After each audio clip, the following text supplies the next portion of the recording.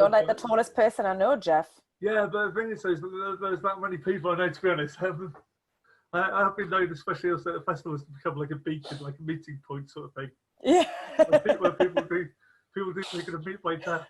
I do it honestly. I swear down, Jeff. There's been times I'm at a festival and I'm like, I remember it happened at End of the Road once. Definitely, it was there. Yeah. On the phone to my friend, like, oh, I'm at this stage. Well, where are you? Oh, can you see Jeff? Right.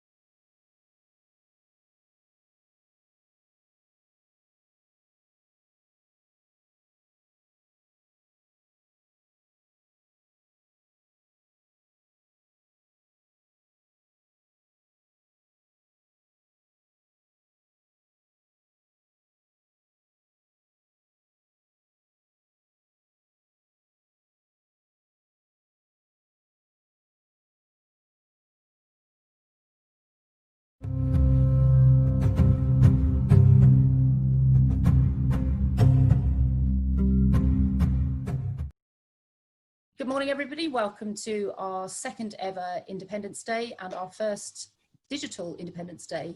Like so many of you who are hopefully watching, we've had to readjust our plans for this year, and we debated whether to go ahead with Independence Day, but there seems to be so many things that people want to talk about, get advice on, and share experiences with, that we decided to run the day digitally and to give everybody a bit of space in between sessions and to make the screen fatigue not too bad. We're running over 2 days. So thank you very much for joining us.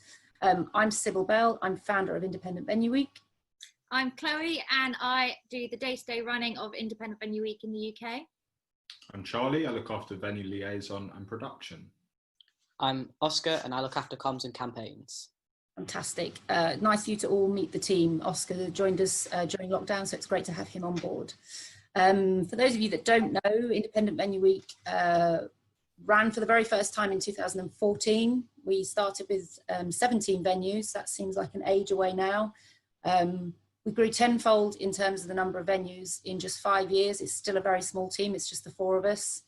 And we have grown every year since then, getting up to about 235 venues, I think it was this year. Was it, Chloe? Is that right? Yeah, just shy of that, yeah. Just about that. So we continue to grow. It's a nice steady upward growth. And what's lovely every year is that we get to invite more partners, more venues, more promoters, and more people from the community to be part of the week, which was really designed to be a celebration and to shine a spotlight on the work that the venues and promoters and everybody that makes live shows happen in these spaces was designed to celebrate and thank them, really. And we're really grateful to everybody that takes part to make sure the week happens.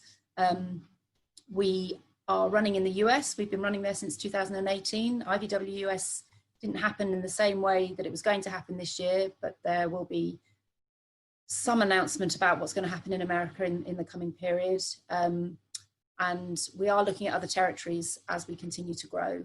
The other thing worth saying is that this year we've had to postpone, but we will be looking to launch our Yes We Can initiative, which is our training, education and community program, which will be running in partnership with venues around the country throughout the day and across the year. Sessions that we will be running and hosting ourselves or working with partners who already have existing programs. So we'll let you know more about that as and when we have the details. So we're still very much planning on running IVW 2021 next January, and the dates are Monday the 25th to Sunday the 31st. We've had the pleasure and privilege of speaking to a lot of you over the past few months, and it seems that everyone is in agreement that there is a need now more than ever for one hell of a celebration of our venues and promoters and all of those involved in the live music industry. As you will have hopefully seen, we're moving over to a new portal, loadin.com. The vast majority of our communications will come via here, and this is the place where all of the forms we ask you to complete will be, as well as things like the details of artists looking for shows and IVW logos and other assets. Loading.com is hopefully going to make all of our lives a lot easier and save us all some very valuable time. If you took part in IVW last year, keep an eye out for an email from loading.com, as this will contain all of the details of how to register. We will start to send the emails out as of Wednesday afternoon, but as there are around 230 individual email invites to send out, please bear with us, we will get to you. If you are a venue that's taken part in IVW before but not last year, or are completely new to us, please email me and I'll send you an invite to join Loadin. We're really, really excited about using the new portal, and I think you'll love using it too. And the best part of all of it is that you will not receive any really long emails from me. All sessions today will be recorded and posted on our website at a later date. There'll also be a chance today to ask any questions and answers you may have. You can submit your questions via YouTube or Facebook. Just a quick note on etiquette. Don't you know who I am? Please do type your name and organisation you're from, or your artist name, or if you're a freelancer or independent. It helps us know who is asking so we can address you personally. Also state your pronoun if you would like he, him, she, her, or they, them. Please be nice. Please keep all chat and questions polite. You know what your gran says. If you've got nothing nice to say, don't say it at all. Everyone today is here to help, and if they can't, they'll hopefully know where to pass your question. Please share the fact that you are watching or participating today on social media and feel free to tag us in. We are IVW_UK on Twitter and Instagram and Independent Venue Week on Facebook. Please tag your comments with hashtag Independence Day 20. That's with a TS, not a CE. And let all of your friends know you're watching, your mum, your dad, that uncle that you've not spoken to in months. Let him know that you are watching this and he might like it too. Finally, we'd like to say thank you so much to all of the partners that helped today happen, especially Harman and Arts Council England, our industry partners, Loading.com, Marshall and Tysers, our funding partners, Arts Council Northern Ireland, Creative Scotland and Creative Wales, PRS Foundation and Youth Music, our charitable partners, Help Musicians, the British Association of Performing Arts Medicine, Music Support, Attitude is Everything and Nordoff Robbins, and finally the biggest of thanks to Nathan, Joe, Adam and Sam up at the Brudenell in Leeds for letting us use their streaming platform and for helping us run today, hopefully, completely smoothly. Good morning to you all, and thanks for joining us for day 2 of Independence Day. We hope you had a great time watching the panel discussions and taking part in the breakout and one-to-one sessions yesterday. The first part of the day will start in a minute at 10 a.m. and the day will be finished by 3:10 p.m. There will be 10-minute intervals between each panel and breakout session with content streamed in between the panels for when you're waiting. Just like yesterday, we've got a selection of really strong and interesting panels and breakout sessions, as well as the National Grant Funder one-to-ones. I'll hand over to Charlie now, who can tell you more about what's coming up on the first couple of panels. 10 o'clock, Black Lives Matter, Actions for the Independent Live Music Community. This will be moderated by Jess Kangley, who is the founder of Good Energy PR, and joining her will be Lucy Atkinson from the Earth Agency, Angel Joseph, who is an artist and a broadcaster for BBC Introducing Suffolk, and Dowdy Matsiko, who is a singer-songwriter and guitarist. At 11:10, there will be a panel on venue sustainability.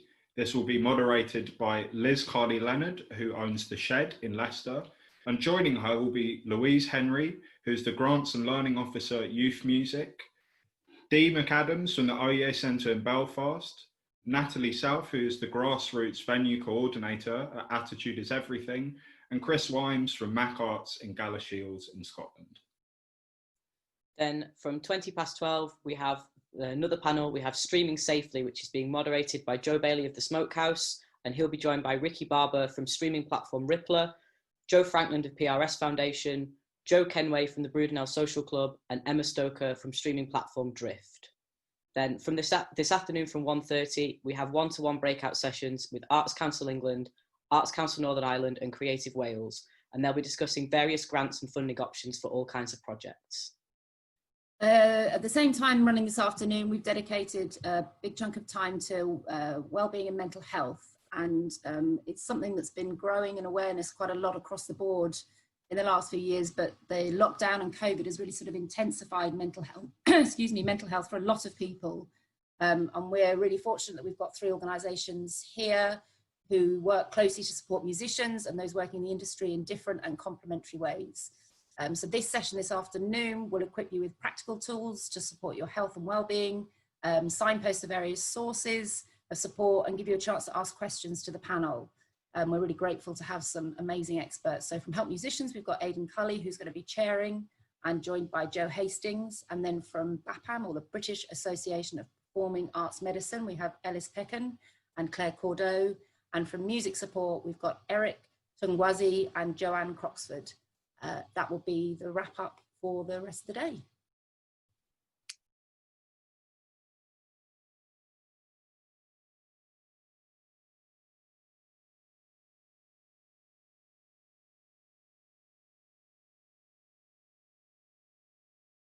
I'm going to take a few minutes to speak about Independent Venue Week. A little stint once a year to hang around in our most cherished sanctuaries of sound. Somewhere to dig the gig, observe the verve, give the couch and the telly a swerve, approve the groove, examine the jamming, convene at the scene and make it happen. Get into some music that makes your heart warm. Celebrate Northern England's finest art form, a drum kit, a bass, some synths and guitar. A few words about life, all the joys and the scars. All in your hometown, you don't have to go far. And when it comes to the ale, you know where you are.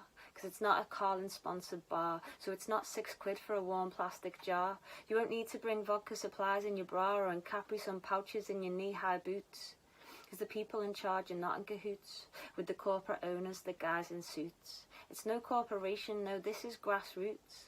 And there's no knobheads throwing cups of piss, just proper music fans and proper gigs. It's the underbelly chic, it's the basement Ritz, the organic foundations for tomorrow's hits, because it's an ecosystem right here that we share. And you've got to nourish the soil to get the good air. So full respect to you friends for being right here, sustaining this sonic biosphere, a place for young songmakers to cut their teeth. Yeah, all the good stuff comes from underneath. A place for the more radical among us to go and rope in some bandmates and make a thing grow. So it's important we don't let these places go bust. And it's good news this week from the Music Venue Trust. Cut business rates, give them breaks on tax so we don't end up with more student flats or luxury apartments to complain about noise. Because who cares how many the venue employs when there's profits to be made for one of the boys? Don't move next to a venue and whine about sound. Mate, I've done longer solos than you've been around. Development dreams, crushing scenes for the cream. Gotta get the money, yeah, but that's just obscene. There's gotta be more to life than that. Just drink in some culture and don't be a prat. And big love to those keeping the whole thing on track. Shout out Six Music and Steve Lamack and everyone involved in pushing the scene everywhere from London to Stockton-on-Tees. Nice one. Yeah, we're doing this Stay at Home Festival tomorrow. Keep a lookout for us. Do another poem tomorrow as well. Nice one. See you.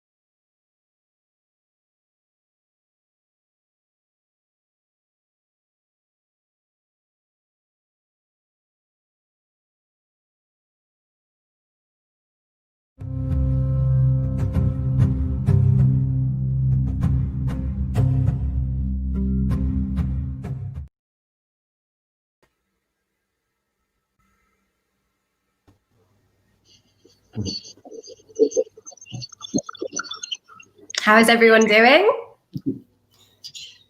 Hello. Hi.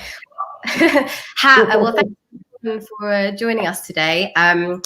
I would just like to highlight that we have Karen joining us instead of Dowdy, and also we changed the name of the panel to Diversity and Inclusion, Actions for the Grassroots Community, as we're not an all-Black panel, so we wanted to kind of represent different views in that section. So a quick introduction, I'm Jess. I founded my own radio and TV PR company last year, and I've worked in the independent sector for about 10 years now. Angel, do you want to introduce yourself?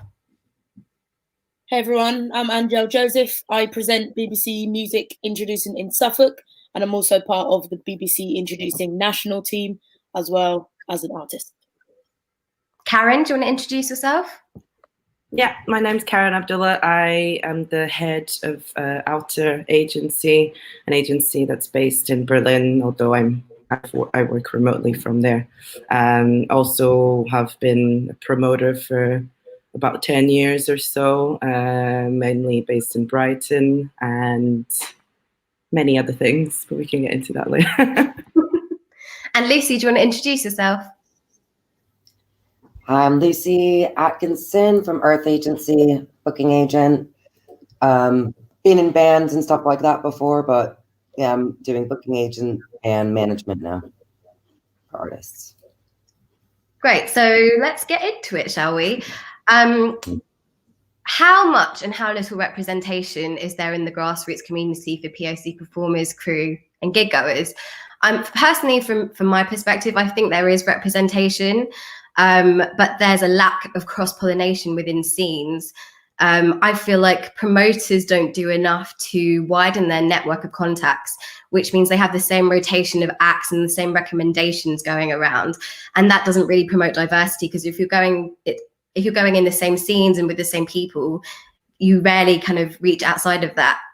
Would someone on the panel like to comment? Yeah, I can jump in, as maybe my experience as a promoter is more relevant here than the current booking agent part, but I guess they're all connected. When I first started promoting, I was definitely aware of the lack of diversity around me at every level. There was really not many people in the venues where we were operating who were diverse. And then that kind of, but this is kind of a reflection of the place where I was operating, and Brighton is a very white city.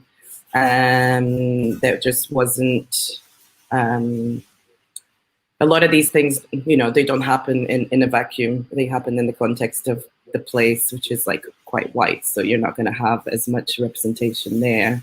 But I kind of felt like then that had an impact on the type of music that we ended up gravitating towards, because that is what people were after. And that's what we thought was the thing to do, which would be the most successful. So it ends up being this kind of vicious cycle of, you start off with certain intentions and then you kind of find yourself in kind of the belly of the beast and the cogs in the machine, then you just kind of accept it for what it is. So then that's when complacency happens, and maybe you just don't push things forward in the way that you should. Angel, do you want to kind of comment on that? Because I know when we had a quick chat the other day, you mentioned that not only are you on radio, but you're a performer yourself, and you do a lot of promotions.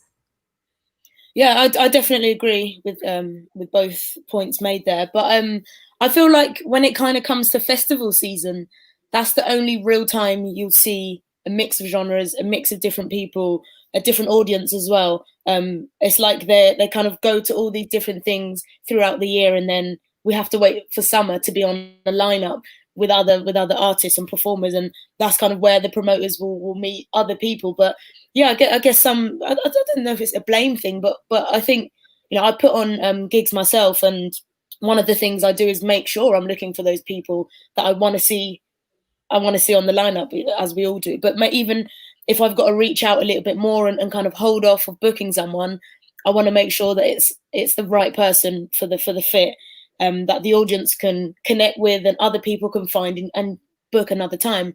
But in terms of having the same lineup all the time and the same people, I think it's a discussion that needs to be had with venues, and not just the booking agencies, but I guess the flyer, the whole marketing around it. I think if it looks great and is visually pleasing, it can be circulated in all different spaces. So you might not necessarily want to go to see an indie punk band, a full lineup of indie punk. But if the flyer speaks to you, you might go there just as curiosity, and now you're a little bit more open-minded, and you might not like it at all, but that might garner some kind of conversation that I don't want to see this, but I want to see this, so I'm going to go and do this. And I think that discussion needs to be had and needs to keep formulating, and it will roll in and it will diversify, but it starts with being open-minded and making the audience open-minded as well. So Karen kind of touched on genre as well, and that's kind of something that we will touch on later in the conversation. But I want to know how difficult it is, when you're as a promoter, like you're programming a specific genre. So as a booking agent, do you find it that your artist, this one's for Lucy first, do you find that your artists will fit inherently into certain lineups, but it won't cross-pollinate and fit into a kind of diverse lineup? Do you tend to choose lineups that are very much focused in one genre, or do you find that you can kind of put your artists on on a lineup with a variety? I try and put my artists forward for a variety of lineups. Sometimes when I do have Black artists, they'll get asked to play on like hip hop shows when they're making alternative pop. Like literally that happens. And I'm like, have you listened to what the music sounds like? And they will literally just judge them based on what they look like. But yeah, I think as a booking agent, you definitely need to look at your roster as a whole and look at it. Is it diverse enough? Like, is the music diverse enough?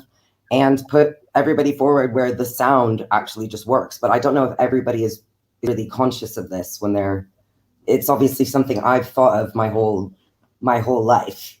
But often I'll put forward an act and they'll be the one person of color on an entire lineup. Because I don't know, maybe they're making music that isn't considered Black music, so it's more palatable. I'm not sure. Yeah. I'd like to come in there with that one because there has been recent discussion around the word urban, and I kind of feel like that's been such a cop out to put people on lineups and call it we're not going to call it a rap night. We're not going to call it an urban night, but it's urban. So again, you have loads of different genres, but they're all Black. Or you just have a hip hop night, and there are some venues where you can't use the word hip hop, rap. I've been to gigs where I'm suddenly like a vocal wordsmith, or I've seen the craziest things on lineup. Just say it's a rap night, or just say it's live music. No other genre goes through that situation. So I feel like because of that word urban, it has made those things really, really difficult to worm around. But yeah, I don't know what you guys think. Do you guys think there's like a stigma with Black artists who aren't making Black music? Like I've worked with a lot of Black artists that make like alternative music, like or folk music, and they keep being categorized into urban just because they're Black, but they don't make Black music. And I think a lot of people really struggle to get their head around that. Do you think that's like a barrier essentially? I would argue that most music is Black, but that's a whole other story. I think it's a bit of a dog whistle, and I think what it contributes to is this kind of sort of segregation of like, what is it that it really means when you talk about a Black person who doesn't do Black music and stuff? What you mean is that you want to bring in certain people you want to gatekeep, because obviously this is a panel about venues, so I'll be talking about venues a lot. What it means is that you're essentially gatekeeping and you're kind of picking and choosing before people even get there. So if you call it an urban night, then you're kind of prepared for, that possibly there's going to be a heavily Black crowd. But if you call it something else, then you're kind of like gatekeeping and just making sure that those sort of people aren't included.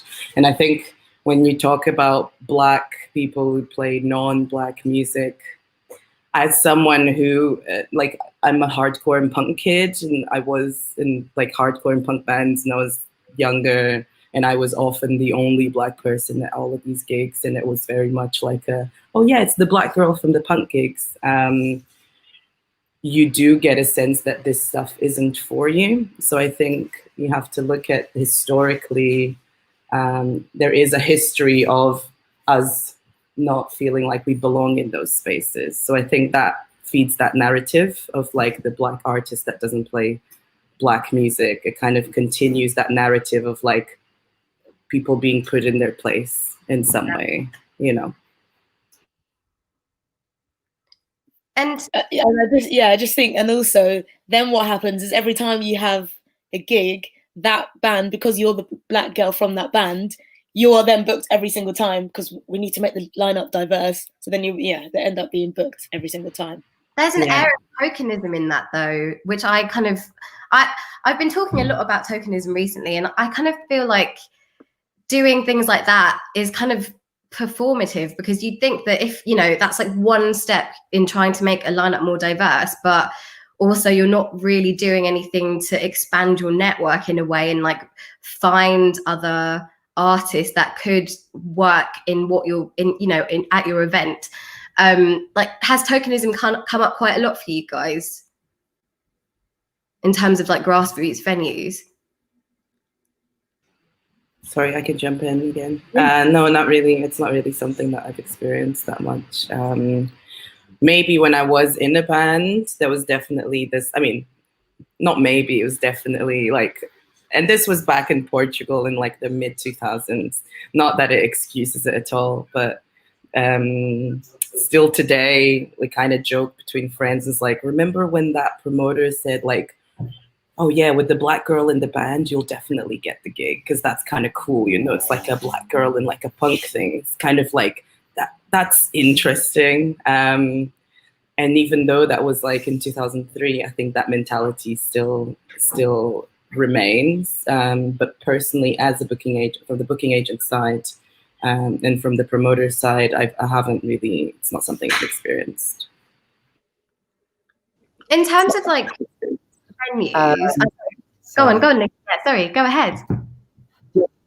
I think maybe we should just mention this. It's probably obvious to all of us, but like as booking agents, when we go to any of these conferences or events, we are the token most of the time when we go into the room. You need to look at behind the scenes who's working on the events. And yeah, like I was just trying to think of women of color promoters that I could put some of my artists forward for, and very, very small amount of people that I could think of that existed that we could work together on with some of my acts. So I just feel like that's worth an honorable mention there as to why the lack of diversity happens. Yeah, for sure. Because if you don't have those people in place to kind of orchestrate those events, then nothing will translate essentially. Because again, going back to people staying in their networks, not having, I mean, I was trying to think of female promoters in London that I know who are POCs, and I couldn't think of anyone. And then, you know, that speaks to the bigger problem that if you don't have access to certain networks, then that's not going to translate in the lineups that you put forward. I wanted to ask, like, going back to venues again, I wanted to ask, do you think that certain venues get known for putting on specific genres in terms of grassroots? And Angel kind of touched on this before, but like, because a venue may become known as a certain genre when they put on some like a night that's different, like a hip hop night, for example, that can kind of cause friction. Is that something you've experienced? Yeah, I'd say go on. Well, at my agency, we represent a lot of artists that make grime music, and I'd say the discrimination with the genre in regards to venues, all the grime artists will get asked to fill in, I think it's maybe stopped now, that 696 form, and have literally had like shows that were sold out get canceled like the night before. And we'll put in artists that play white, non-black music that was probably derived from black music in the first place, but will not get asked to fill in that form. So yeah, that's a deterrent for sure. And obviously the security at the venues can be a deterrent for people of color to want to attend. Yeah. Angel, did you want to say something? Yeah, I was going to mention that form as well. So thank you. But also, living in Suffolk, obviously it's a really rural area, and outside of London, when you have venues that support black music, it becomes an amazing space, and it becomes a really positive conversation for black artists. And you know, what starts off as maybe a booking agent booking a gig turns into friends of artists wanting to be involved in the music industry. I want to do that, and I've seen, you know, we've got pubs here that you wouldn't think they would have black artists come on the lineup, but they are really open. And you know, you got that kind of stigma with the pub goers are not going to get this, but when you have an open-minded pub, it's now become a really like quirky space where they'll have grime and hip hop, whatever, and any kind of music, and it becomes a space. So then the hip hop artists or the black artists will constantly go there, and it becomes a really positive space. And then it makes the other venues look bad when they put these nights on, and then they have security, and then there's forms and all these different things where you can just go to that place that gives you that safe feeling. So there's a bit of there's negativity there, obviously, when you have to do the negative things, but also for the artists, when they don't have to do that stuff and a venue allows them to express themselves who they are without making them fill out forms and whatever, assuming there's going to be trouble. It can create a beautiful moment that you can get all that experience in these rural areas, in places like that, for you to then come into bigger places like Birmingham and London. I really appreciate that from venues. I think that's really, really massively key, because it also, it's talking about local scenes, and it's talking about representation in those areas where, people might not see, black kids might not look at other Black kids who are performing as much. So that's so key to then being able to pursue things and to feel included, but also. And sorry, I'm on my soapbox constantly, but we need to also talk about the fact that you've got massive institutions and venues like I don't want to name any in particular, but you do get that sense of like, oh, Black artist XYZ is playing at Royal Albert Hall or at and there's this feeling of like, what an accomplishment. I can't believe that someone who looks like that is playing at a place like this. And that's really where it comes down to. It's like there's very much a sense of there are certain spaces for certain people. And if you do pass through that threshold, it's a massive accomplishment because there's simply no one who looks like you performing at those places. And that is, that trickles down, that comes from that lack of opportunity all the way down to the grassroots venues. So if there is more inclusivity at those stages, then hopefully that translates more into this like more organic growth rather than this idea of tokenism or like, oh, this one guy did it, so it's okay to do that other thing. It can become more of a, it can actually be diverse and balanced without having to be tokenistic, which I think, just touching a bit on the previous point about tokenism, I think it will be a necessary evil in our plight towards more equal lineups, in the same way that 6-7 years ago you had the same thing happen with gender inclusion in lineups. There was definitely a lot of token kind of same name, or like, that often white female is going to be on like all of these lineups, and it's all very inclusive, but it didn't feel like that at the time. But if you then fast forward, that has definitely been some improvement on those things. So yeah, necessary evil is kind of where my mind is at, but I'll reassess in about 6 months. Is that kind of feeling that as an industry, there's only a sense of being able to tackle one thing at a time? Like, you're obviously just talking about gender splits. So what I've kind of felt like is that gender splits had to be tackled first. Now we're having this conversation, but like, I believe everything should be able to be, quantified and sorted out essentially. But is there a sense of one thing at a time?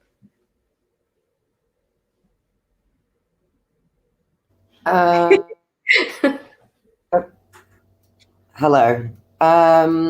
So when the gender splits were happening, we had some artists that would quantify it on their rider when we sent it out to shows, saying that they wanted the lineups to be 50% male, 50% female, or something like that. With this, there's a little bit more resistance to put an actual percentage down there. So I think what a few booking agencies have been discussing is just putting in a diversity and inclusion policy and contracts when we send them out, to spark a conversation with promoters and to get them to just have a think before they've put this entire lineup together.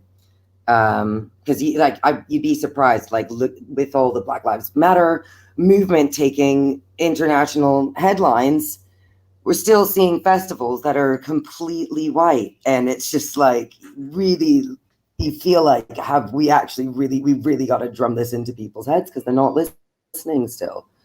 They're still not listening. So I think I think something in the paperwork that we send as a booking agency can help spark the conversation. And I think it just needs to be something that's brought up a few times, like during the negotiations, just looking at the entire lineup. I've had that before and I'm like, it doesn't look that diverse, guys. And then they go back and they think about it and they send me a revised version. So yeah, we've probably got to do it, as what Karen says, is the necessary evil of tokenism, but let's make sure that everybody's compensated for that. So yeah, it will require a lot of extra work. From my side, we're working on a diversity clause, which is, it's not an easy thing to do, because you want to make sure that artists don't feel like they're in the place just because of their skin color, to fill some sort of quota. But what is really necessary is, like, of course, the paperwork's really important, but if you don't get buy-in from enough people, especially, we're talking about bigger agencies that will be enforcing these things, who actually do have the power on most of these lineups. I think, actually, was it last year or something, that it was this really funny poster, the Coachella poster, that was kind of broken down by agency, and it was quite interesting to see. I think for a lot of people it was a aha moment, and for me it was just a that's my life every day moment. But you do see that there's these major agencies that do hold a lot of the power. They do dictate a lot of these lineups. So unless you get buy-in from people of that size, it will make things quite difficult. But I think you do have to start somewhere. So at the moment, I'm mostly trying to kind of get enough agencies on board so that we can kind of at least have a group of people that are like, hey, we really want this to be a thing and we want these conversations to be happening. So I think that's the starting point. That the onus can't just be on us as booking agents. It needs to be on the artists to get to a place where they actually say no to bookings. The picket line is made of all of us, where you kind of go like, no, I don't want to play that show. And you do that enough times that you become known for it.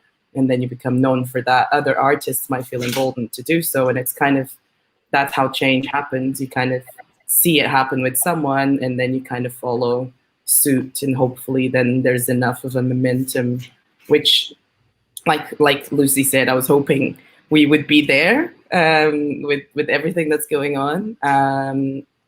But we're not quite yet, but we're definitely on the way, I think. My most optimistic days anyway. Go on, Angel, sorry. Just about the one thing at a time. I spent 2019, 2018 on a panel for women talking about gender equality.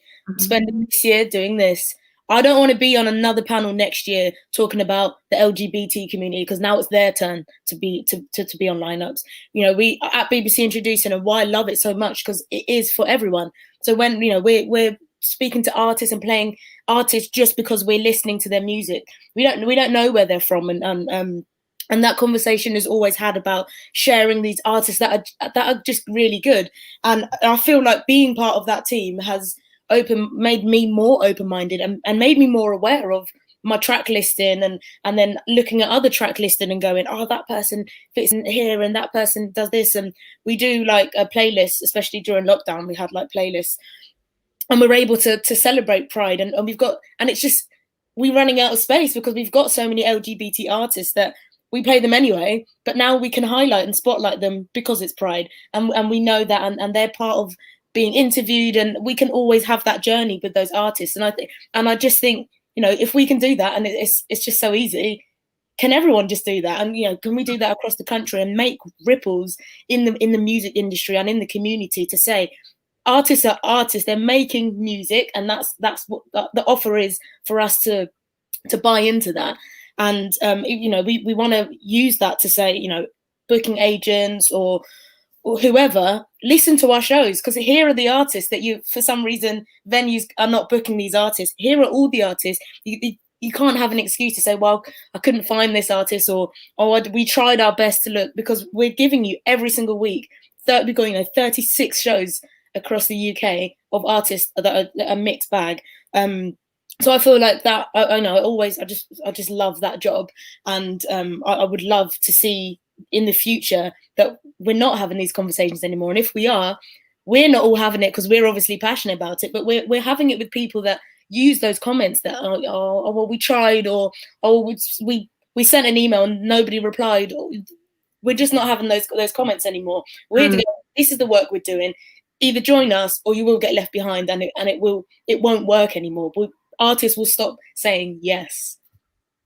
That's such a brilliant point, Angel, because the thing is, like, I feel a lot of people that I've spoken to kind of, not necessarily an excuse, but they kind of play it off as, we don't have access, it's really hard for us to find these things. But Google is free and it's not that hard. Like I've done a lot of research the last few months into loads of different facets of the independent industry. And I don't have access. I've worked in an all-white space for 10 years. Like, I work in a guitar space. Often when I go to a gig, some person will come up to me like, why are you here? Because I just like don't understand why that I could like guitar music, And I've sat and researched, and that's how I've kind of like fortified my knowledge and seen where people might, be coming up against barriers. But it's such a valid point, it's not that hard to just listen to a radio show or to just look in a different place, and you could easily just kind of make everything more diverse for whatever you're trying to do yourself. I just want to take it back to venues for a bit now. I want to talk about the crew and the gig goers, because one of the chats that I've been having with independent artists is talking about how grassroots venues can make spaces more inclusive. So I think that part of that is, I don't know if you all do this, but I always do this. I go into a venue, I look at the security and I look at the staff and I look at the crew. That's what I do to make sure that I'm in a safe situation. That seems really extreme, I know, but it's just something I've always had to do. And I think that if you see people that look like you automatically feel more comfortable, right? And it's the same kind of thing that Angel was saying earlier about lineups. If you see people who look like you playing on lineups, it makes you feel more comfortable to go there. So what is the disconnect between having, besides geographically, obviously, what is the disconnect between having those people employed at venues and having artists come? Because as we said, we've mentioned security, and I think we've all probably seen that at events where Black artists or POC artists are playing, there tends to be a heightened sense of security around. Does anyone want to speak on that?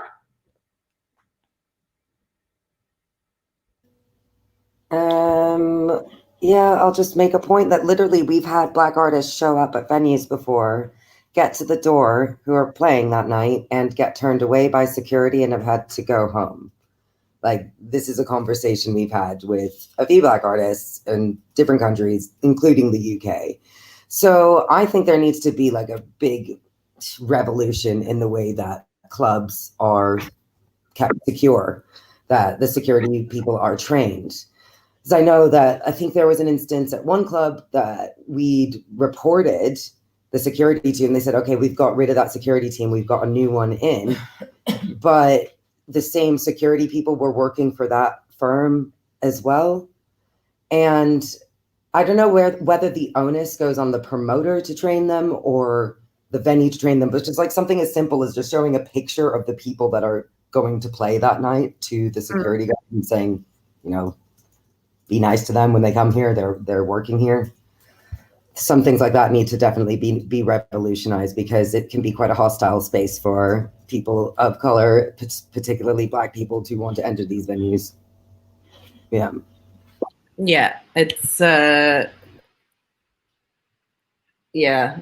I'm trying to be careful with the words I'm using, but it is all of the, white supremacy does exist in every mainstream space. It shouldn't happen in grassroots venues, because these venues, these spaces more than others should be all about inclusion, and you should feel safe at this area and stuff. But the fact that it doesn't happen there shows how deep the problem actually is. I'm quite lucky to work with some promoters who are quite radical in the way that they do things. They do train, they do offer to train security. They do offer to, they make a point of arriving at whatever place they're making the party like the day before and actually doing something that is community based. So it's kind of like we're here not just to use the space, but to actually translate this space into a community area. It's not just about the party, it's not just about the show, it's about people feeling like this is a place where they can do something like this. And if we show that it is possible to go into a venue that often may have these kind of structures that are a little bit, that you may feel oppressed in, or like, oh, I don't go there because the security is too aggy, or like, I don't feel comfortable because I'm often the only Black person in, and they kind of look at me funny.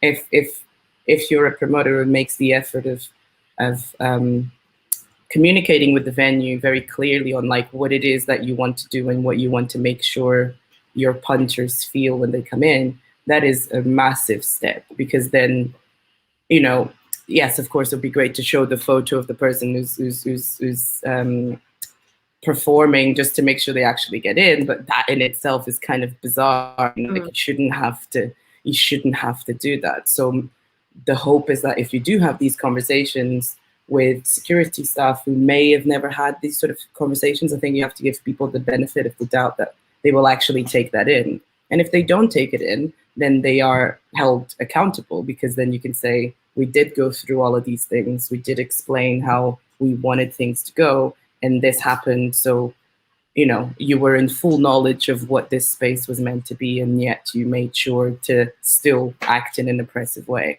And that is what we need to start doing, you know, holding people accountable at every single level of staff. And then once that happens, I think people of color will feel more inclined to actually go for those jobs, because they're kind of like, oh, I see that X venue is making sure that, you know, they're really following through with the safe space thing, and I want to make sure that my community feels safe in those spaces as well. So me being present as a security person or as a bar person, whatever it is, might contribute to that. So it could be, again, like this kind of domino effect of good stuff, hopefully, because tired of the domino effect of bad stuff. We've had enough of that.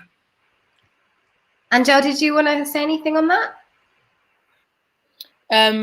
I haven't got anything specifically to say about the crew and staff, but just going off of Lucy's point about artists, you know, not getting kicked out or whatever. I once had a gig where I performed, and it was a really good gig, and it was one I was really excited about. I was waiting for ages, and then by the end of the night, there was an altercation with just other people that were there that I knew, because it's a really small place where we live, and everybody knows each other.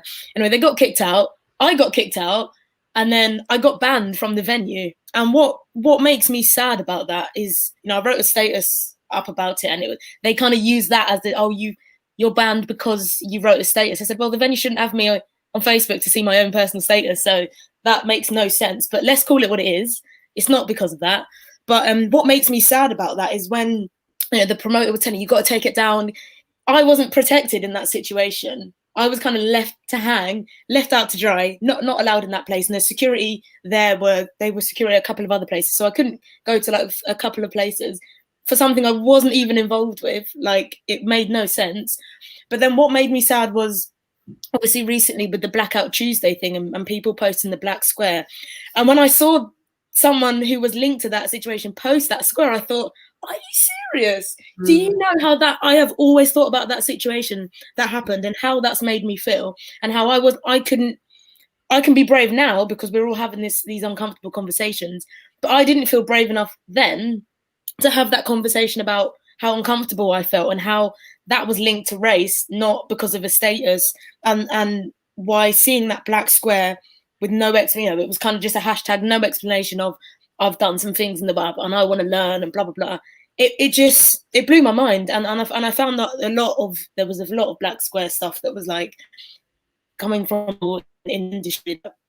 I've had conversations with about, can you be more diverse, or can you, what does that square mean, when I can explain a situation that has hurt me, and I will tell that story every time. Are we going to speak about that now? Like, when is the right time for you to apologize now? Because the black square isn't taken back that situation. But what it is opening up the dialogue. But again, we've spoken about, we can't keep doing all the work. That has to come to me or to my community and say, oh my gosh, I've done X, Y, and Z, and I've done hip hop gigs, and I'm not from that black community. So what should I do to be better and not be the token white in the hip hop scene? And also, just to add something to your experience, I think it's also coming to terms with what that actually means. It wasn't, coming to terms with this thing of like something that is completely out of my control, the situation, plus something that is also out of my control, the color of my skin, and then what you getting banned actually meant. It didn't mean you getting banned from the venue. It was a message. It gives the message of like, this isn't really a space for someone like you. And then what you carry through your entire life, even though it's something that you're like, oh, I didn't feel comfortable talking about it, you internalize all of that stuff. And you just feel less inclined to become a part of those spaces. And that is the bottom line of a lot of this conversation about like, oh, like we don't hire the black staff because like no one applies for that job, or like there's no black promoters, so there's no black. That's because there is historically this message of these spaces aren't really for someone like you. Whether people do that intentionally or not, you don't have to shout it, but you do uphold it through your actions. And if you don't make an effort as a venue to seek that out, and then if there aren't those things, those people available, you make sure that they do become available. You make sure to be like, okay, there aren't black promoters in my area. That's kind of crazy. Let me make sure that we reach out to the black community and we get them into internships with promoters, and then they become actual parts of those teams. And then eventually it becomes about representation. So one episode that someone might be like, oh, maybe it wasn't really a race thing. Maybe it was something that happened. It doesn't really matter. It's the long-lasting effects of it. It's not the one thing. It's what it does to your entire perspective from that point onwards. A lot of venues have, I've researched a bunch of venues, and a lot of venues have commitments to zero tolerance or equality clauses on their websites. Do we think that just publicly displaying those kind of clauses is enough? Or because, Angel just mentioned that an incident that happened to her, and I know a lot of incidents have happened to myself and other friends, and you report it and nothing gets done, or you get penalized for it. So what is the way that we can stop that from happening? If a venue is going to commit to that kind of zero tolerance, how can venues carry that through? Because they, having anyone in your space, you have a duty of care to look after them, right?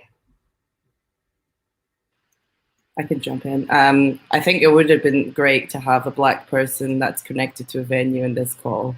But then again, there's not that many. And I think what will be, and that's me kind of repeating myself a little bit, but what you need to do is have systems in place that are completely transparent. And it's like saying that your zero tolerance is all fine and great, but all it does is kind of market. It's a marketing thing of where you're selling yourself as like, we're an open space, but it's like, I can call myself an open space, but if I don't have the actual systems in place, or it's like, okay, if something does happen, these are the steps and these are the people that will be looking into that. And it kind of feels like that, where it's like you report something and then it kind of like disappears into the ether and you don't really know where that complaint went, if anyone has been held accountable. And the thing is that a lot of these situations aren't, racism a lot of the time isn't tangible. These like, that's why we talk about microaggressions. We talk about, looked at when you're in like a shop, a fancy shop, and you walk in and you feel it's a feeling and it's a look And it's a hard thing to translate to someone because it opens the space for it to be debatable. Oh, maybe it wasn't, maybe you just kind of read it that way because you were already feeling a certain way. And then it kind of becomes this like vicious circle of just, oh, maybe I'm being too sensitive about it.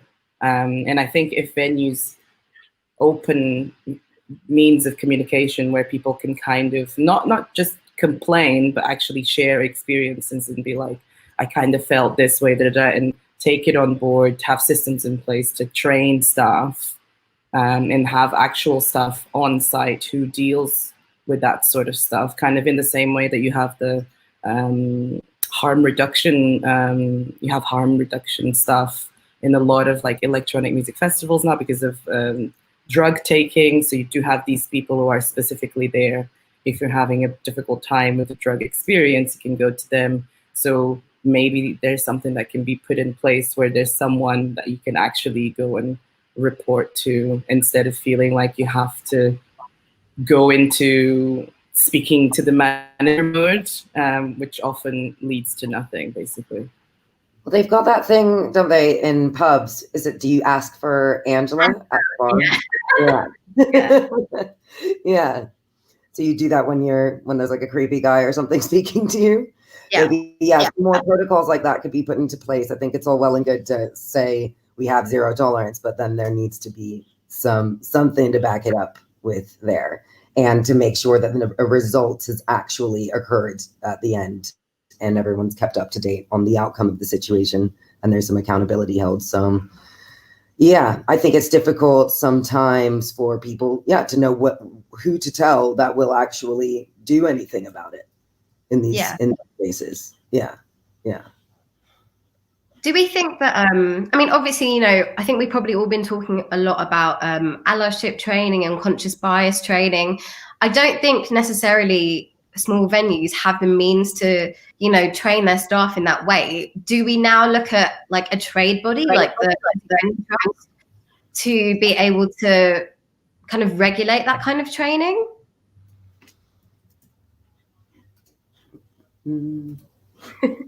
Yeah. Yeah, let's do it.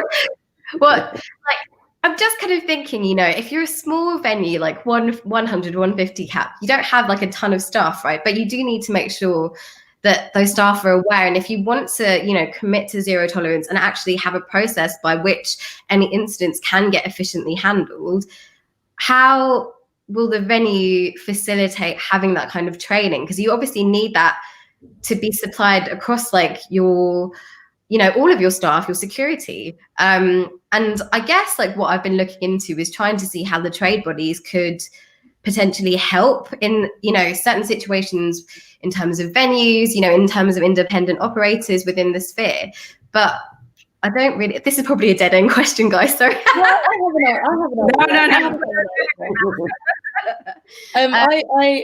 Where I'm based, we have a venue which is 80 cap. It's awesome little venue, but it's attached to a community interest company. So I feel like there's two things there that can be done that are being done at the moment, and that I think it's a teaching moment for other venues if it works. But I think the first thing is listening to if you've got Black people or people of color, their experience of life from growing up all the way to the person they are today, the things, whether it's that story of me getting kicked out here, but the internalized moments that have happened that have shaped the perspective that I have today, and why, if I'm a volunteer at this venue and it's a certain night, here's the reasons why I don't want to volunteer this night, because I don't feel as comfortable because these things have happened and blah, blah, blah. So I think listening to other people and their experiences and how they feel it should be better. The other thing is having community groups use the space when it's not being used as a venue to have it as a safe space for youth work or for mentorship schemes, I don't know, streaming a film, whatever, using that space. So and again, this goes back to the ambitions and people who are working in that space. If you bring a 15-year-old kid who likes to rap in a venue that usually has guitar bands, he might go, oh, so people perform here and I want to perform there. And it completely changes his perspective. He will see it as his space in the daytime, not have a clue what goes on in the evening. But then eventually there's that crossover where the worlds meet, and it can completely change someone's life. And I feel really strongly about giving people, I went to youth club. I'm brought up in the youth club, and it definitely shaped everything I do today. We did radio workshops, we did music workshops, we did, we went on trips, we went to places that my mum would never take me to these places. So I feel like where we've lost youth clubs, we've got spaces which are venues where we can have people in doing workshops, masterclasses, roller skating, whatever it is, but giving people that space where it's safe and they tell their friends, I go to this place and we can just do whatever, and it's not home, but it's not the street, it's not outside, and it's safe. Eventually when they're old enough, and that can start a journey of, can we put on gigs, underage gigs, can we put on under 18 nights, eventually to, I want to rap or I want to be a musician, can I perform here, this will be my first gig. That journey is incredible, and I've seen it happen. And once that, and I wanted to make this point earlier about, it's just a little bit off topic, but I remember in 2007, I love grime, yeah.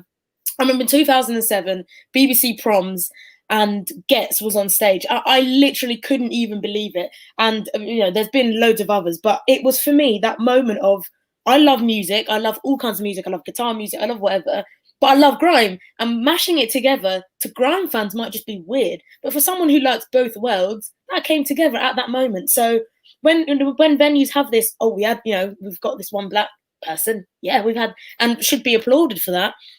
When you do things like that, you make it ambitious for people like me and people that look like that person to want to get on that stage. That was 2007. I don't know what's been happening since. I haven't really kept up with it. But Stormzy headlined Glastonbury last year. That is humongous for UK Black British culture.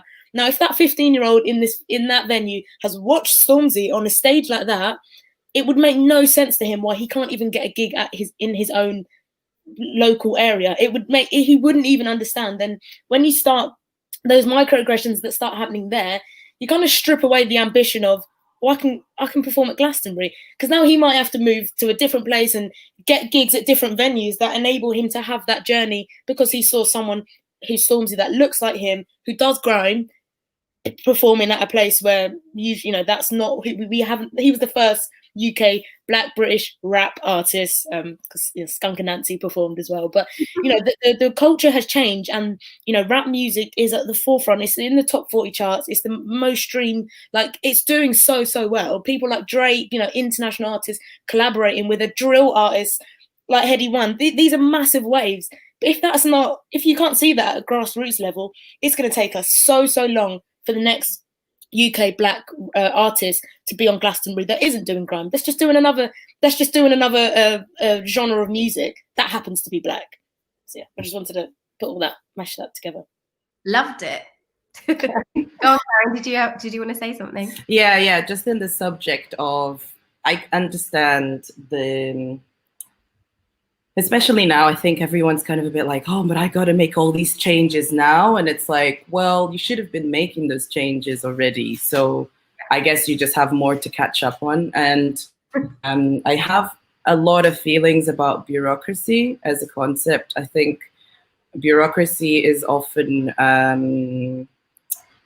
it's just a nice word for just excuses. You create all of these obstacles to make sure that you kind of gain enough time to make those changes, or not, or it becomes too complicated and it's like, oh, we just don't have the means for it. And I understand in some cases it's not easy, especially when you're talking about grassroots venues who are already massively underfunded, and they are just completely and just talking about the UK, obviously, being annihilated by a government that simply does not care. But we do have to, if we're going to be grassroots, then we got to be grassroots. So if you don't have the money to do this whole staff thing that is official, be DIY about it. There's so much available that you could compile enough information to share with your staff just to make sure that those conversations are happening. They don't have to be official trade body confirmed, because I think once you get into that, then it gives you this sort of excuse to like, oh, we just don't have the structure to make something like that happen. I think change is within everyone's reach. You just have to really measure what amount of change you're able to make, and then if you're operating in the community sort of level, then you can tap into your own community. That's where these conversations need to happen. It's not just with your staff, it's with your punters. It's not just with your punters, it's with the local artists. And it's like, then it becomes the conversation that is outside of the regulated conversations that make things official. Because then otherwise it just becomes a check on a list. And I don't know that that's enough at this point. I think we need to go a bit deeper than that. Yeah, for sure. I mean, that's a really, really great point. You know, sometimes I do think bureaucracy is used as a means of control and to keep everyone in their lane and keep them in their place, essentially. So if, you know, people are creating communities and people are in certain communities really creating a sense of togetherness, and it's people from all different backgrounds, all different sexual identities, and that's really important. And I think if people can just, you know, try and lead that change within their community starting first, then as you say, it will definitely like filter through, trickle down. What else can we talk about? I wanted to like have a little chat about like going back to the promoter conversation, just because we touched on that at the start, but we hadn't really talked about it. In London, I only know white male promoters and I think a couple of female promoters.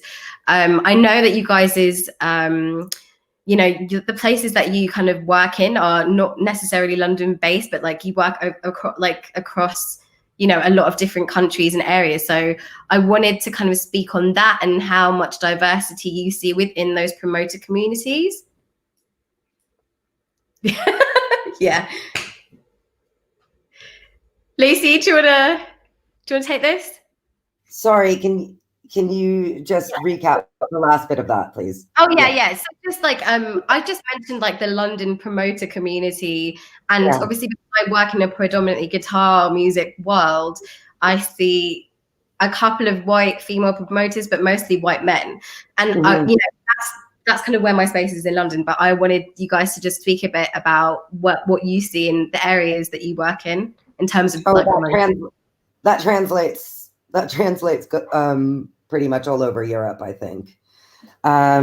It's a very small handful female for female promoters, and for people of color promoters, it's a very small handful. But I'm trying to broaden my network now as well. So hit me up in my inbox if you're watching, guys.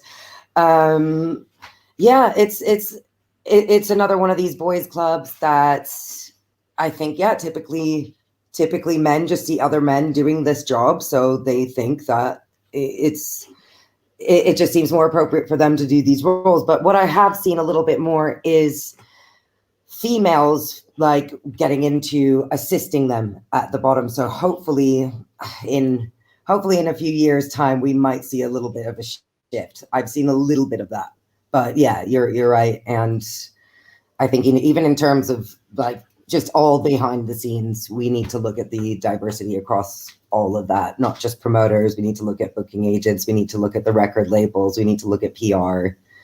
Because often I'll go to like something like Eurosonic and I'll go to a diversity panel run by white males. That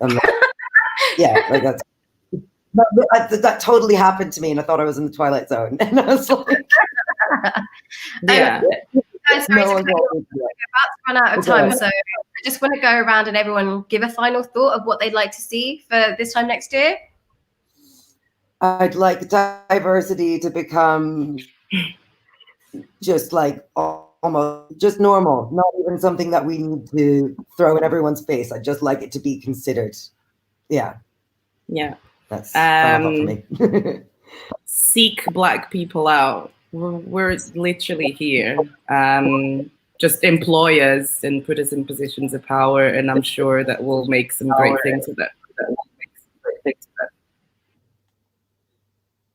I'd say this year, diversity. I don't want to see next year biversity, and next year's topic is LGBTQ rights and inclusivity. I want, hire more people, listen to people's experiences, and let's be ambitious with just and read about intersectionality, because that could really we don't have to be talking about these things separately. Just intersection. It's a better, easier way. We tackle things multifaceted. We can do it. The brain is a wonderful thing. Thanks for having me. It's been great chat. Thanks to all the panelists. It's been great chatting with you all. And thanks to everyone that tuned in. Have a good rest of your day. See you later. Yeah.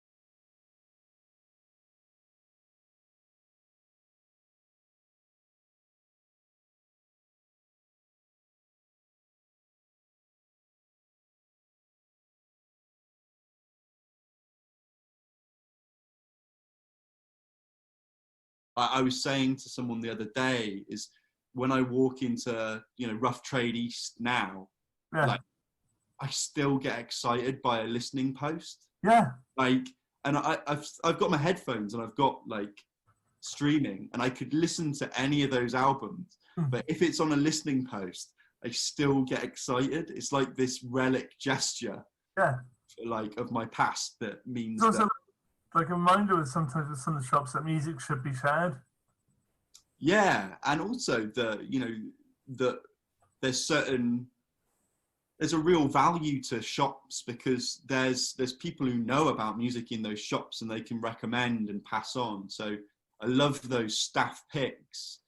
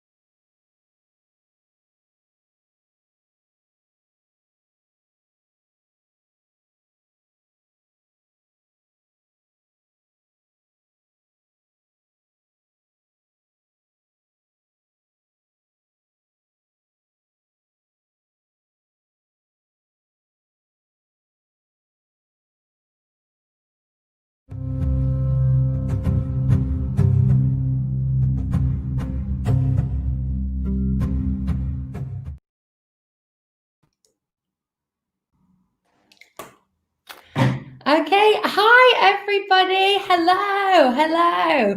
Oh, this is so exciting. I've been looking forward to this for a very long time. I know it's all virtually this year, but still doesn't make it any less interesting. So my name is Elizabeth Kylie-Leonard, as you can see down here, and I am the venue owner of The Shed in Leicester City Centre. So I took it over in 2017, and since then we've been having to get quite creative with ways to bring in different revenue streams, as I imagine most people in this economy have. So that's a little bit about me. So why don't the rest of the panelists introduce themselves? So Dee, over to you next. Hi there, I'm Dee McAdams. I'm the operations director for the OUI Music Centre in Belfast. We are a charity and we are a music hub that serves Belfast and the greater Northern Ireland music community. We exist in a huge big building in the Cathedral Quarter in Belfast, housing a 300 cap venue, but we also house 14 different small businesses from the various creative industries. We run a lot of outreach programs and basically try and do everything we can, as you said, to fund ourselves and keep music alive in the community.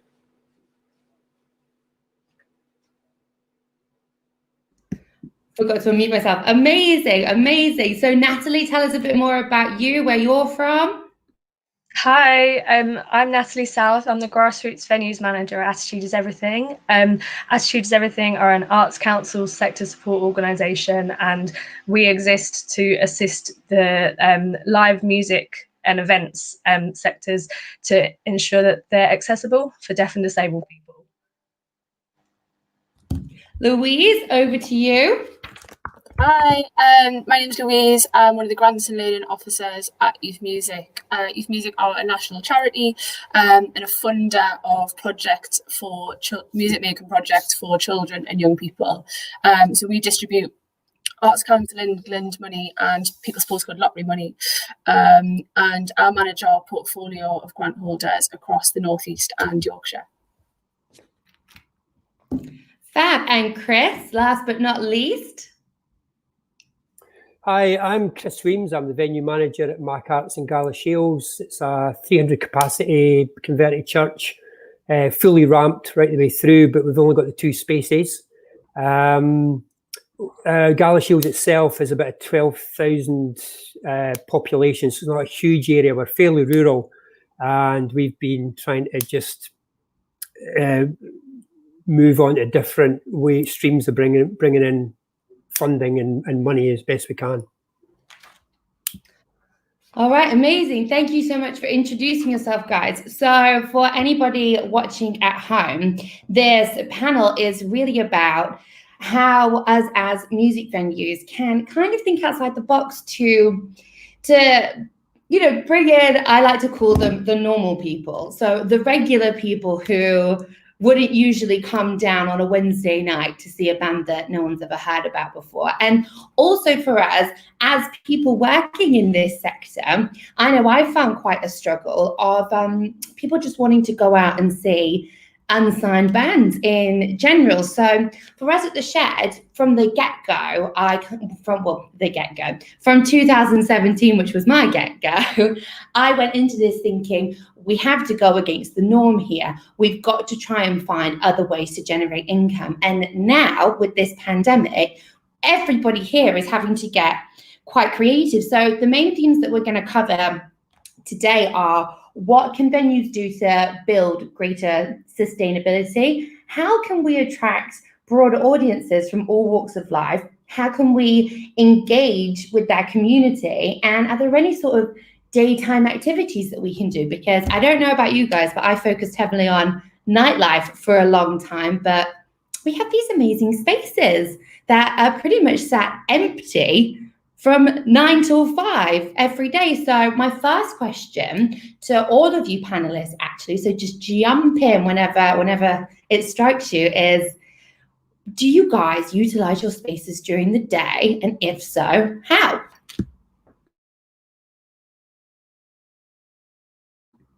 Nobody does. Right. I was just unmuting my mic. We do. So one of our goals was to, I mean, obviously things have changed massively with COVID, but anytime we had somebody in the office, our target was to have the venue being used at the same time. So any income we were getting from the use of the venue was subsidising one of the two staff being in the building. And for us, it was about making contacts in the community and finding out what the needs were and you know, knocking on the door of the social work department and saying, you know, does anybody need space?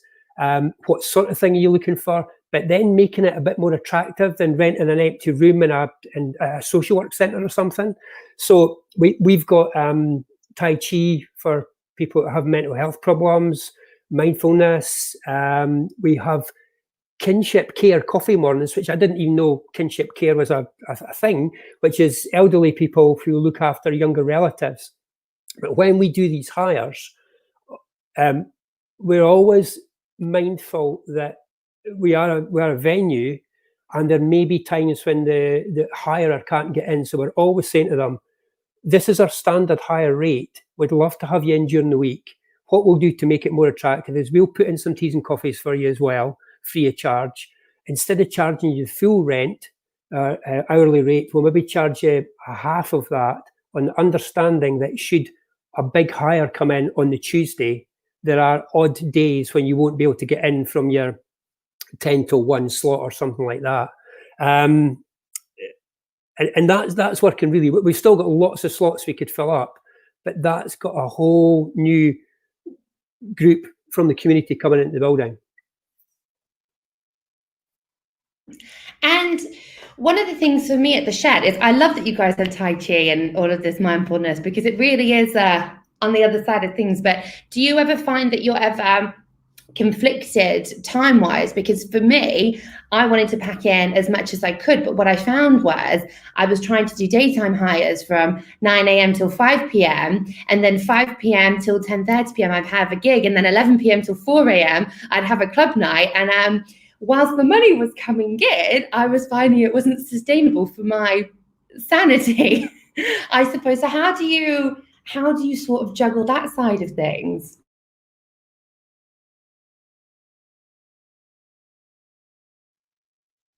I certainly wouldn't like to admit how many hours a week I work.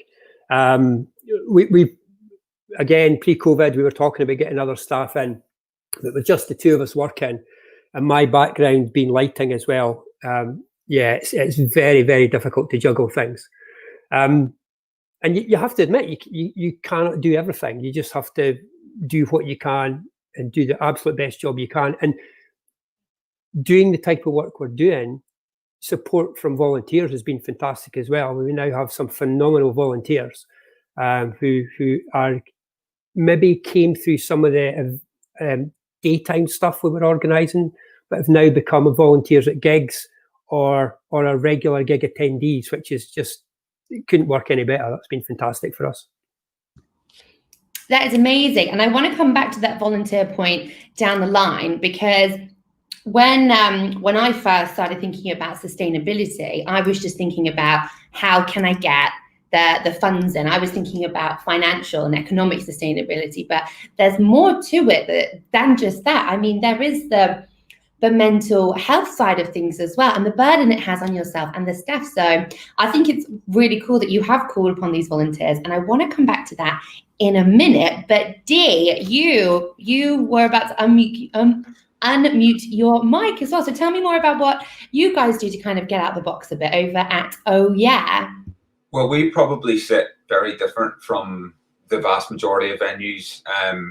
As I said, we are a music hub, so we are open from 8:30 a.m. every morning, right through until, depending on events that evening, what happens late night or whatever. So the venue sits within a building, I guess. So being open during the day and welcoming groups and people into the building is what we do 24/7. 5-6 days a week. As well as the venue, we do have, as I said, an intro 14 businesses that work in our building, and they're all 1 and 2 people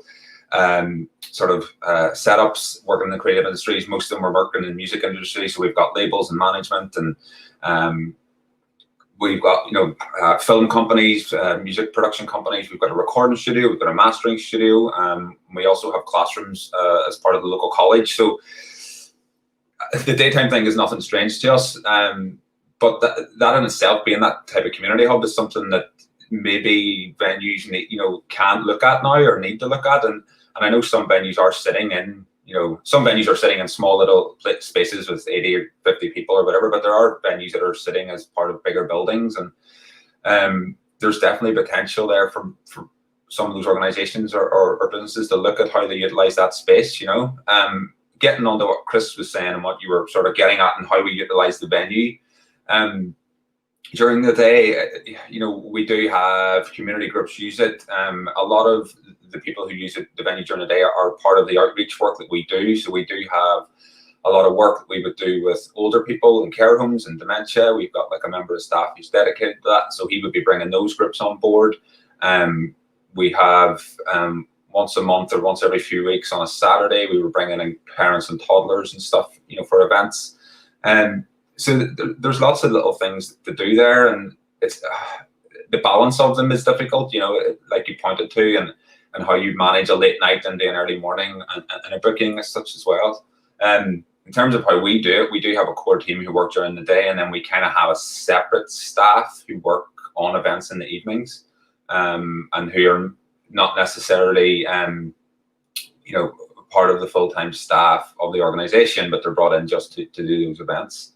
And then my role is to oversee it all and have other members of staff support it. So, as I said, we're a bit of a different example in that respect, but we're probably a really good example of where the point where you can get to, utilizing not just the venue, but a whole building space. So, I'm happy to discuss here lots of different, ideas and practices and what we do.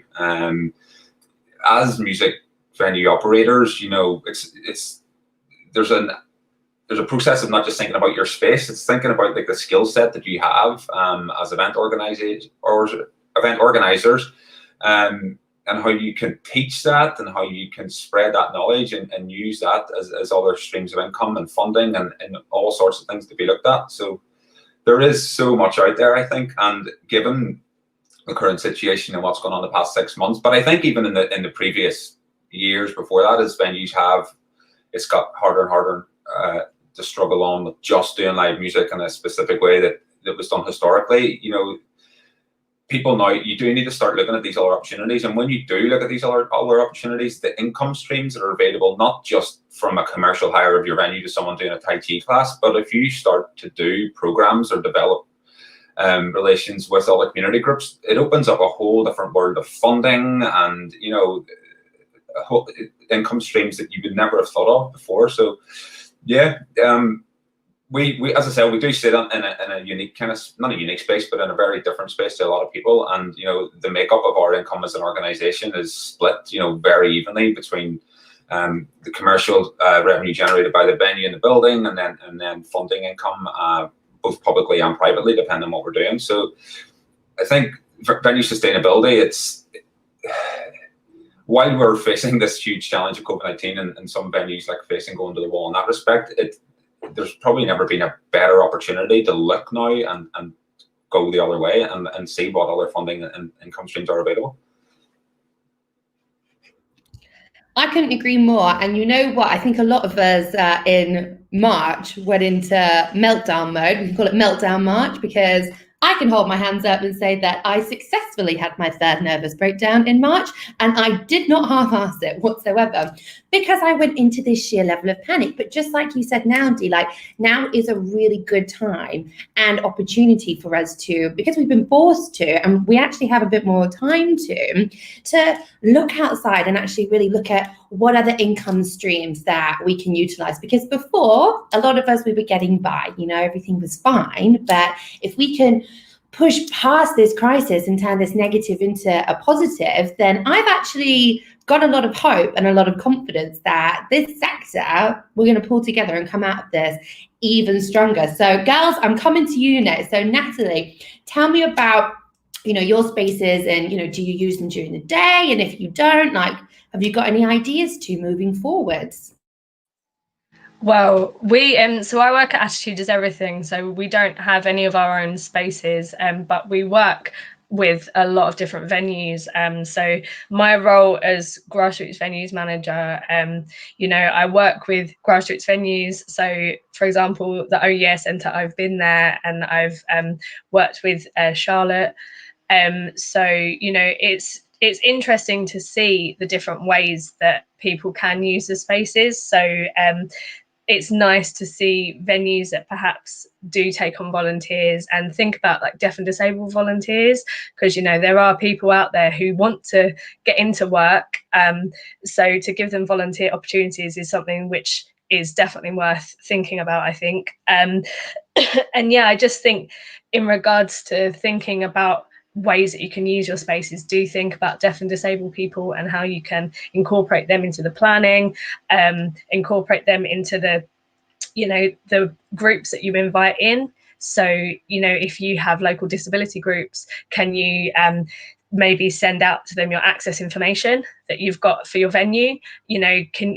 Especially if you've got an accessible toilet, if you've got level access, tell people, let them know, because that can open up your venue during the day to a load of different types of groups. There's a project in Weston-super-Mare, I believe, and it was an arts project, and they put together stories of elders in the community, and they put them with a choral group. So it's just inviting these really interesting arts groups, arts organizations into your venue, and yeah, it's just really interesting things to talk about.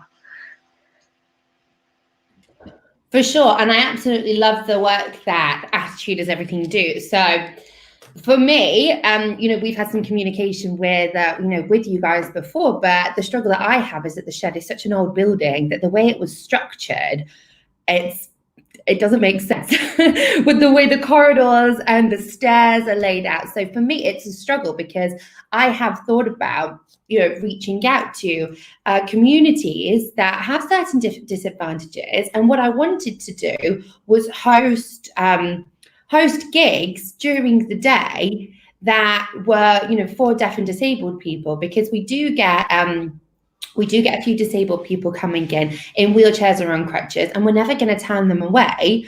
But we do have to make them aware of X, Y, and Z, go through all of the precautions. And most of the time, they have a lovely group of friends that will carry them around like an Egyptian king or queen for, most of the night, should they need to get up a step or two.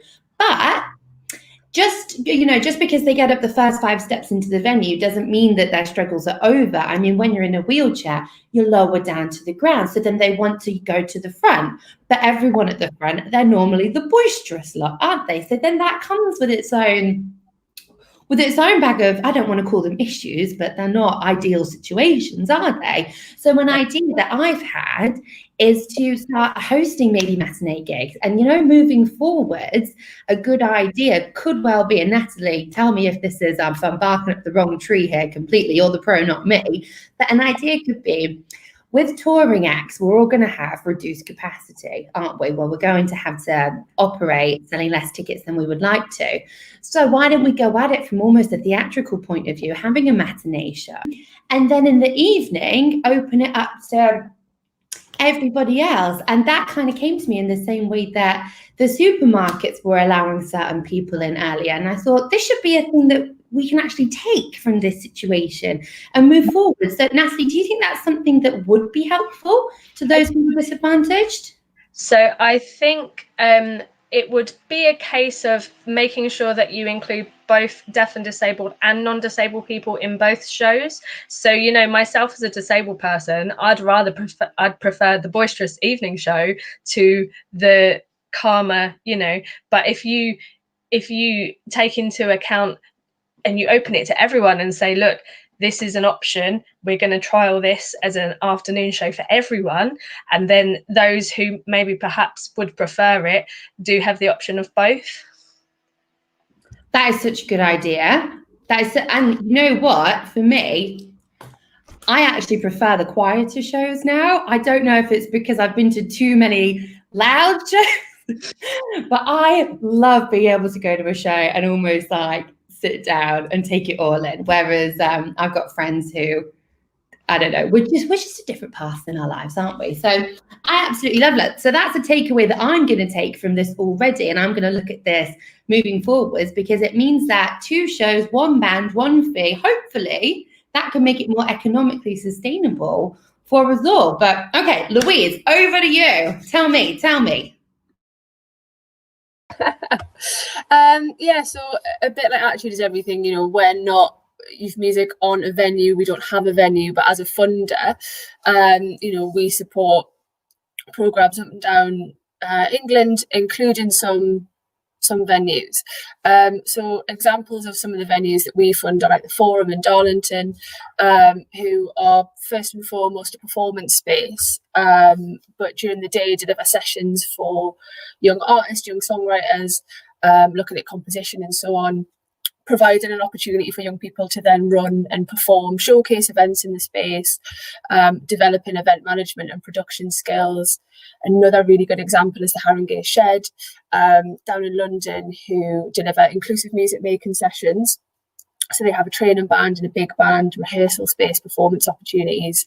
And, you know, they're just a couple of examples of projects that we fund that encourage young people to be in a space that is fit for purpose for music making. I mean, we fund maybe 350 projects up and down the country. The majority of those projects need a space to work in, and a lot of those spaces aren't necessarily fit for purpose and fit for what they're doing. So a lot of the time, you know, we go out to visit projects who are brilliant, but maybe working out of community centres that don't necessarily have the equipment or, you know, or the space to create the atmosphere that, you know, young people want when they're making music.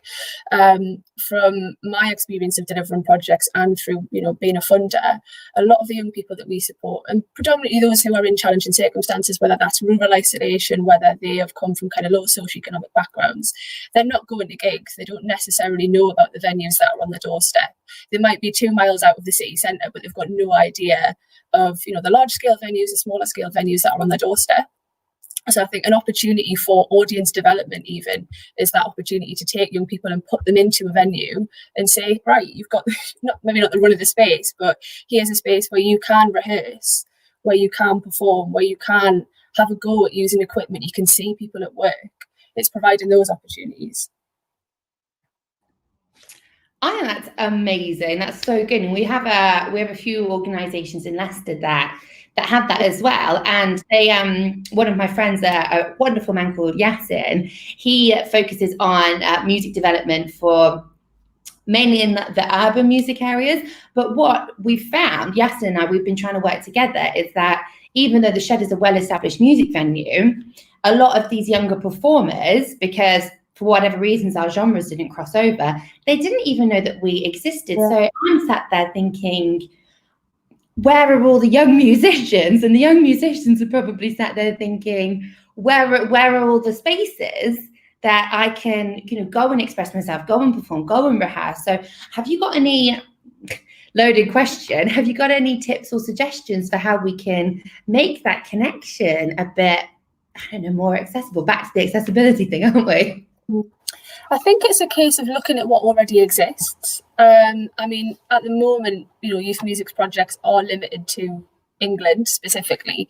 But having said that, there will be talent development agencies in England, Ireland, Scotland, Wales. There will be projects working with young people. I mean, in terms of the kinds of organisations that we fund, it's everything from school groups to community groups to, you know, projects working in hospitals, prisons, you know, people referral units, and kind of, you know, like I say, these sort of talent development agencies. So these people do exist. Music leaders, I imagine, are kind of crossing boundaries between work, you know, doing work in venues as well as, you know,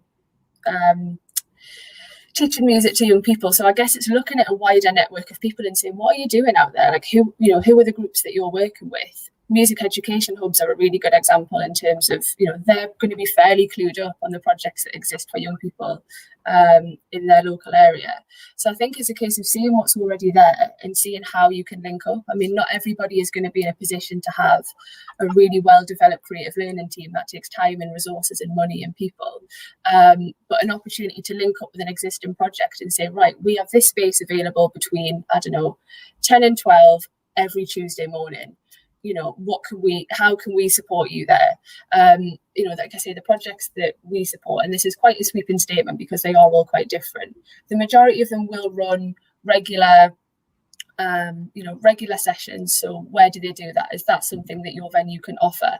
If they can't offer something on that kind of regular basis, again, the majority of projects that we support will do kind of one-off masterclasses in, industry masterclasses and things. Could you offer that space once in a blue moon for perhaps young people on the slightly older end of the scale?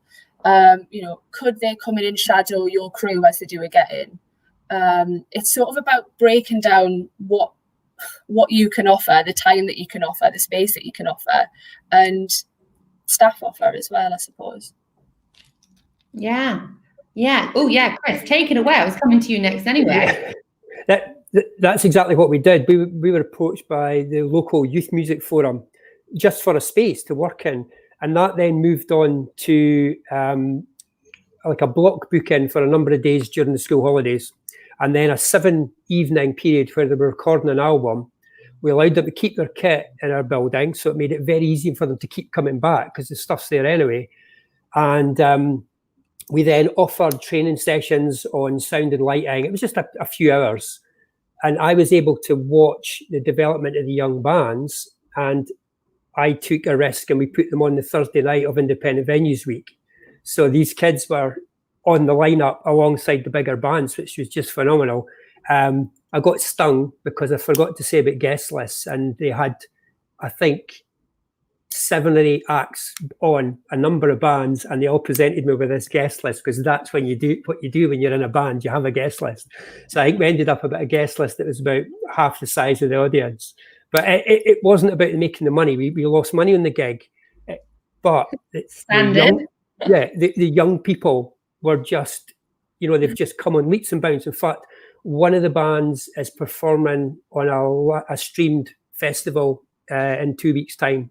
And they've come from nothing to doing that, which has just been fantastic to see that coming through and just be part of that. And now we've got all the parents knowing what we do. In fact, another thing, just about being brave and taking chances with things. We were a little bit stalkerish, and we worked out what high school teachers were coming to the venue. We approached them quietly at the venue and said, how would you feel about the school getting involved with the venue? And we were now on the course choices for 4th year in Scotland. I think it's maybe year 11 in England. So Mac Arts is a course choice now. We weren't really sure what we were going to do, but we put together some sort of package. The young people would have to come with a teacher, so we weren't responsible for young people turning up on their own.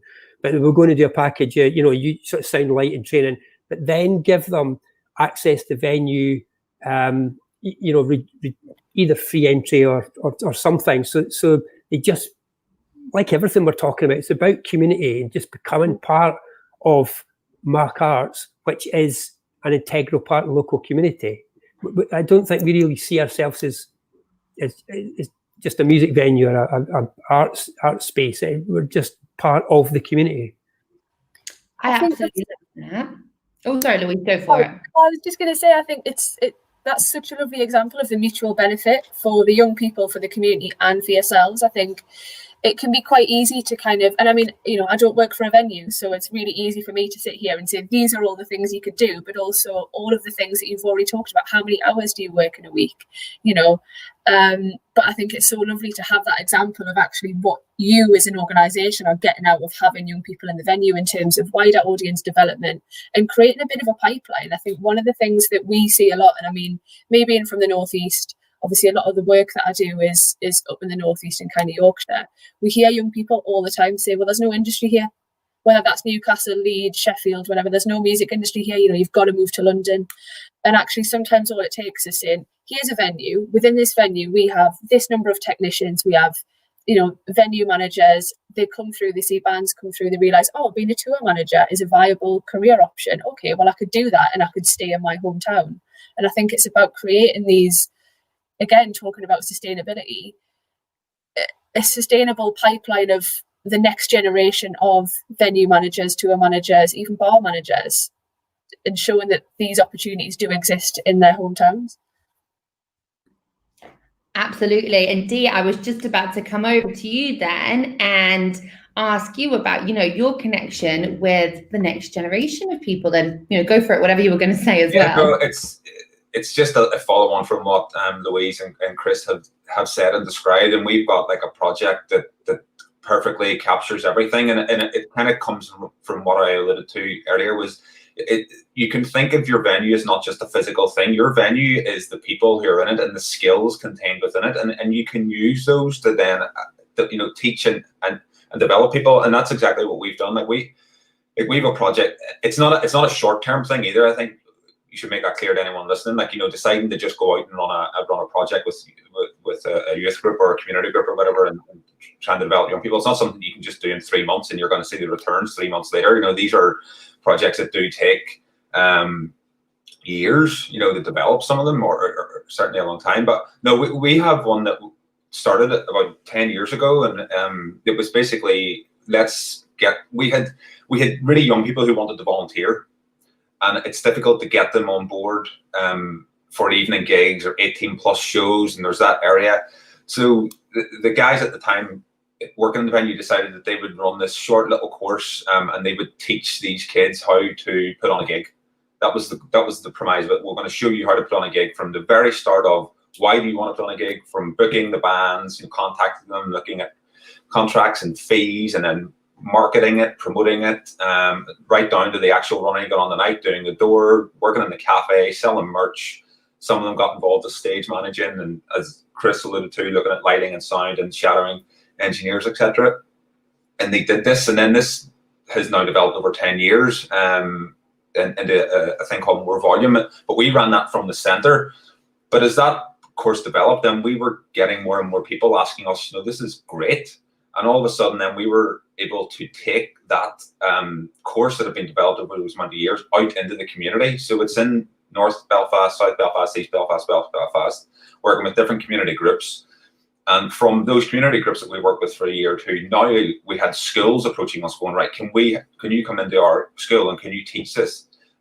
So that little idea that started 10 years ago is now an OCN accredited course that, you know, people in all these communities and schools are, as Chris has alluded to, are now, it's an option for kids to do. And the amount of people that have come through that, like Louise said, it sustains skills, not just in Belfast, in Northern Ireland, in the music industry, but some of these people have gone on to work for record labels in London. They're tour managing, no, they're lighting engineers, they're traveling the world. They're telling people in the wider industry about your venue, because that's where they started. And the opportunities that opens up and is phenomenal. So that's what I'm saying, like those little small ideas and using those skills that existed in the venue, not just the physical venue, are so important, you know. And off the back, the other side of that is the amount of funding then that comes, as I alluded to before, that comes from those. If you can develop those little ideas properly, the amount of funding that comes from that then can sustain other parts of your business and lead it to even more funding, you know, like the projects that probably Louise is supporting. And like Louise said as well, like once we started to take that project out of the OES Centre, once we started doing that in those community groups, all of a sudden there was this feeling from those kids in those communities going, oh my God, we didn't know this venue existed. We didn't know that we could actually put on gigs. We didn't know that we could even go to gigs. We just thought that, you know, those kids in those areas thought that the only gigs that happened in Belfast happened in the arena, and they were, you know, it was major pop stars playing to 10,000 people and tickets that cost 60 and 70 pounds and they could never afford to go to. But then all of a sudden they realized, actually, I can go to a gig in a small venue and pay £3, you know, or £4 to come in, and it just opens up a whole world, and it's fantastic to see. And what we find as well is that when you go into those communities, the music that those kids are interested in isn't represented. in venues. So you can then create an opportunity to showcase rap, hip hop, grime, probably more UK thing as opposed to like a Northern Irish thing, commercial dance music, underground dance music, the stuff that wasn't really happening in the venues because the venue owners, and myself included, and maybe others here, you have a particular genre of music that you like and you focus on, but you don't understand that there's such a huge demand, particularly from young people, from all their music that you miss. And it's been such a great development from us because we've had then these gigs happen in our venue that we would never have thought of happening. It does open up so much for you as a venue. This is it, and these are such good suggestions and bits of advice as well. But my main question for you, Dee, and you as well, Chris. So obviously your organizations are more than just a music venue. You know, you've set yourselves up to be these amazing hubs filled with community and arts. Now, for me, I'm sitting here thinking like, yeah, this sounds amazing. I'd love that. But then the other part of my brain is thinking, when am I going to have time to not only develop this idea, but also put the funding application in and all the follow-up? So, you know, have you got any advice for people who are in my situation? I mean, do you guys do it yourselves? Do you allocate a certain person? I mean, with the funding, do you include the, you know, the fees for maybe a person to do all the paperwork? Because I'm an ideas person and I can quite happily follow through with things. However, there are only 24 hours in the day most of the time. And I do find myself really falling short. And then that, you know, downward spiral sometimes when you try and take too much on. So guys, tell me how to do it. Well, Oh Yeah has been around 12 years. And we're now a team of like 9 people who work, you know, varying full-time, part-time, but yeah, you know, full-time, not including the staff who would work in the, you know, the event side of it in the evening. So we are like, I guess, probably a large organization for like a grassroots venue, but the roles of those people now aren't, you know, there's only really myself and 2 guys who are tasked with looking after the building and the venue in that respect. And there are the rest of the team then given on finance support, but there is a whole office then of 3 staff who do work specifically only on outreach and development. But in saying that, when Oh Yeah started, there was 1 member of staff, and then a year later there was 2 members of staff, and then they developed it, you know, that way. And they, I guess they use then just the volunteers and the casual members of staff who are working the events. You get to a point where they can look after that, and I guess it gives you, as the owner or operator or whatever, then gives you the chance then to look at some of those funding things. Yeah. But Oh Yeah was a bit different in that it was set up to be not just a venue. It was set up originally to be a music hub. And the venue has grown and become a part of it. So Oh Yeah has always looked at that other side. It wasn't something that the venue happened and then they were actually, let's look at it. It was set up at the beginning to look at both sides. So it is different in our respect. But yeah, the funding and the outreach work, particularly the level we're at now, there is a team who works specifically on that. So it is different from what you're alluding to, Elizabeth, at the Shed there, you know, where it is just maybe yourself looking to try and do both of those. But I've got 2 wonderful other management staff, Tom and Will, and they are a dream. Without them, honestly, I think I would have quit this a very long time ago. But again, we are just a small team, and I think we're also lacking in experience when it comes to funding and things like that. I mean, Louise, Natalie, like, is that anything that you guys have experienced? And so other venue owners out there, would they be able to reach out to you, obviously your relevant subjects, and reach out to you? And could you maybe offer some help in terms of navigating the minefield that is the Arts Council funding website? Absolutely. I mean, obviously, you know, I don't work for the Arts Council, but the Arts Council certainly do offer that support, especially for first-time applicants. One of the things I was really keen to mention was that we have just launched a new fund, which would be perfect for venues wanting to work with young people. So earlier on this year, sort of before, we managed to get this in just before coronavirus really took hold. So earlier in 2020, we worked with 1,300 young people to get a sense of, so 1,300 budding musicians or young people wanting to break into the wider music industries to get a sense of the barriers that they were facing in terms of, developing a sustainable career within the music industry. And off the back of that, launched this new incubator fund, which we launched a couple of weeks ago, offering grants between 5 and 30k for businesses, collectives, sole traders or non-profits working within the music industry, including independent venues, to support 18 to 24-year-olds through creating sustainable work opportunities. So the funding, like I say, is there to create these, work opportunities for young people. It's not an internship scheme or a project made up of sessions and masterclasses, but an opportunity for young people to actually execute a real project or a brief and get paid for it.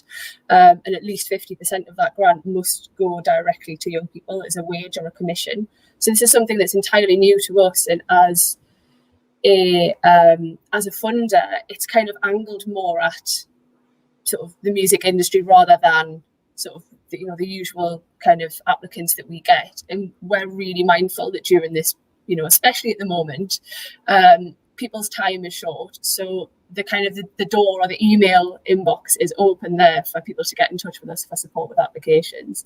I would always recommend, especially if you're new to a fund, get in touch with the funder and say, can I run this by you? I mean, chances are they're not going to be able to read a full application. We certainly can't. But we're more than happy to put in half an hour to just say, do you want to run this project by us and see if it's got legs? We get people ringing us all the time just saying, am I eligible? And obviously we've got eligibility criteria, but some of that, there's nuance to that. So we're more than happy to talk to people about that. But I would always suggest getting in touch with the funder. And like you say, there's a network. I mean, this is a really good example of being able to say to somebody else, how do you do what you do? But yeah, I think speak to your funder, because we're not monsters. I think that's such a brilliant idea. And a comment just popped through as well.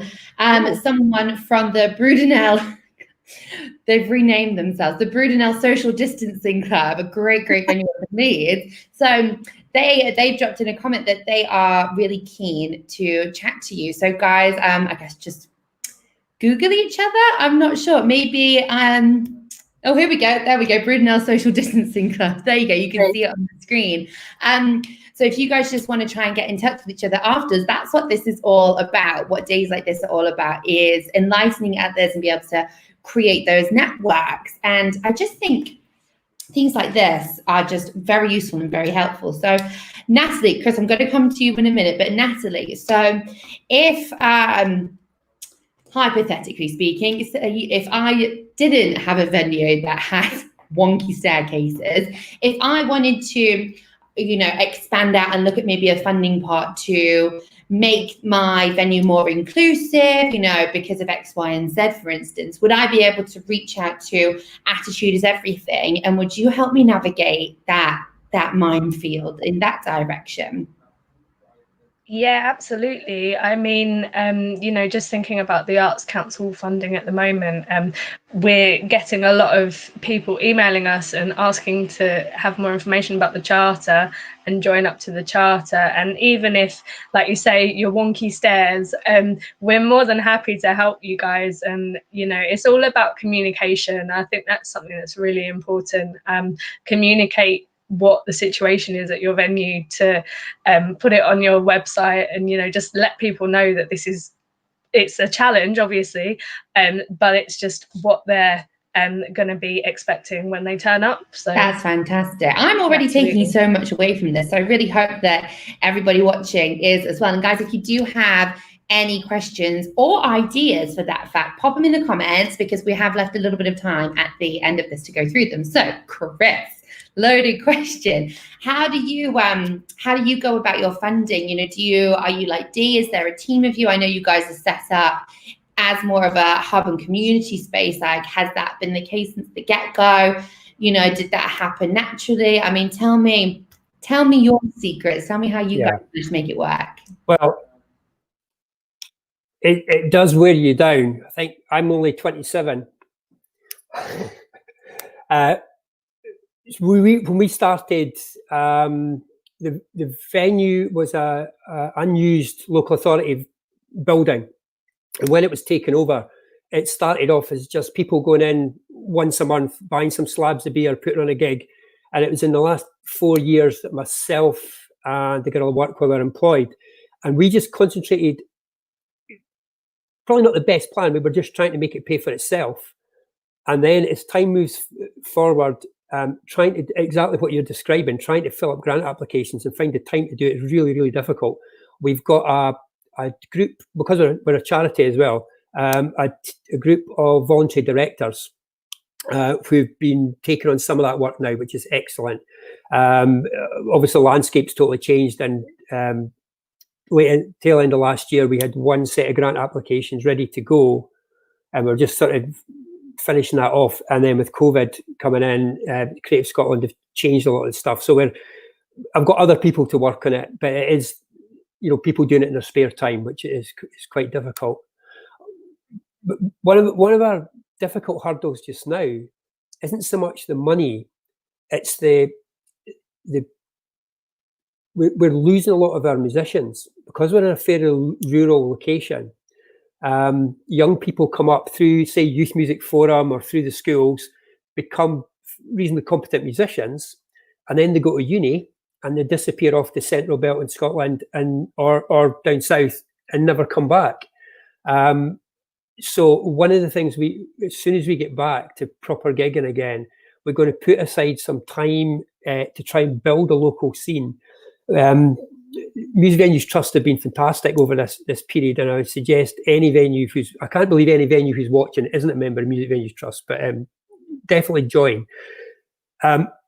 We need to build a local scene and put some specific time aside so young local bands know they can come into the venue, say one Friday a month or something is always going to be for smaller local bands, because when the Save Our Venues campaign was launched and the opportunity was there for performers to raise some money for the local venue, we were realising we didn't have a large group of local performers.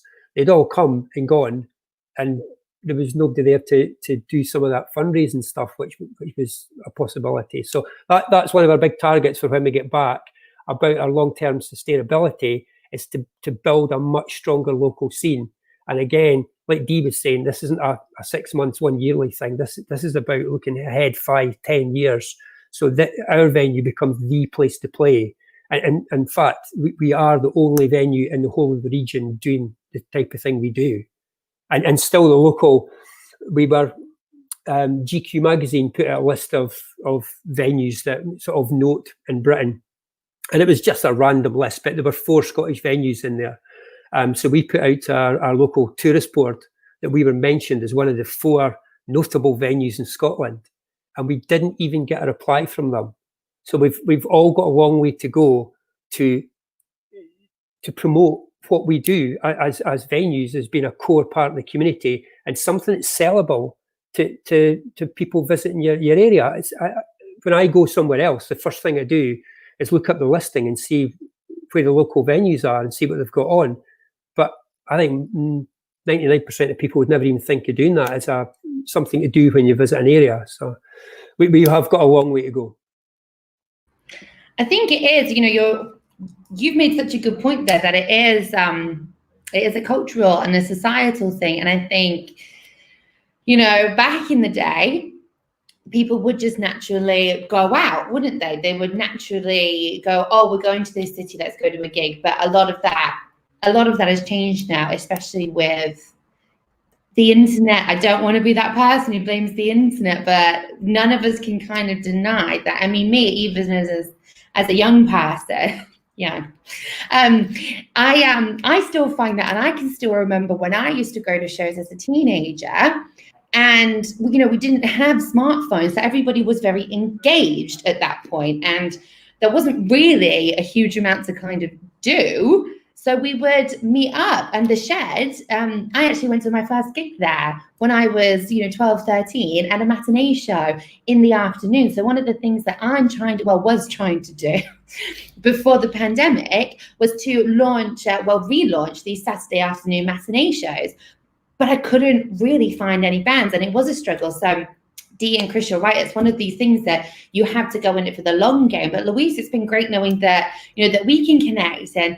I think it's one of those things that it's not that the things that we want, you know, they don't exist. It's that we're not yet aware of their existence. And it's organizations like Independent Venue Week that make those connections. So I know for a fact that I'm going to be, sorry, Sybil, but I'm going to be dropping her an email saying, I've had this idea, but I need to reach this pocket of people. Can you help me? And I've thrown her in the deep end here because now I'm hoping, she would do it anyway, but she would reply and say, okay, well, go and talk to Louise, or go and talk to Natalie, or you know what, Dia, oh yeah, he's done a similar thing. And it's all about that connectivity. And I think moving forward, to be able to be sustainable as venues in any capacity, I think we need to start leaning on each other more than ever now, because I'm done trying to work it out on my own. And I'm, you know, it comes back to, you know, you made a point earlier about being brave and putting yourself out there. I think there is almost an element when it comes to the mental health side of things, you don't want to reach out, and nobody wants to be the one who doesn't know what they're talking about. But what I've learned through the connections I've made with the people that Independent Venue Week have introduced me to is that we all feel the same most of the time. And a lot of us do have similar ideas, but we don't know how to utilize them. And we don't know how to access funding pots, or we don't know that they exist in X, Y, and Z. I mean, Dee and Christy, you've got a lot more experience than I do, but do you ever feel the same way with that? What I would say at the minute is just sort of touching slightly on Chris was saying and what you've spoke about there as well, is I don't think, given all the press around everything at the minute with grassroots venues and the theatres that aren't opening and all that, for the first time ever, I think grassroots venues are now being seen as cultural institutions properly. And they're not just these little sleazy venues that weird people slink off to watch, weird bands. All of a sudden, they're in the spotlight. They're being talked about in government. They're being talked about in mainstream media as cultural institutions. So, and there's never probably been a better, if you can survive through it, it's obviously a dire situation for 95% of the venues. If you can get through it, you are now at the point where it's a great point to be at, because you are being seen as a cultural institution. And for the first time ever, with this funding and the emergency funding that's been announced, all of the venues are now having to engage with Arts Councils and Arts Council England, and that they've never had to before. And the opportunities that will open up, once you've done that process once, it's not going to be as terrifying to apply for these music, or, like you're saying, Elizabeth, when you come up with these ideas, it's not going to be as terrifying then to engage a potential funder or engage the Arts Council. So there's a real opportunity here. If people can get through it, there's a real opportunity that you're now on this different level that you've maybe seen yourself on before, and other people are seeing grassroots venues on a completely different level than before. So there is a huge moment here, I think. The other thing as well, what you're saying, and you're talking about ideas and where you should go with them, and the ideas you're taking away from it. I think nothing's off the table. Now, for venues, nothing can be off the table in terms of what you want to go after, be it funding, or be it new types of music, or be it bringing activities in the daytime, engaging community groups. I think everything has to be on the table for a venue now, given the situation that a lot of them are finding them in financially. And yeah, there's so many things out there that people are doing, that we've done in Belfast. And I'm not saying that what we do is amazing and perfect. We do projects that don't work, and our venue probably isn't as busy as it should be because we spend time doing all these these other project engagements as well. So there's it's not as bad a moment if you can get through it, I think. And there's such a great opportunity. But you know what, I just want to touch on something that you just said there. You said, the venue's not as busy because we're doing all these other projects. Now, someone's just asked a really, really interesting question in the comments, and I'm intrigued to hear this. Here we go. Dom Fraser, are CICs the future of GMVs, so grassroots music venues? So guys, are you both CICs? I mean, what's your structure? We're a charity. We're a charity as well. So slightly different. I've talked about this with people before, whether like charities or CICs, or what the exact definition is future. There's a really interesting point. It's like how many grassroots venues actually make profit whenever you actually take into account like you're saying, Elizabeth, like the amount of hours that you pour into your venue and the amount of hours that you work, and like if you were actually to break it all down, how many of these people or many of these venues actually made profit. And I, you know, everyone's got a different opinion on it, but I would say certainly, yeah, the CICs or charities are definitely the way to go, so that owners are potentially just taking a wage out of it, instead of looking at these huge, you know, trying to make these huge profits and stuff. Chris is probably similar. Yeah, I totally agree. And my understanding is you could possibly split your business up where the bar side of things could still run as a separate business, but the music side of it could be the CIC. And again, there's you just do a search online, but I think there's an asset lock as well, that if you have assets that are being bought with funding, etc., for the music side of things, if things went pear-shaped for the business, I think these are all protected, I think. Oh, wow. That is a really good point. That's something that we should all go and look into immediately, I think. So for me, in terms of a pure money, you know, I don't have all the figures to hand, but I would say there's very, very few, you know, grassroots venues making any kind of sustainable profit if you actually break down the finances properly in terms of what owners are putting in and what they're getting out, and operators. So for me, yeah, I think it's definitely the way forward for a lot of these places to exist as cultural institutions. Yeah. You know what? I've taken away so much from this panel, and I hope everybody else has as well. I do believe that the wonderful people at Independent Venue Week are going to share out the contact details for you, Dee, Chris, Natalie, and Louise, because I've gotten so much value just from listening to you about what you do, your takes on sustainability, you know, how improvements can be made. It's just things you don't really think about. So I got to wrap it up there because we're running out of time, but I could chat to you guys all day long. So I just want to say thank you so much for being on this panel. It's been an honor being able to chat to you guys today. And I'm even more confident about what the future holds now. So I hope you guys all stay safe, and hopefully this time next year, we'll be having a really good conversation again, okay? Thank you so much for listening, everybody. Okay, bye. Thank you. Bye. Bye.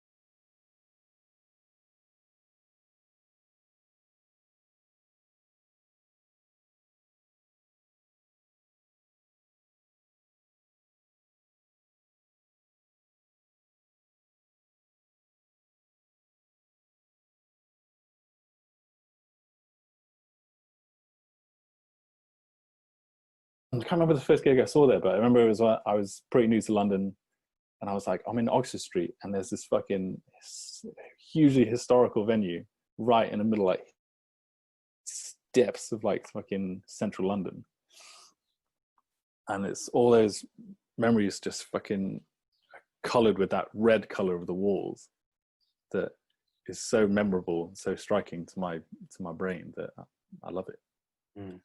That was a bit of a tangent, but no, that's a beautiful tangent. I mean, it's funny, isn't it? 100 Club's a good example. Like, the community around small venues is irreplaceable.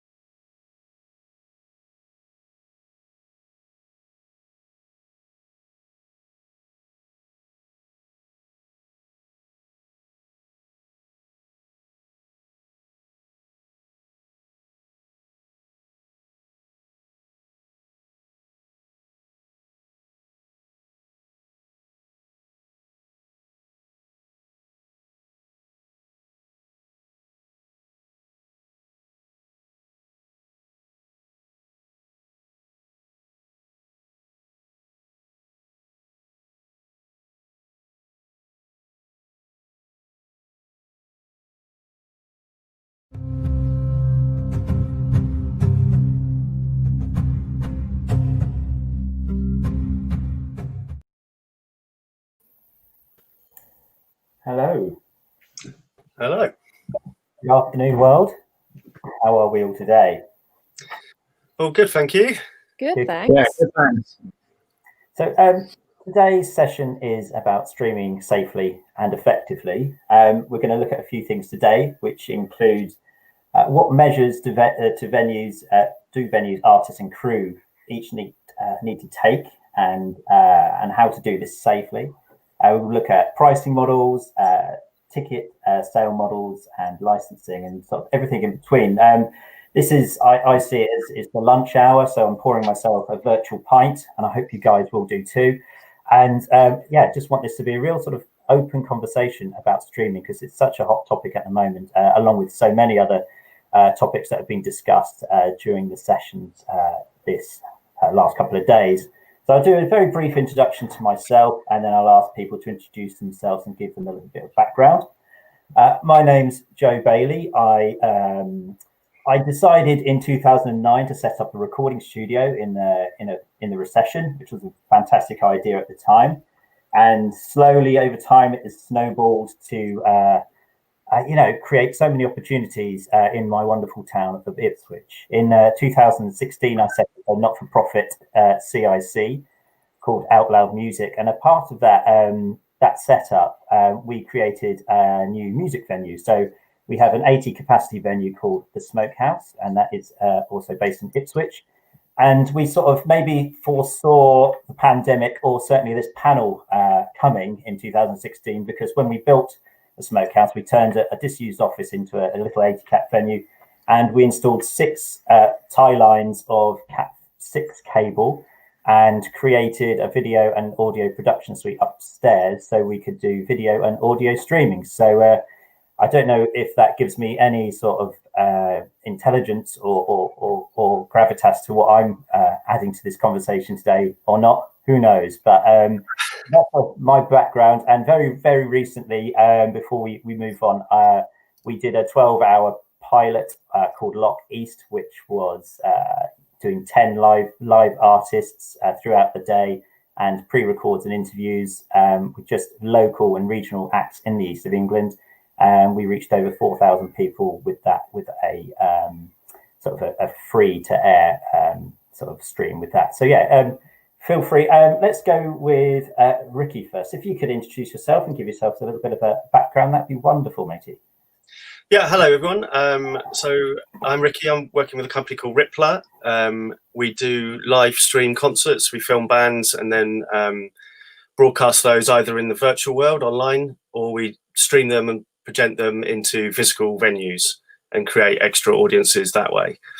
My background before that is I've run, like you, Joe, run a recording studio, still do, in London called The Crypt. And alongside that, I've always worked in television, filming and doing sound for programs, sort of put the two together and created The Crypt Sessions, which is a sort of online session thing that we always filmed at the studio, and eventually took away on locations. And sort of off the back of that, the idea of sort of streaming and working with bands and filming them emerged into Rippler, basically. Fantastic. Let's go over to Emma next. That would be great. Hi, I'm Emma Stoker. My usual day job is I run business affairs at a management company called ATC Management. But since lockdown started, we have launched a new venture called Drift to promote and put on live streamed paid for concerts. So that's why I'm here today. Fantastic. And over to Joe. That would be great. Hi, yeah, I'm Joe from the Brudenell Social Club. My background started in live with repping shows in Leeds, and then I became programmer and events manager at Hyde Park Book Club, and then onto the Brudenell Social Club here. Obviously, like normally at this time, we'd be doing lots of gigs, but at the moment, well, during the pandemic, we've just been doing some other things, including developing Brudenell Social Distancing Club, our live streaming channel, hosting interviews, album playbacks, and performances.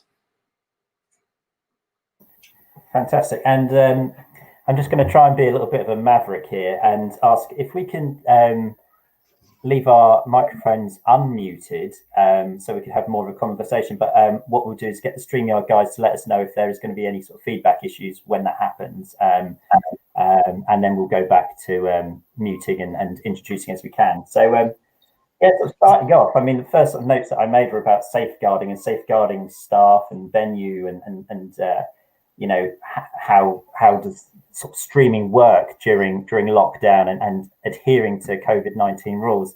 Did obviously Emma and Ricky, you've been quite active, I believe, in what your output has been. What sort of safeguarding measures have you guys been having to adhere to?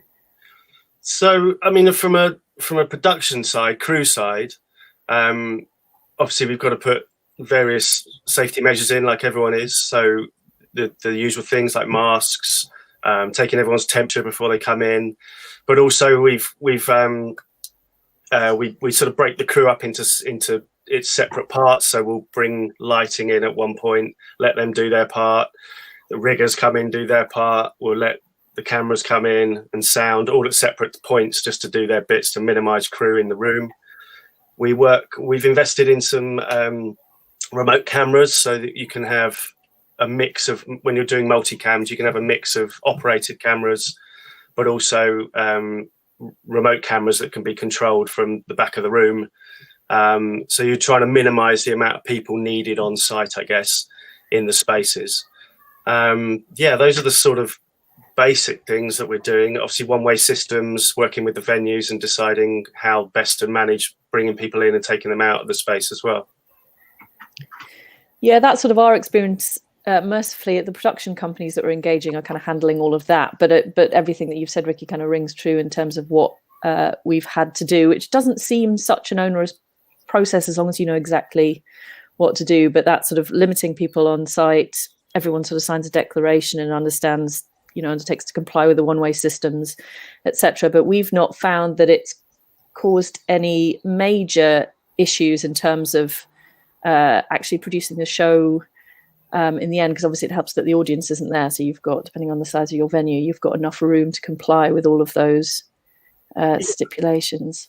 I think it might just take a little longer to put together than it would have done normally, I guess, just because you're having to stagger certain things and having less people. So you'd normally have a few sort of runners and cable bashers and whatever that you maybe not bringing in at the time just because you're trying to keep the crews down. But it's manageable.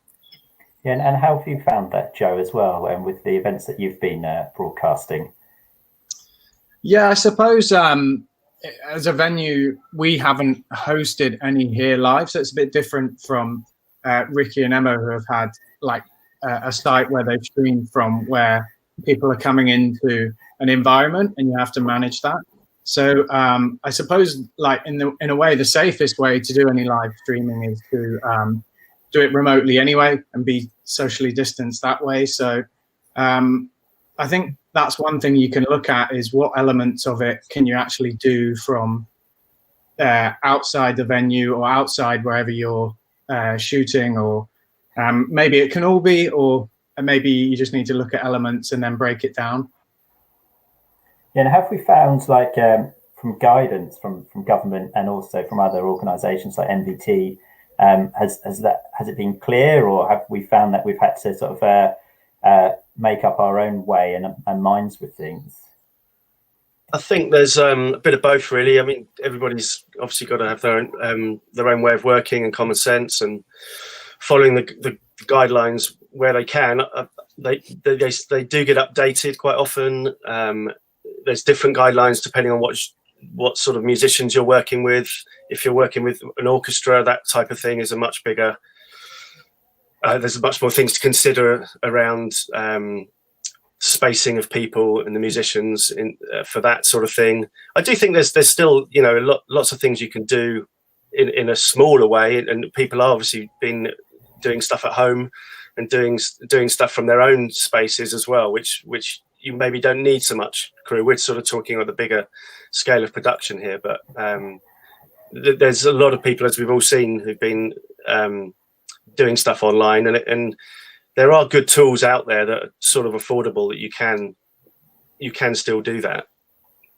Yeah, for example, you know, how far should the cameraman be from the lead singer? Because it's not always that clear. Are we thinking 1 meter, 2 meters, it's supposed to be 6 3 meters?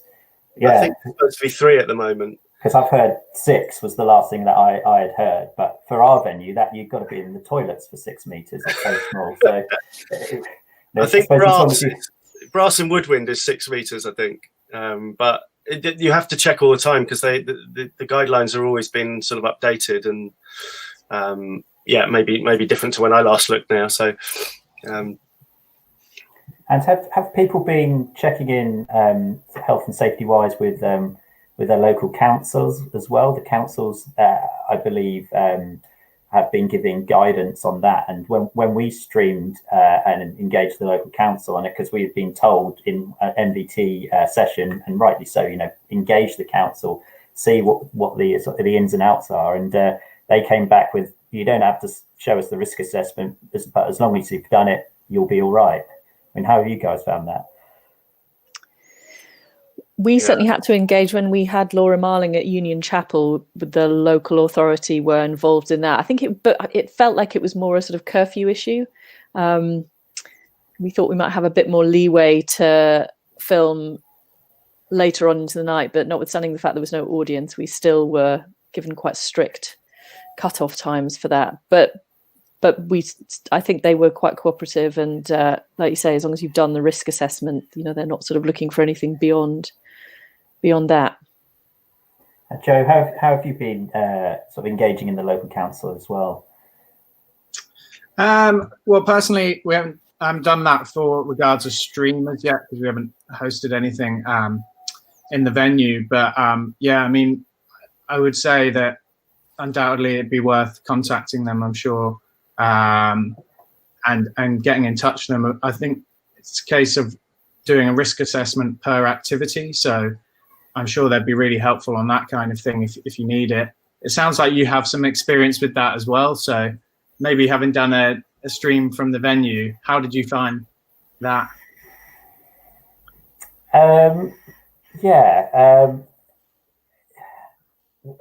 We found the whole process at the start quite confusing, and knowing what to do and where to go, and actually just finding the relevant people within the councils, the right departments. But luckily, we had quite a proactive local, a really proactive local councillors who steered us in the right direction. And I think as long as you are engaging in conversation and letting people know this is planned and this is happening, then it seems like they will be receptive to it and on your side. Whether I think if you just went and dropped a massive bomb, you know, of, you know, we've done this, we've done a 3-day stream or whatever, it could potentially get taken down halfway through, especially if you've not been taking the right safeguarding measures when bands are turning up as well, and getting the phone numbers for track and trace. And then also with the phone numbers and any of those details, what is then our responsibility regarding our data protection policies, and where do we store this information and for how long? So it is a little bit of a minefield with that, but yeah, I'm just glad that we've done it once, and we'll continue to do it. So the other tiny little things I wanted to chat about safeguarding was, yeah, what should venues and artists consider for their safety? Is there a certain amount of ownership that the artist should be taking on, or are we just thinking that the venue should accept all the risk? I think for art, so the shows that we've done, we're the production company effectively, come promoter. Oh, sorry, we're the promoter. So we enter into all the contracts with the production company, with the venue. I think if there was any issue, the buck would ultimately stop with us, provided that the venue has done what they need to do to tick their boxes, and that we would ultimately be liable for the production company as well. But that's just in terms of how our event is, you know, structured. Sort of everybody goes through us, so we have a chunky public liability policy, etc. And I think it's ultimately our obligation to make sure that everybody's doing what they need to do. I mean, if you're talking about on a practical level, I think equipment needs to be cleaned and things like that. So any microphones that are going to be shared, I think the rule was you clean down after, and I think it's 72 hours that they're not supposed to be used, but before someone else uses it. So there's sort of there's tricks around that sort of stuff. I guess if you're doing the constant flow of things in your venue, you're going to have to be a little bit aware of just managing the equipment side of it as well. Yeah, we had to make sure that we had individual mics that were only single use for that purpose, and then they were disinfected afterwards to be used again. But yeah, we wouldn't reuse a microphone because, as you say, you have to give it such a. I think it's 72 hours. Yeah, you have to rest for. Yeah, and just even finding the right method for cleaning the microphones and researching that, takes time, and getting your toothbrush out or whatever you might have to do to clean it. So we're still waiting for Joe from PRS to turn up, which hopefully he will jump in at some point, because he's from the PRS Foundation and he'll be able to give us a great insight to how they can support streaming in the future and what grants they have available, which is great. So I had a whole thing on licensing here. That's certainly an area that I have very, very little knowledge on. And I imagine maybe Emma might have a lot more to say on licensing, and it's not a straightforward thing, is it? No, we are currently in a sort of formal consultation with PRS as to how we can make the process of licensing these things as straightforward as possible. But it's one of those sort of music industry rights areas where there's a lot of mouths that sort of want to be fed. So unfortunately, there's no one license that, like an AP1 or whatever, that you can kind of download, tick a box and move on. It's still a matter for discussion because publishers say that there's a mechanical license to it, and that doesn't sit with PRS. And then in the US, it's different as well. And so it's fascinating, but it's complete. There's no easy answer to it, especially because we're selling tickets globally. So to what extent, these rights need to be cleared on a global basis? So do you think that you could be picked up on that down the line, or is everyone sort of hoping for the best because there isn't any clear guidance at the moment? I think all we can do, because obviously this, we see this very much as something that benefits the whole of the industry. And so we're not going to not do it because there's no easy answer to it. And ultimately, I think the liability would be with us we are putting aside a percentage of net box office for licensing, and, with full and sort of frank disclosure with PRS on that. I suspect we're not going to have a clear answer on it until for a good couple of years, potentially. So yeah, there's definitely a risk on that, but it's one that we are sort of taking on the basis that hopefully everybody sees that this is revenue for everybody that wouldn't be there if we didn't just sort of crack on with it, really. But yeah, it's complicated. And not to add other items to the agenda, but the other thing that we're finding that maybe we hadn't thought about from day one, but is all completely manageable, but sales taxes internationally. So if someone in Australia buys a ticket for your stream taking place in London, you're potentially liable to pay Australian sales taxes. And the US is super, every state has a different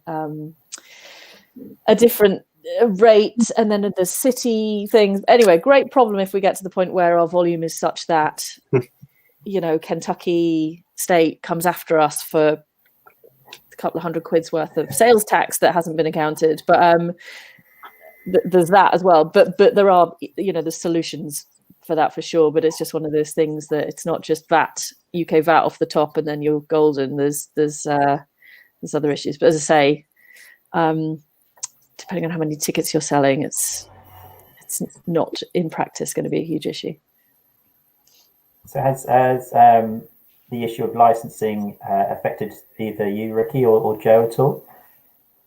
No, I think as you were saying, Emma, it's still not completely sorted out. So when you're in venues, we've done various things, as we know we've done with you, Joe, where we stream something and project it into a space, and then it's whether they're deciding whether that's live or recorded, and they haven't really got a sort of, as far as I know yet, a kind of decision on whether that is a live thing, even though it's happening live, or whether it's a synchronized thing. And so no, I think it's still being ironed out. A lot of things are speeding up now with this situation we're all in.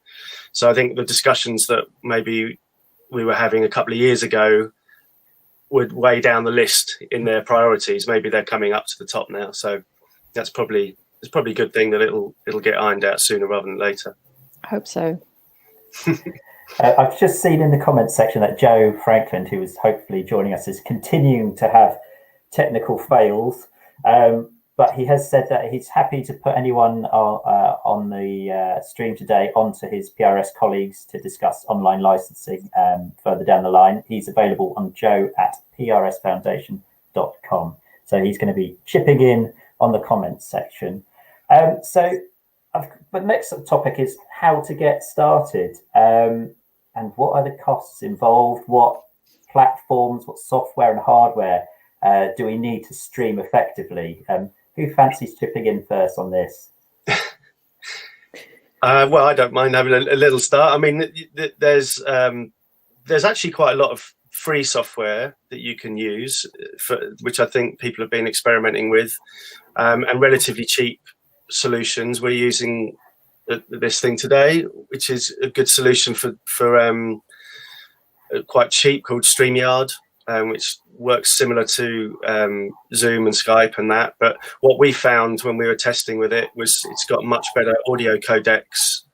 So for doing music, StreamYard is a pretty good solution. Whereas with Zoom and Skype and some of the other options, it really crunches the audio down, and you're losing lots of quality there.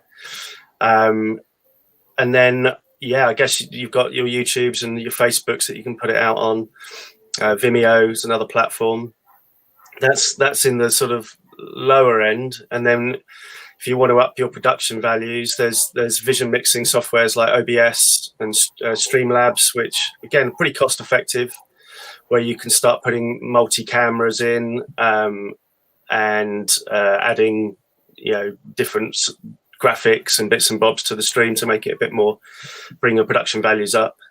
And then onto the sort of the higher level that we're generally working on, where we've got multi-camera shoots with a bit more hardware involved. Then you need physical ways of getting those cameras into your system, and you either then have a vision mixer that's on a desk on a hardware solution like a TriCaster or something, or there's software solutions like vMix,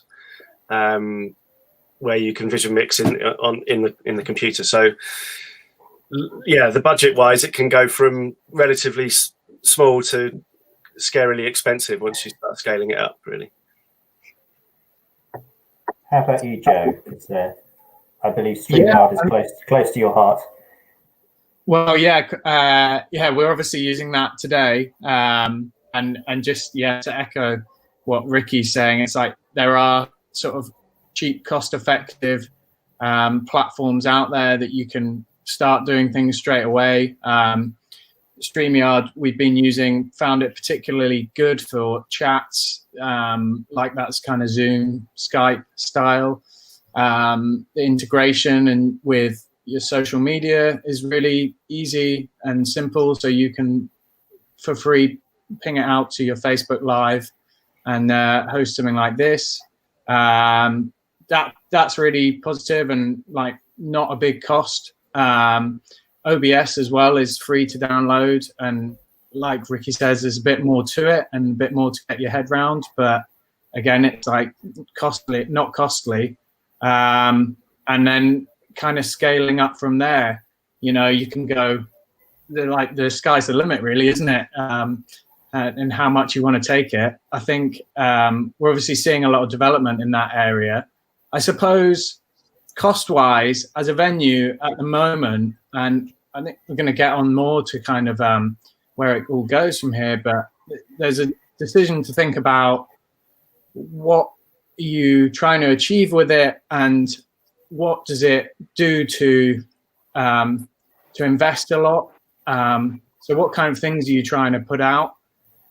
We all know, and like, we want to have live music. We all love live music in our life, and we haven't been able to have that in the last few months. So live streaming's been a great way to keep people engaged and maybe promote things. But there's that balance of what is the longevity? Maybe we don't know at the moment, and just thinking about how much can you invest in something which can be really costly, particularly if you're trying to get a really high production value.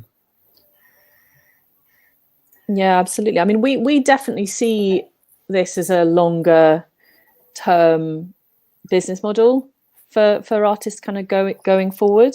In terms of, I think that's the key thing, is what people are getting when we're asking people to pay. I think people are so used to, certainly sort of from the artist side of things, people are so used to getting audio-visual music content for free, and it's just sort of become that it's promo, and so it's for free, and why should we pay for it? So we're very conscious in terms of the shows that we have done and we're going to do in the future, that we need to kind of add, if we're asking people to pay for a ticket, excuse me, we need to add to that. It needs to be a sort of really special event. I'm not saying that you kind of need to spend a load of money to make it special, but that's the kind of the key thing, so that we can justify people paying for it. But I think what we are hoping is going to happen is that this will change people's behavior in terms of what kind of getting beyond that audio-visual. A concert film, I can watch that for free on YouTube, that they get used to paying for it. And as long as you get the price point right, this is a whole new revenue stream for artists. It's not going to cannibalize the live experience, because it's not the same as going to a club and being side by side with people sharing that experience. But it is something different, again, to just watching an on-demand concert film. So we've been putting quite a lot into production costs on the shows that we've done. So far we did Laura Marling at Union Chapel. That was the first one, and then since then we had Leanne La Havas at the Roundhouse, and Nick Cave it was a pre-recorded event at Ali Pali, but then was broadcast as a kind of one time only event. And tonight actually we've got Dermot Kennedy at the Natural History Museum, which will be very interesting. So I think the key thing for us is, yes, this can be a sustainable new business model, particularly as artists don't necessarily want to tour as much, or there's always areas that you can't reach in a standard touring sort of schedule, but that where you do have fans, and if you can create something that's special, and that perhaps is geo-locked, so this is literally a show for your Philippines fans or whatever, then that that has a value and adds to the standard sort of tour schedule.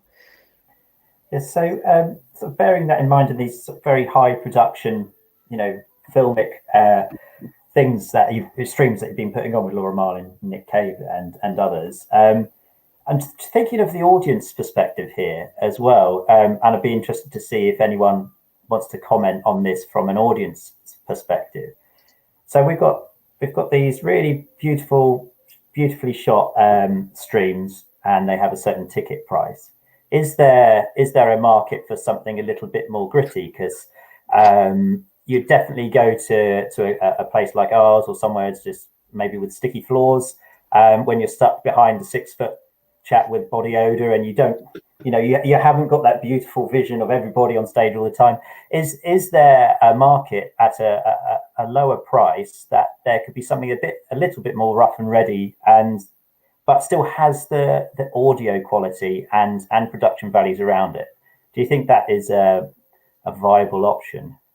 I think so. We've got we're talking at the moment with another artist who wants to do it in his local village hall, which I think if you've got the right creative around it, could be amazing. I mean, I don't necessarily need to see him at Southwark Cathedral if I'm seeing him at something that's kind of intimate and that is important to him. And also, I think, bands that you see at the O2, or you're always there with 10,000 other people, to then do something that feels really intimate and that is a bit different to what the normal kind of experience that you would have of seeing them live. I feel that there is certainly a value in that, but I think like a lot of this, it's all around the messaging and the marketing and and the creative, and just making sure that all lines up and that it's not just a sort of here's another one kind of thing.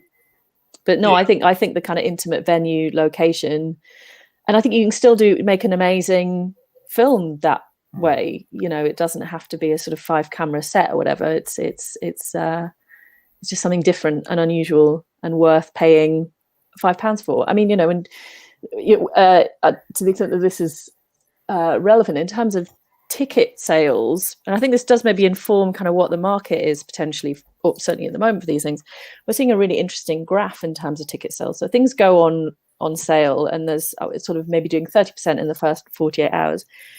And then it will kind of tick along, and we kind of keep the marketing going and judging, where things are happening and where they're not. And then in pretty much we'll see how it goes today, but in every show that we've done so far, we are doing 30 to 40% of ticket sales in the last 48 hours. So I think what happens is people are sitting on their sofa and they haven't, because I think people maybe don't book in advance because they don't know what they're doing on Thursday night in a month's time, and knowing that they can get a ticket at any time, people are like, oh yeah, I'll pay $5 or whatever, so and so is doing a live stream, click, boom, it's happening. So I think if you get the price point right, it's almost that buying chewing gum at the checkout kind of thing. It's like, oh yeah, why would I not? Why would I not? I'm here now. I quite fancy watching whoever, wherever. I'll try and come back to the sort of the tickets and ticket capping in a little while, because you said, you get this big flourish at the end, but that might not happen if people know it's restricted to 6,000 or 10,000 tickets or something. But I also just wanted to say on the fact that we have a spectacle of Laura Marling, Nick Cave, etc. When I go and see a band, I think the last one was Supergrass at Alexandra Palace just before lockdown. There were 2 support bands as well, and the first support band literally wet behind the ears, just starting their musical journey as this current guys. So where's the support, and what can we do to support bands? Because we would always put on local artists. If we're putting on This Is the Kit, for example, we would put on similar artists from our region or something like that. So do we think we might need to think a little bit more about that? I think you could build, if you're going to film in a space like yourselves or in a venue, then you could probably build a show similar to a physical show where you can have a support act before. I don't think we did that with Honeyblood when we filmed Honeyblood at Bush Hall. We had Sick Joy support, who was still sort of coming up. I think the show we did with you guys was Super Glue, some Suffolk bands, Super Glue, Gaffer Tape Sandy and Bessie Turner, all sort of up and coming bands. There's, you can, if you frame it as Emma was saying, if you make a story around it and say that maybe this is about those bands, it's about developing artists, then I think you can still get to the point where you can sell tickets. It maybe not at the same price point, but if you make it exciting enough and the story interesting enough and the bands are good enough, then hopefully you can attract an audience.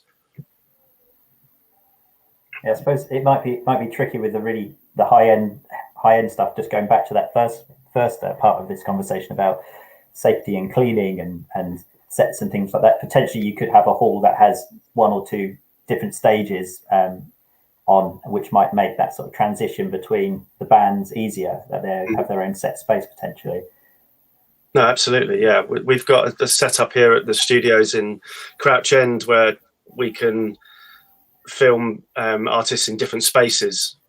So exactly that idea that you could have a different band on in a different room and be able to turn it round much quicker in that respect, because you can just go from one stream to the other. Brilliant. Anyone else need to chip in on this one? we're all okay. Brilliant. So I think the sky's the limit on it, really. So this is you just the could start, do isn't something it? interesting around, the way you present, rather than just being like support band, Gap main event. You can make it much more. I mean, obviously, I'm kind of thinking maybe beyond the restrictions of COVID at the moment, but certainly in terms of longer term, I think one of the beauties of this is that you can sort of do what you want. You can use the space as you want. You don't need the band to be on stage, and you can have them moving around and interacting in a completely different way. Yeah, I agree. I think it's really like it allows you to break out the paradigm a little bit with the show and be creative, really, because the same kind of formatting doesn't really apply. So for instance, when you're talking about support bands, we've looked at, well, if we do something live stream from the venue, the support doesn't need to be on the stage, like the main act wouldn't need to be on the stage. The great thing is the kind of flexibility you have and the time you can put in place a plan to kind of use the space in a different way, a creative way, maybe shine a kind of new light on your venue in a way. Yeah, absolutely. I agree with that. It'd be good to use different spaces within your venues, whether it's an acoustic performance at the bar or whatever it might be, and move around and reimagine space. When we did our 12-hour stream, we interfilled with pre-records that we had asked for and interviews as well, which we'd edited together, and that sort of created quite a nice narrative to the day, and that seemed to be reflected well by people who were watching. Going slightly back to the ticketing model, and now Emma, I know from the articles in the press about Laura Marling hitting 6,000 ticket sales, which is a real sort of milestone for live streaming. Yeah. How have your gigs gone from there? And are you off? Was the Laura Marling a capped one? And what have you done since then? So Laura Marling did 2 performances. One was because sort of the genesis of the idea of her doing it was that she was supposed to be on a US tour that was ending. The last night was the night that the live stream happened. So we had a US focused stream and then a UK and Europe. I mean, that's just timing, but they were separate performances. And we did cap the US event at about 2,000, I think, but we didn't for the European one. I don't think we've got enough intel yet to know whether it makes commercial sense to cap tickets. I mean, all I can say on that is we haven't capped any of the other events, and as I say, because of this uptick at the last minute, I don't think it necessarily makes sense to do that. You could have disgruntled fans, couldn't you, at the end, trying to get on last minute, and then because it's sold out, they could, Yeah, exactly. And then knowing it's not actually sold out physically. Yeah, why would you? I mean, we've got different tiers of tickets. There are VIP tickets where, we've got ones where there's a meet and greet. There's a lot of things you can build around it in terms of offering. So a Zoom meet and greet where you get 2 minutes and, whatever, that can all be built in, but those are necessarily limited. But we haven't for any other shows. And I mean, I can kind of tell you, the sort of ticket numbers that we've got. So Laura Marling did about 6,500. Leanne La Havas was the same. Nick Cave did 36,000 tickets. And tonight for Dermot, I think we're on track for 30,000. That's incredible. And this audience is worldwide as well. We're not thinking it's not just London, it's not just Ipswich or wherever we are. Yeah, exactly. That reach is incredible.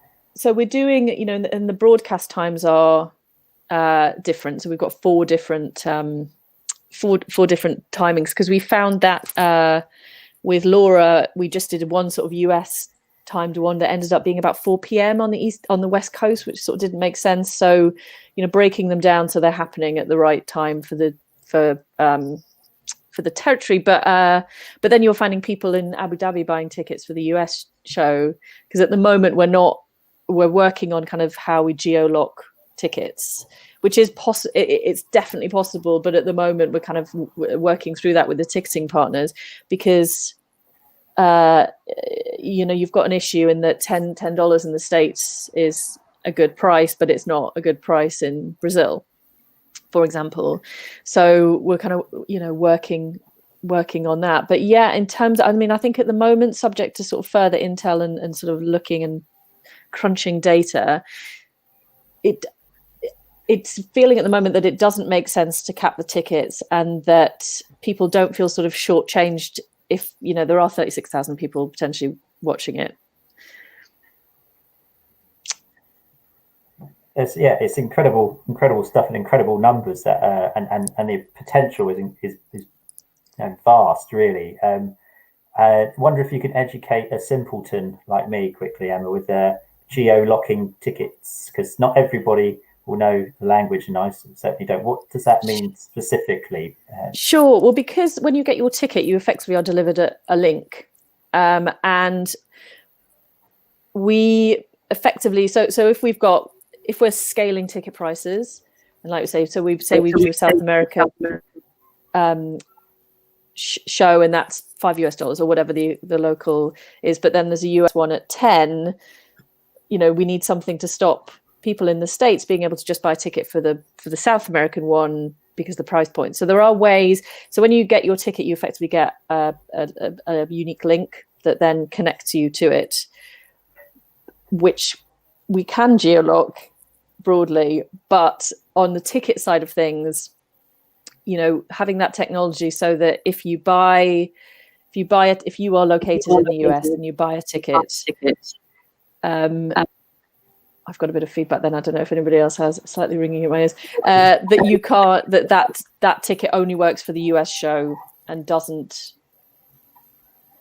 if you buy the South American one, you can't then look at watch the US show. Which we can, in terms of the data that we get from the ticketing companies, we broadly know where everybody is, and we kind of need to know that for sales taxes as well. But in terms of being able to restrict who clicks through when they click on a link, that they are where they say they are, there's a little bit of work to do on that. Hence, all of the pricing has been quite consistent across all of the different ticket markets. Well, I've got a comment that has come in from Damien McAdams, which is most relevant for Ricky and Emma at the moment. Do your tickets for these paid for streams give you a watch again option, or is that something you could offer as an extra? And then the important thing about licensing again is that does that affect licensing again? So we have had the ability to rewind on ours, so that if you need to nip to the loo or get a glass of wine, you can pause it and restart it. We haven't had a sort of watch again, because I suppose that's a little bit like the movie model where you buy the right to watch it for 24 hours. That at the moment is not our model. Could totally be done, would affect licensing, I think.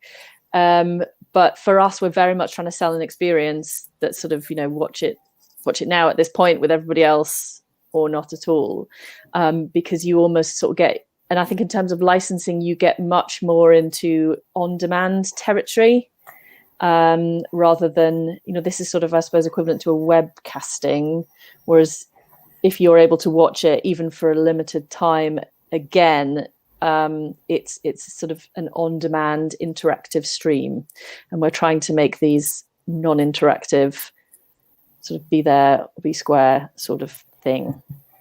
And Ricky, is that a similar sort of thing for your setup?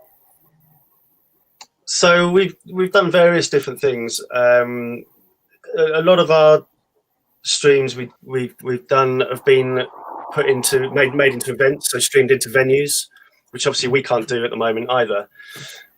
So we did something with Mumford & Sons for an album launch that was put into multiple venues around the UK, but as an event. So you had to go to that event. So they didn't have a life after the show. It was a ticketed event that you went to.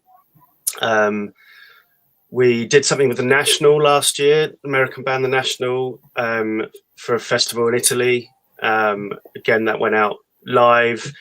and wasn't able to rewatch. But what the band did actually this year, when this COVID situation happened, is they reposted that in order to raise some revenue for their crew, which I thought was a really cool thing that they did. So people did get to watch it again. But yeah, so there's different kind of models for different ways that we look at it, really. We had a technical issue with the Nick Cave stream in Australia that we actually haven't got to the bottom of. And so what we did was, for those ticket buyers, we gave them a link that they could watch for a period of time. But that wasn't kind of planned, but it's something that can be done if you need to. Cool. So thinking about the venues side of things, when we get back to a little bit of normal and people are back into venues, what do we think the role of streaming will be? And I'm thinking about, say for example, at the Brudenell, if they put on an artist that sells out pretty rapidly, I think is it 400 cap, I think there, please let me know if I'm wrong. And, then is there a need or should we be looking at putting on streaming in addition to, say you sell out the gig and then you can make online tickets available? Because we don't want to stop people from going to the events or going, well, I would go to this gig, but I'm just going to watch it on the telly, so it'll be all right, which then diminishes that experience for the gig goers and the bands who are there. So yeah, if I stick that on to Joe to start with, I mean, what do you think about that and the sort of hybrid model that could exist afterwards?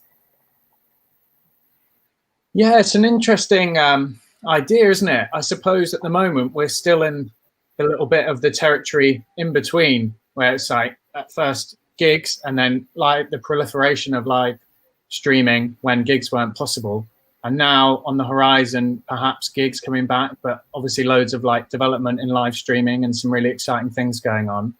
So it's still a little bit away, so I think it's a bit uncharted waters in that sense. We don't really know necessarily right now what role it's going to play for everyone, but obviously they're trialing live gigs socially distanced, so that impacts capacity in venues, whereas we know online live streaming technically can be unlimited capacity. There's financial viability, especially to think about with socially distanced gigs in person. People shielding as well might want to still get a live experience and maybe don't feel that that they want to go out and seek that in person. So it'll be really interesting to see how it develops. I'm sure, like, I'd be really interested in your thoughts of a venue as well, like how you see it going. But it definitely seems like there was an appetite for live streaming, and there's something like different that it brings. There's different things you can do as a venue in live streaming. So where that goes will be interesting too. Yeah, I think that we'll most probably look, if we're able to get people back in the venue for Independent Venue Week at the end of January, to try and look at that model, because our gigs being 80 cap, when we're bringing in artists like Born Dusha and This Is the Kit, Toy and WH Lung, they sell out pretty much instantly. So I think there's real value to having that live stream as well. I think that people at the venue will still have that buzz and I was there, I was at that gig moment, whilst for a smaller amount of cash you can watch it if you were unable to get tickets. And of course it then opens up those gigs nationally and internationally potentially as well, which is fantastic. I just want to mention that Joe, who was supposed to be on this panel as well, has mentioned about there are PRS Foundation grants for looking at hybrid models and streaming. Maybe Joe could confirm if some equipment is involved in that as well. And I'm absolutely happy to have my email shared with anyone who is interested in trying to get a system together on a budget. We have invested a lot more recently on 4K cameras and Panasonic GH5s, which at the price point of £1,500, we sort of researched that are pretty much the best in that price point before you go absolutely mega with expenditure. So sort of advice on cameras, camera switching as well, because there's a new Blackmagic camera switcher, which is really, really good around the £500 price point, which smashes the audio together and puts the codecs on, etc. And also the streaming platforms like Ricky was mentioning earlier, like OBS. We found that one really helpful, but it's the learning curve is quite high on that, and we're certainly not we're not there as yet with it. So yeah, there's lots, you know, I'm sure that we could all help discuss, and I think, you know, being as open and sharing our experiences will hopefully help this help the industry over the next 3 to 4 months and beyond. We've got to wrap it up in 5 minutes. So is there any other particular areas that you guys would like to discuss in the next 5 minutes at all? Anything that's pertinent and on the tips of your tongues?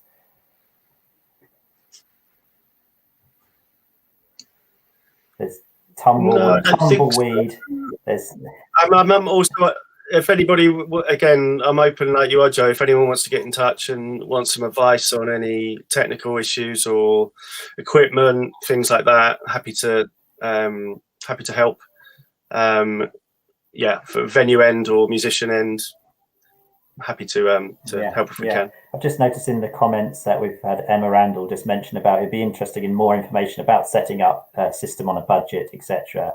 So I'm absolutely happy to be contacted at joe@thesmokehouse.org, and I'm sure it will get posted up as well for the super budget stuff, because I think a production, once we're up and running, our production levels financially, we can make it happen for about £1,000, but then it can go up to 50, 60,000 and beyond. You know, we have a dedicated team of volunteers who buy into the sort of our training ethics and our DIY model. So yeah, I'm sure we'd all be okay to discuss that side of things. And yeah, there might be bits of kit that I have no idea of that serve the purpose really well.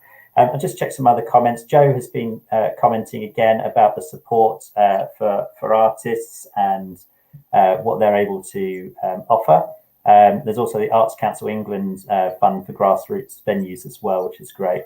I'm just going to look at Neil's comment very quickly as well. And he says, do you think the future will be more like TV football matches, where the clubs are worried about the real fan attendance, but not stadia? Are pretty much, but stadiums are not full, even though matches are televised. I think I get that, because the live event is very different, you know. So do we think that the streaming, when gigs are back to normal, how will that impact the venues themselves? Only 2 minutes. I think Emma talked about this briefly earlier on about the potential cannibalization of ticket sales. And we've been looking at this for a while. I think the good model that we've seen is things like National Theatre Live that stream their shows into cinemas, and they've actually created a whole new revenue stream for their, like, hugely, like 60% up revenue for their theatre shows. And it hasn't changed. They're still selling out every theatre show they do. So I think there's if we get it right, and there's different ways of doing it, but I think you can actually build a brand for your venue potentially on the back of live streaming. The same has happened in the Royal Opera. Their tickets have stayed steady at the Opera House itself, but they've just generated a whole new revenue stream. So if you're able to sort of think about your venue as a brand and are willing to sort of put some production values in, then you may be able to sort of raise things rather than worry about losing on your live thing. I don't think you're ever going to get rid of live audiences. That, you know, that's you can't get rid of us that quickly, eh? You can't get rid of us. So just wrapping up, I think that's a really good note, Rick, is to say that this is really positive. You know, there's so many opportunities, as you say, to increase your brand awareness, not just locally, regionally, nationally, but internationally as well. And some notes that Joe Franklin put in earlier on before his technical issues was saying, you know, let's be really positive about this. And, you know, we could engage with fans from outside the region and outside the country. And he said he, for one, is one who would love to watch more Brudenell shows, for example. So, yeah, this is a really, really positive time.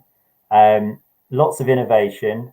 We won't get it right straight away, but if we keep sort of, you know, trying and sharing our collective experiences, I'm sure we will have a fantastic future with this hybrid model. So yeah, I'd just like to say thank you very much to Joe, Emma, Ricky, and to Joe on the comments as well. Thank you very much for listening, and please get in contact if you've got any other questions. Cheers all. Thanks, Joe. Thanks everyone. Bye. Cheers. Thank you very much. Bye.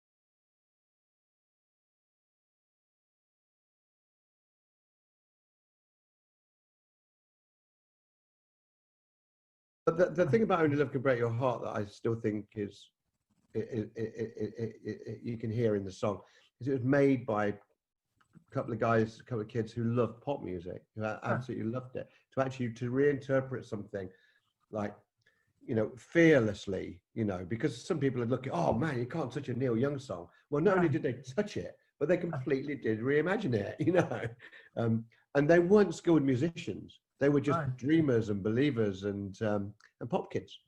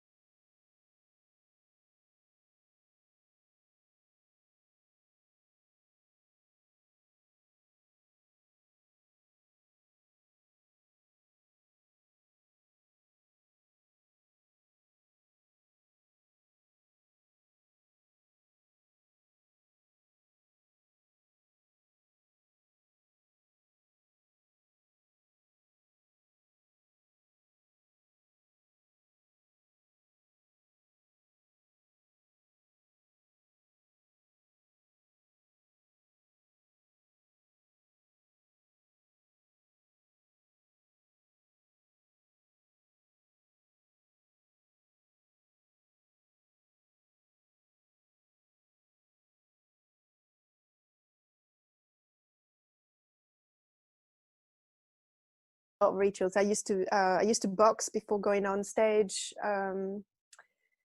I needed to be sweaty before I go on. Otherwise, the beginning of the show is like a slow, you're still warming up on the first 3-4 songs. So so I used to really go running or train on boxing pads, and so I arrive, I'm completely warmed up and I'm ready to go.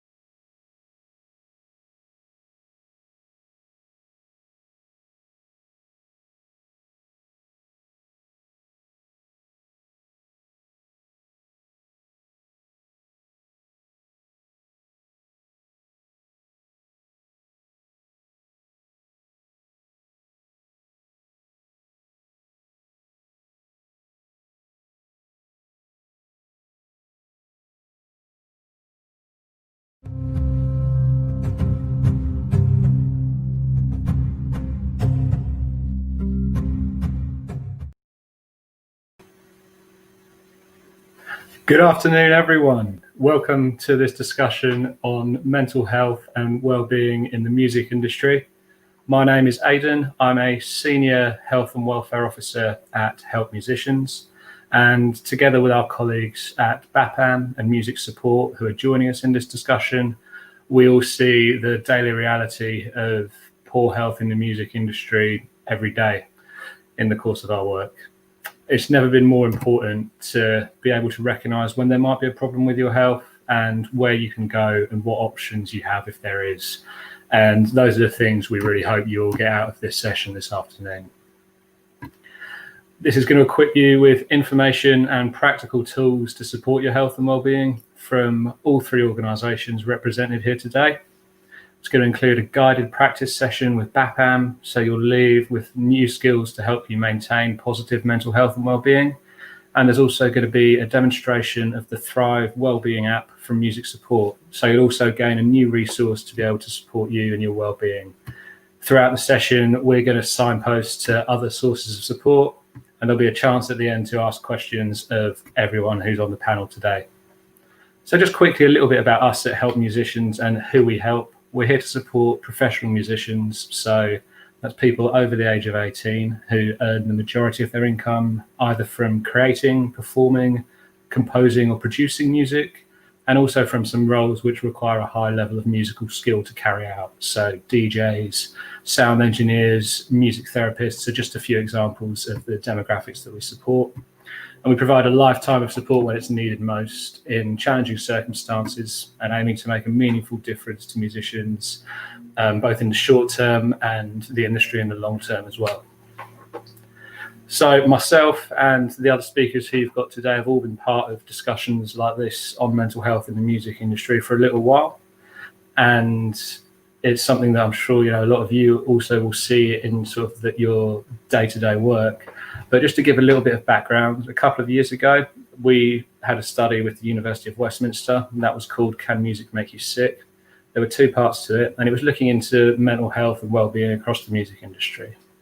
The first part was a survey of 2,211 self-selected respondents who worked in various roles sort of all across music. So a range of different roles, also different demographics. There was a 51-49 gender balance. And we also had a really good spread of genres and people at different stages of their careers, as well as living and working in different parts of the UK. And coming out of that survey, 71% of respondents said that they'd experienced either anxiety or panic attacks over the course of their career in music. And just under 69% self-reported having experienced depression. And of those, 30% said that they were either very likely to or already had sought help. So I hope that sort of underlines hopefully the benefit of sessions like this, where you can find what help is out there and how you can access it. There was a second part to that survey where we took 26 of those respondents and conducted interviews with them. So I'm just going to run through quickly a few key themes that came out of that. The sense that music is so integral to someone's sense of self. If you work in it, it's really a way that people define themselves. And I think that's something just from the conversations I've had with the people we support that people have found really difficult recently with, with coronavirus, live music pretty much, not having happened for months. Losing that is a really big loss for people. The music industry, even before all this, was unpredictable enough and a precarious enough environment in which to try and, make a living and push forward in your career. That's obviously got even harder now. And that, unpredictable and competitive nature of the business can, really affect one's sort of self-belief and self-esteem. And we found also in these interviews that a lot of musicians and people working in the industry could be very self-critical, and that's not helped by being in an environment where you're receiving pretty much constant feedback, whether it's live or in person and on social media. People who we conducted these interviews with highlighted that they felt the need, especially with a lot of people working freelance in the industry, they felt a need to have to be sort of on 24/7 and unable to take a break. Especially, if you're freelance, you take a week off, you're not getting paid. So that's a really difficult thing. People highlighted how their relationships, whether it be partners, with their family, with their friends, who may well also be their colleagues within music, could be affected by their work, and if they've felt perhaps a little bit dependent on people like that, sometimes people highlighted that could lead to feelings of guilt. And we also had various reports within those interviews of sexual harassment, discrimination, bullying, and coercion being things which people had come across in their careers. So this research, as I say, took place a couple of years ago. There's all these factors which is identified, which make music a uniquely difficult environment in which to maintain positive mental health and well-being. And if you sort of think about the issues that have come up in the last few months with coronavirus, with the lack of work, with the sort of general uncertainty across the board, then there's even more going on now, which can potentially negatively impact one's health and well-being.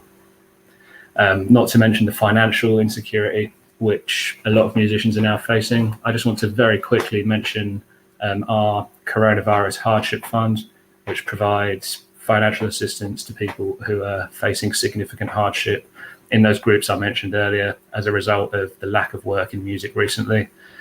There's information about that on our website, which is helpmusicians.org.uk, and there are some guidelines on there as well. So if you're either looking to apply yourself or you point someone in the direction of it, please do encourage them to read the guidelines so they have the best chances possible as getting their application through first time.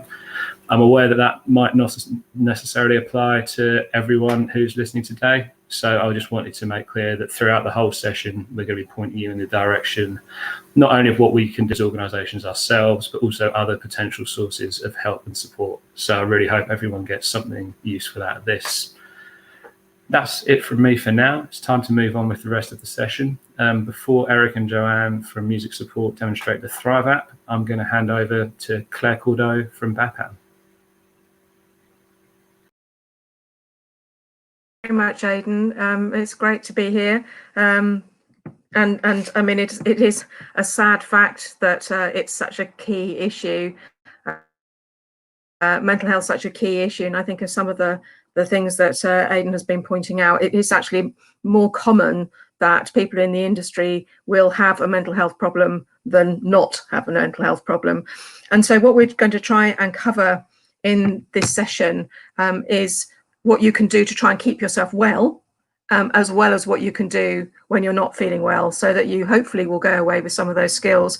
I'm from BAPAM, the British Association for Performing Arts Medicine. We are a clinically led organisation, so we concentrate on the health part of this. And one of the things we've been doing is running a number of different health education sessions, and Ellis has been contributing to them, so I'm so pleased that she's here today. And the thing I think we've taken from that is that in the same way as to keep yourself physically healthy, you need to be physically fit, you need to do exercise. Actually, the same is true for mental health, and being able to develop a mental exercise that you routinely use can help you in your day-to-day, but also you have something then to draw on in times of crisis. So with that, I'm going to ask Ellis to start. I'll just give her a little introduction. We're so pleased she's here today.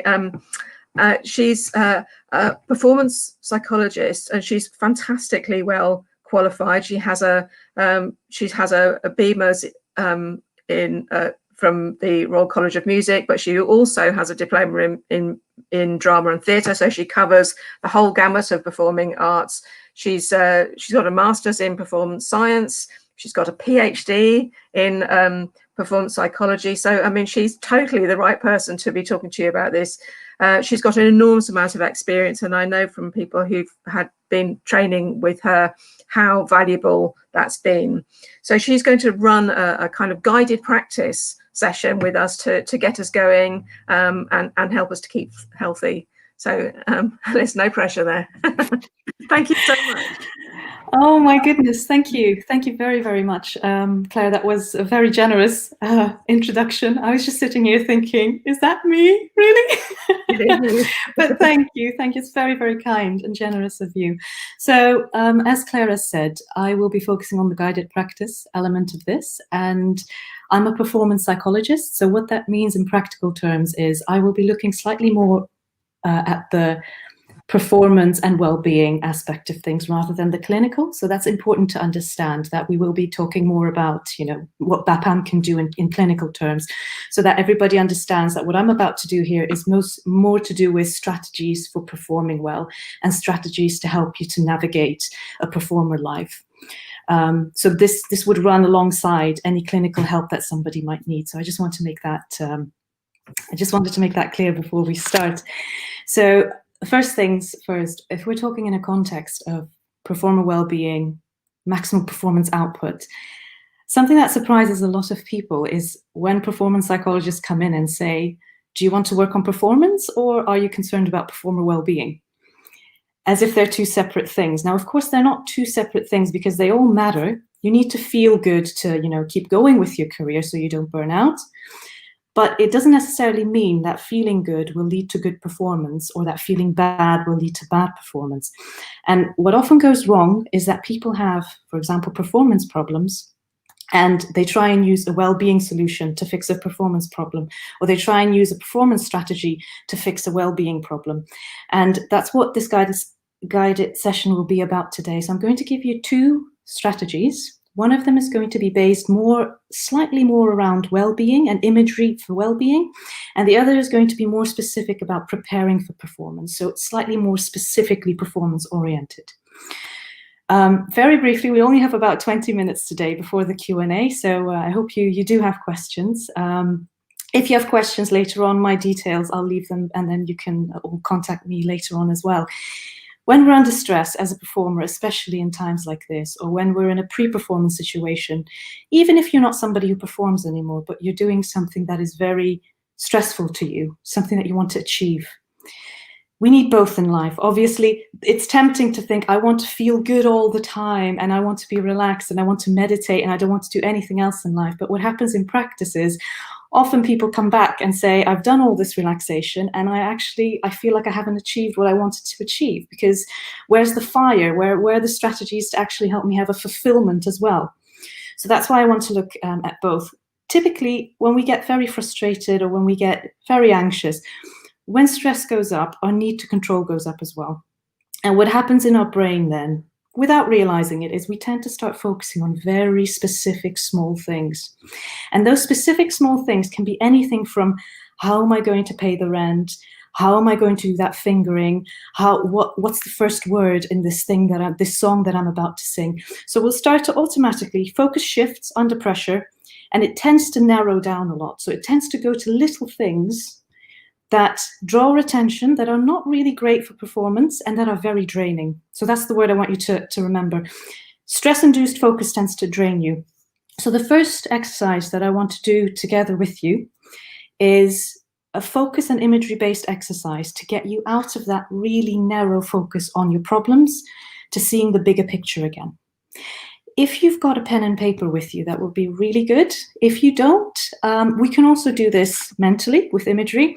The reason I mentioned pen and paper is it might be a little bit easier for some people who haven't done imagery training yet to write it down rather than imagine it straight away, because we often forget this, but in practice, many people fantasize. They're not actually doing imagery.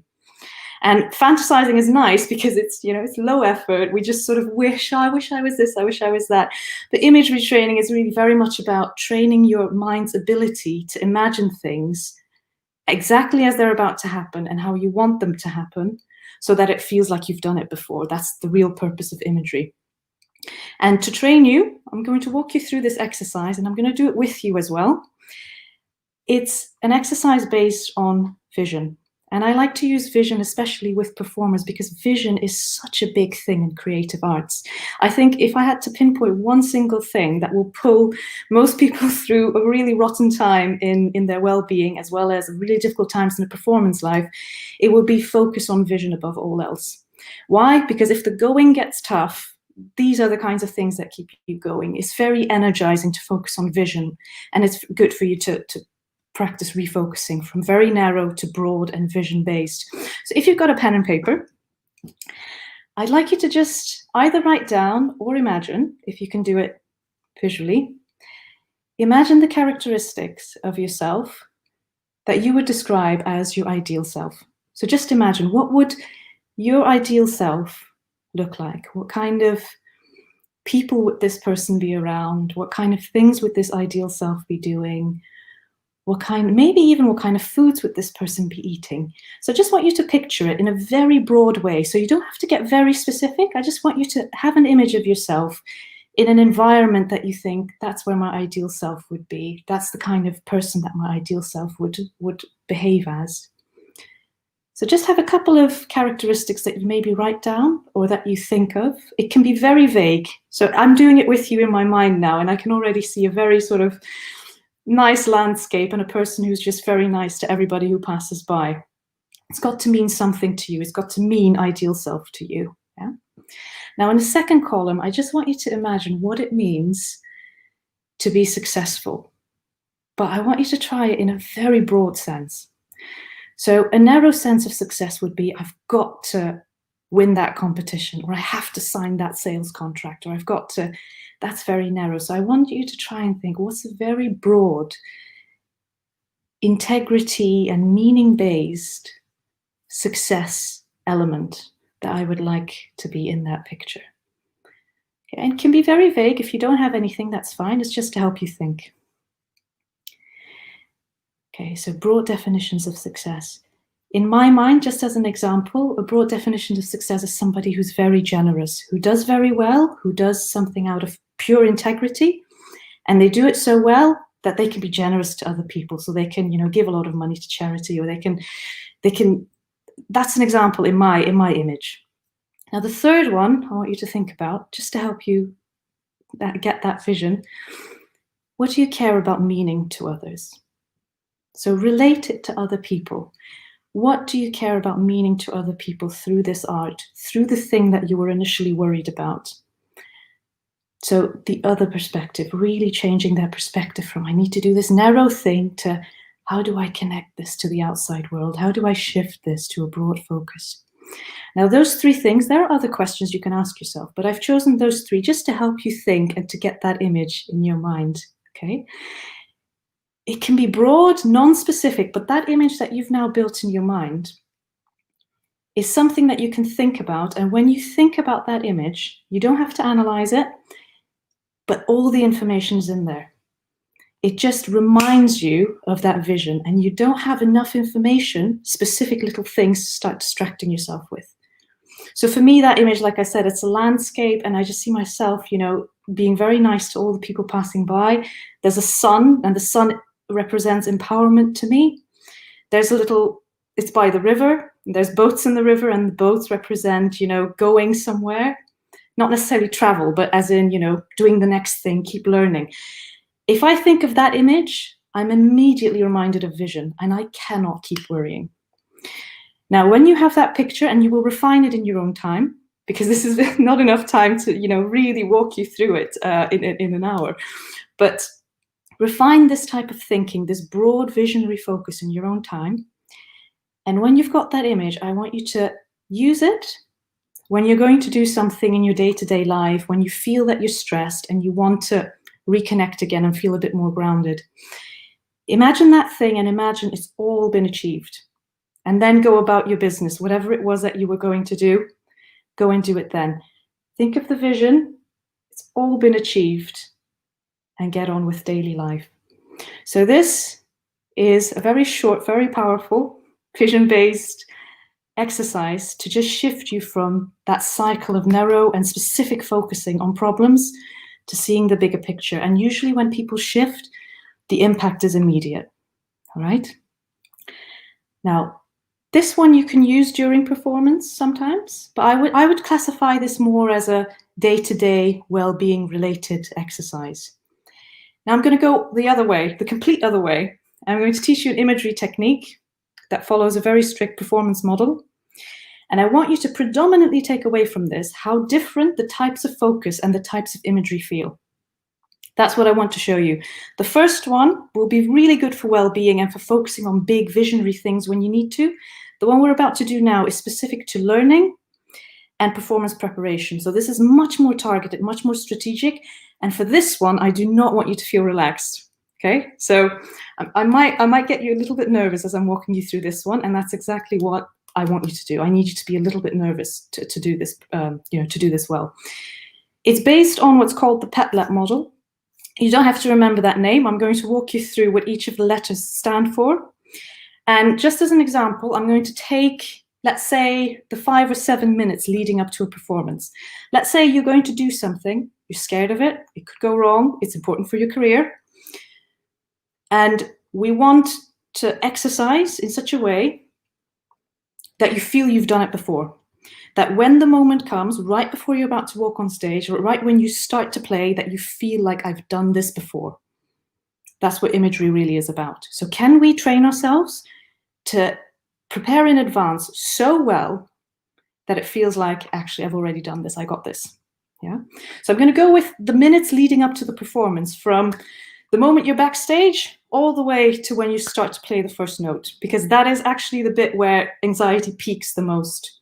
And this has been replicated, if you're a nerd like me, in different performance domains. So it's the moment before you're about to go on that people struggle the most. And once the music gets going, once you're in it, it tends to come down slightly. So I want you to imagine that you're there right before you're about to walk on. How are you feeling? What's the physical element of this? I feel anxious just describing this to you. Like, I can already feel my heartbeat going, oh my goodness, oh my goodness. And that's good. That's good. Because for imagery, you want to have exactly what you're about to feel. This is not the time to be going, Zen, I want to bring down all of my anxiety. No, I need you to feel exactly like you will feel and practice doing what you will do. Biology will always have the upper hand. You are going to get nervous. Maybe a little bit, maybe very, but you will get nervous. So this is, by the way, also why strategies that you practice when you relax, like yoga, meditation, breathing exercises, if you're completely relaxed, they feel really good, but you cannot achieve that same sense of relaxation before a performance. And that's when a lot of people, performers, tend to freak out, because they go, oh, when I did it in practice, it was fine, and now it's not working anymore. So we're going to go with that. The first is the physical element. How are you going to feel? You can feel your heartbeat. What are the symptoms that you specifically as a performer experience? My hands used to go clammy. What are the thoughts that come up in your head? If they're negative, good, okay. We know that we've got negative thoughts and we're going to do something about it, but just feel exactly what happens. Where are you going to be? All right, so we now feel all the symptoms that you usually feel. Where are you? Are the floors creaky? What's the temperature? Exactly what kind of environment is this? And you want to get this so real that you can almost smell it. You know, I always felt like theaters have this smell. You know, I don't know how to describe it, but it's theater smell. And it matters to imagery that you've got theater smell in your mind. What is the task? What are the task relevant things that I'm going to have to focus on to pull off this performance? Are there moments where I need to think of my posture, my fingerings?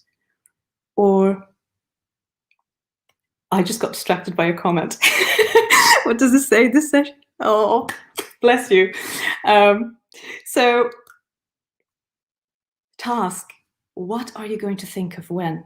So, for example, that vision thing, you can use that in performance, but when? When is it best for you to start thinking about this? Yeah.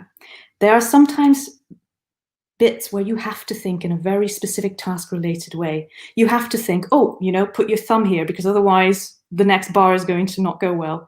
There will be moments when you need to think of very specific things. There will be moments when you need to think of impression, the audience, communication. What is the task? What are you going to think of when? Timing. Most performance, even if you're not a musician, we have a rhythm in life. If I start talking to you, there's a rhythm in how I talk to you. And I can start to really, rush my things and just say, okay, I'm just going to go and get the ideas out and just, tell them what I want to tell them. But it's going to be very different if I pace it differently. Timing is a great strategy to start off on the right foot, because everything in life has a rhythm.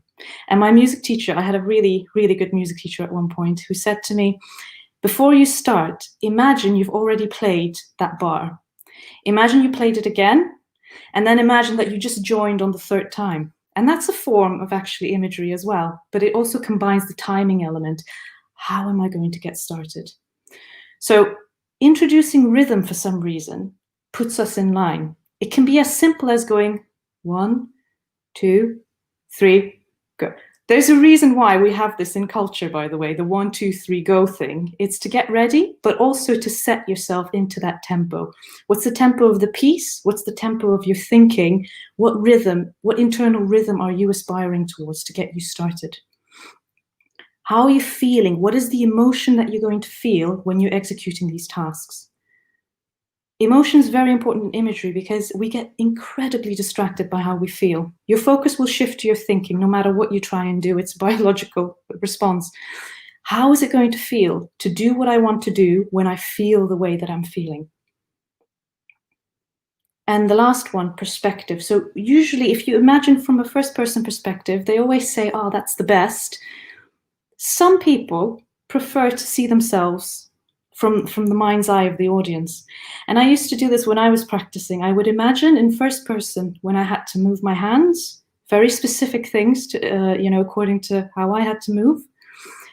But for me, actually, external perspective was also useful. I used to pretend during the bits that I knew how to play it really well. I didn't have to think about any specific technical cues.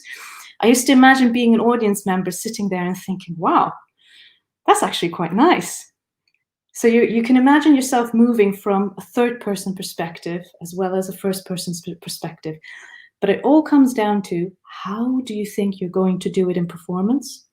And how can you imagine this in such a way that you think of everything that you will feel, you think of everything that you will think, and you try and work that into the preparation.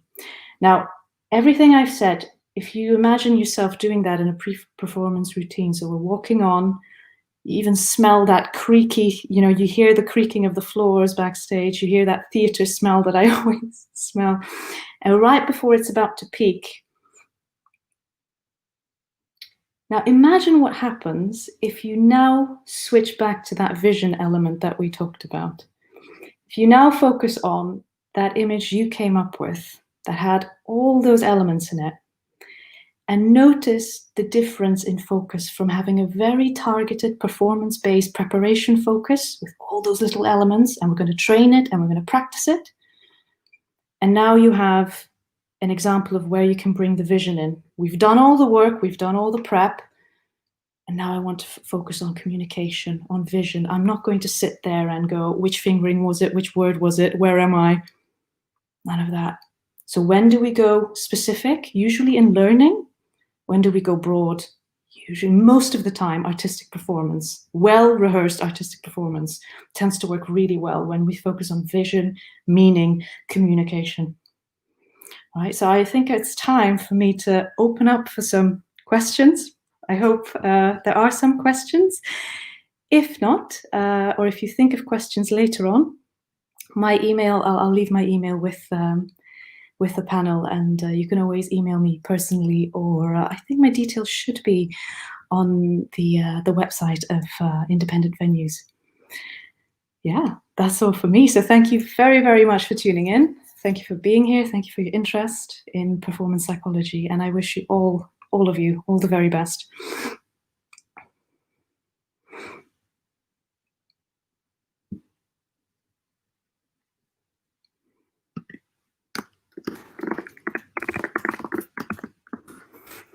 Thanks.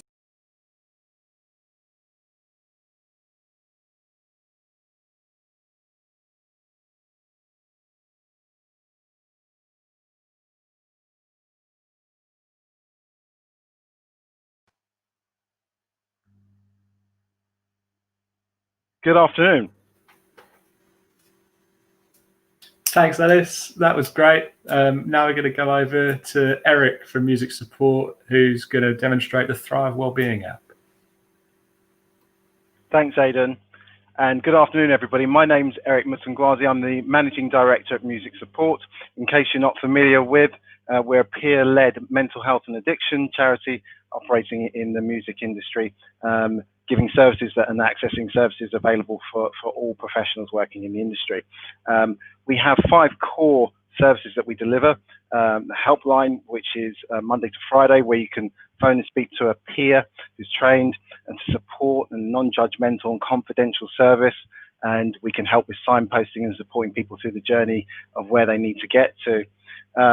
Every week on a Monday, we host an online support group for anyone that's in 12-step fellowship. It's a support group. Newcomers welcome. We also have Thrive app, which you're going to hear a little bit about now. And we deliver mental health first aid training. We do that online as well as in person. Obviously not just yet in person. We're not quite back yet, but we can deliver online now. And normally during the summer, as many of you all know, we'll be at backstage at festivals supporting peer workers backstage, health promotion, and again, just providing really safe spaces where people can speak to industry peers regarding mental health and or addiction. So this session is very specific. It's to highlight a relatively new initiative for music support, which we started 3 months ago in response to COVID crisis, lockdown, and thinking about post-lockdown, what would music support be able to offer that could help the landscape and support industry peers through this difficult moment in time. And Thrive, in a nutshell, is a NHS-approved app which is designed for prevention, early detection and management of anxiety, depression, and stress, and common mental ill health conditions. And Thrive is, as a business model in itself, the actual company Thrive is a social enterprise which was set up in 2012. It was set up by a consultant psychiatrist, consultant clinical psychologist, and the games developer from Tomb Raider, believe it or not. But really the aim of that curious coalition, if you like, was twofold. One, to prevent people from having to get to the stage of needing hospital. And secondly, really to help a vast number of people and being proactive about it. How do you do that? And using technology as an opportunity to do that through this app. So for 4 years, between 2012, 2016, Thrive worked with UCL and the University of Roehampton, where they did, I believe, about 4 clinical research trials which were created on the app. And in 2016, the app was launched as the first NHS-approved app for the prevention, early detection, and support and management with mental health and well-being. And it's something important to stress before I show a video, which I'm about to, that this app isn't a replacement for crisis services. Crisis services are obviously very instrumental, but this is plays a really important part in the landscape in terms of prevention and accessibility to support services. The app comes with a function of text-based coaching where people can gain support in real time.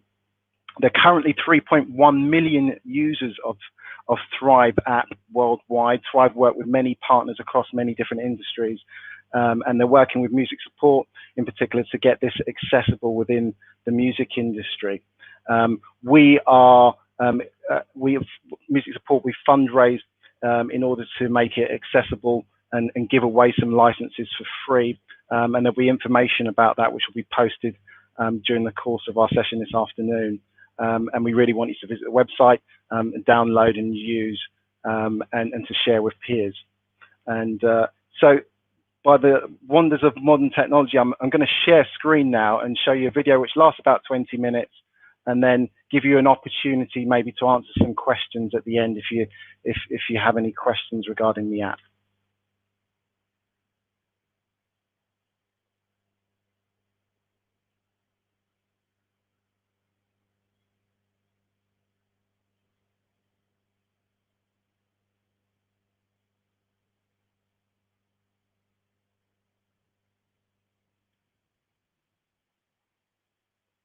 Version of the app that we built for music support.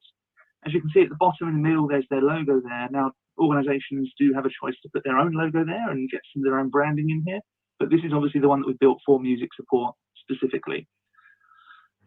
As I've mentioned, the app is positioned as a prevention and early detection tool. Really, it's a library of life skills that all of us can learn and practice to build resilience and stop us from being unwell in the first place. And it goes down to all the more common things that we'll all may face. So it's not just about anxiety and depression. They're the things that happen when someone doesn't address the early stage stresses they're dealing with. So what we want people to do is deal with those early stage stresses so they don't go further down the line. So all of these techniques in here are clinically effective and evidence-based. You've probably heard of a lot of them before. So the core of the app is this CBT program, Cognitive Behavioral Therapy. And we know typically, well, I mean, I know that CBT is the treatment that you're referred on to when you are unwell. That's what it was with me. I was diagnosed with depression and told to go through CBT therapy. Now, cognitive behavioral therapy is just as effective when it's taught as a prevention tool. So that evidence exists. There's enough evidence there to show that, but typically there's not enough people to train CBT in every human being, and therefore it's only provided to the point of need. What we've done with our CBT program is built it into 26 sessions. All the sessions are between 2 minutes and 7 minutes long. And the idea is that we're teaching this sort of life skill of what CBT is and how your emotions and thoughts and behaviors are all connected, and how you can then use those learnings to change how you react to things, change how a stressful situation affects you, change how your response to things occurs. All of these sorts of natural things that we can all deal with and learn from. Now, there's no set way to prescribe this program either. It's not like we have to say at 8 a.m. every morning, you must do one of these sessions for a period of 26 days. It's not like that. Obviously, it's a course of learning. So just like riding a bike, if you do it every day, you're going to learn quicker than what you are if you do it once a week. Simple as that. But the idea is that this should fit in around your life, not that you have to find time for it, if that makes sense. It shouldn't be built in as part of your routine. You just find the time that you've got free and when it suits you to use this sort of program. The other techniques are based on mindfulness. So I'm someone that's never been able to meditate, but meditation is obviously a very, very popular technique. We know that apps like Headspace and Calm are very popular apps, and they're brilliant for meditation. I'm never going to say a bad word about them at all. But they're quite limited in that they just offer meditation. And we know that there are lots of other ways to be mindful outside of meditation that can be more effective for people. So these 5 techniques here are all sort of either mind-based or body-based relaxation exercises. Calm breathing and deep muscle are body-based relaxation exercises. With calm breathing, what we're teaching is to learn a diaphragmatic breathing process, which is 3 seconds in, 3 seconds hold, 3 seconds out. And if you repeat that over a period of time, there's science that obviously shows that the impact that can have on the chemical balance in your body and sort of improve that relaxing sensation across you. So that's a very powerful technique in particular, calm breathing. Very simple one to get involved with as well. And deep muscle is another technique that I find very effective. It's more of a link between the muscles and the mind. And what we learn with this technique is to sort of learn where the tension is in our body. So I'm someone that I often find that my shoulders are very tense behind me. I don't realize I'm doing it, but my neck and my shoulders are tensed up. And I sort of have to think and stop and relax it down, and you feel obviously less tense when you do that. What deep muscle is a 7-minute session where you tense and relax different muscle groups in your body from your head to your toe, and it's a technique that ends with you sort of feeling that whole relaxation sense all across your body. This one's very, very helpful for sleep in particular, deep muscle relaxation. We find that that one's one of the techniques that gets used most by people who are struggling to sleep. Meditation. Bit more awareness around what meditation is. Obviously, it's a mindful technique that helps you focus your thoughts on one thing, forgetting what's around you and just focusing on the here and now, not letting those extra thoughts bother you. They are there. We're aware that they're there, but they're not going to bother us. That's the sort of process that we're going through here with meditation.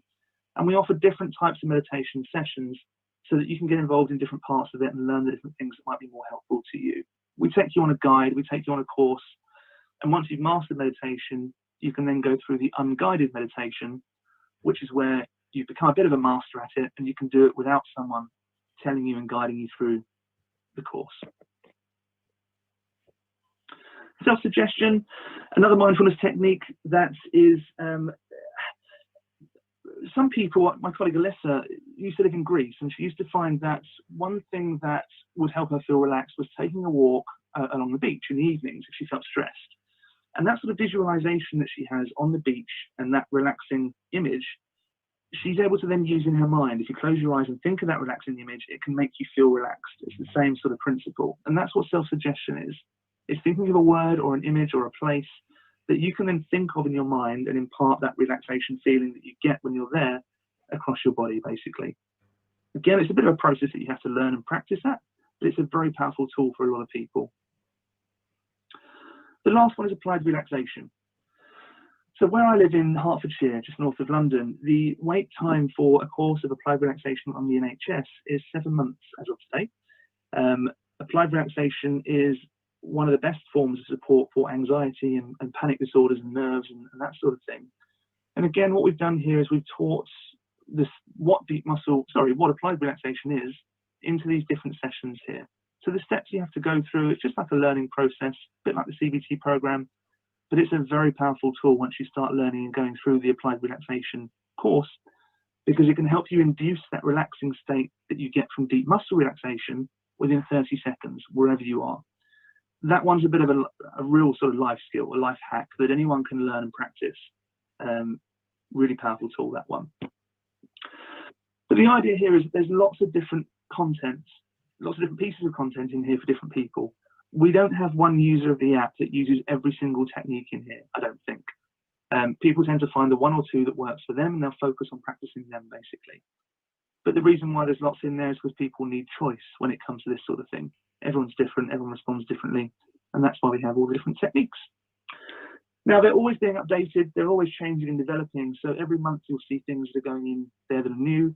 As I say, everything that we do put in here is evidence-based, and it has at least 10 years worth of evidence behind it before we include it in the app. Everything in the app is also used in clinical practice today with patients, so none of it's just what we think is a good idea.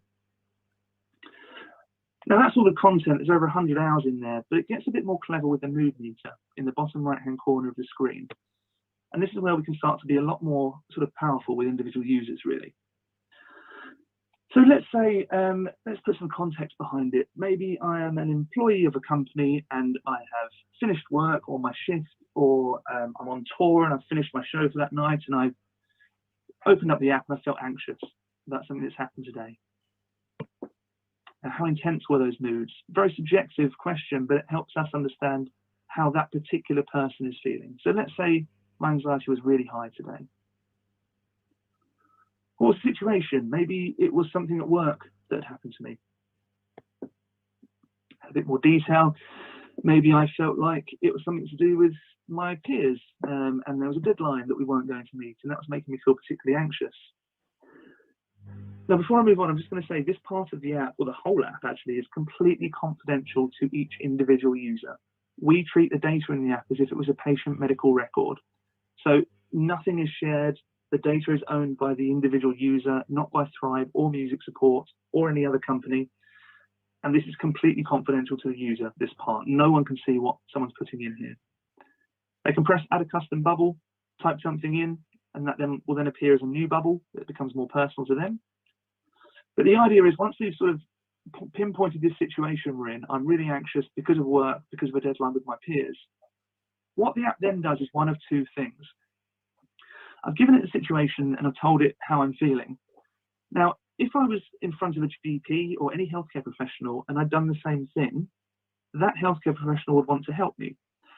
So because I said that my anxiety, well, first of all, I was experiencing anxiety, that's a negative emotion, and that my anxiety was particularly high today. It was right up near the top of that scale. Because I said that, the app is now automatically asking me a set of questions called the PHQ-9 and the GAD-7.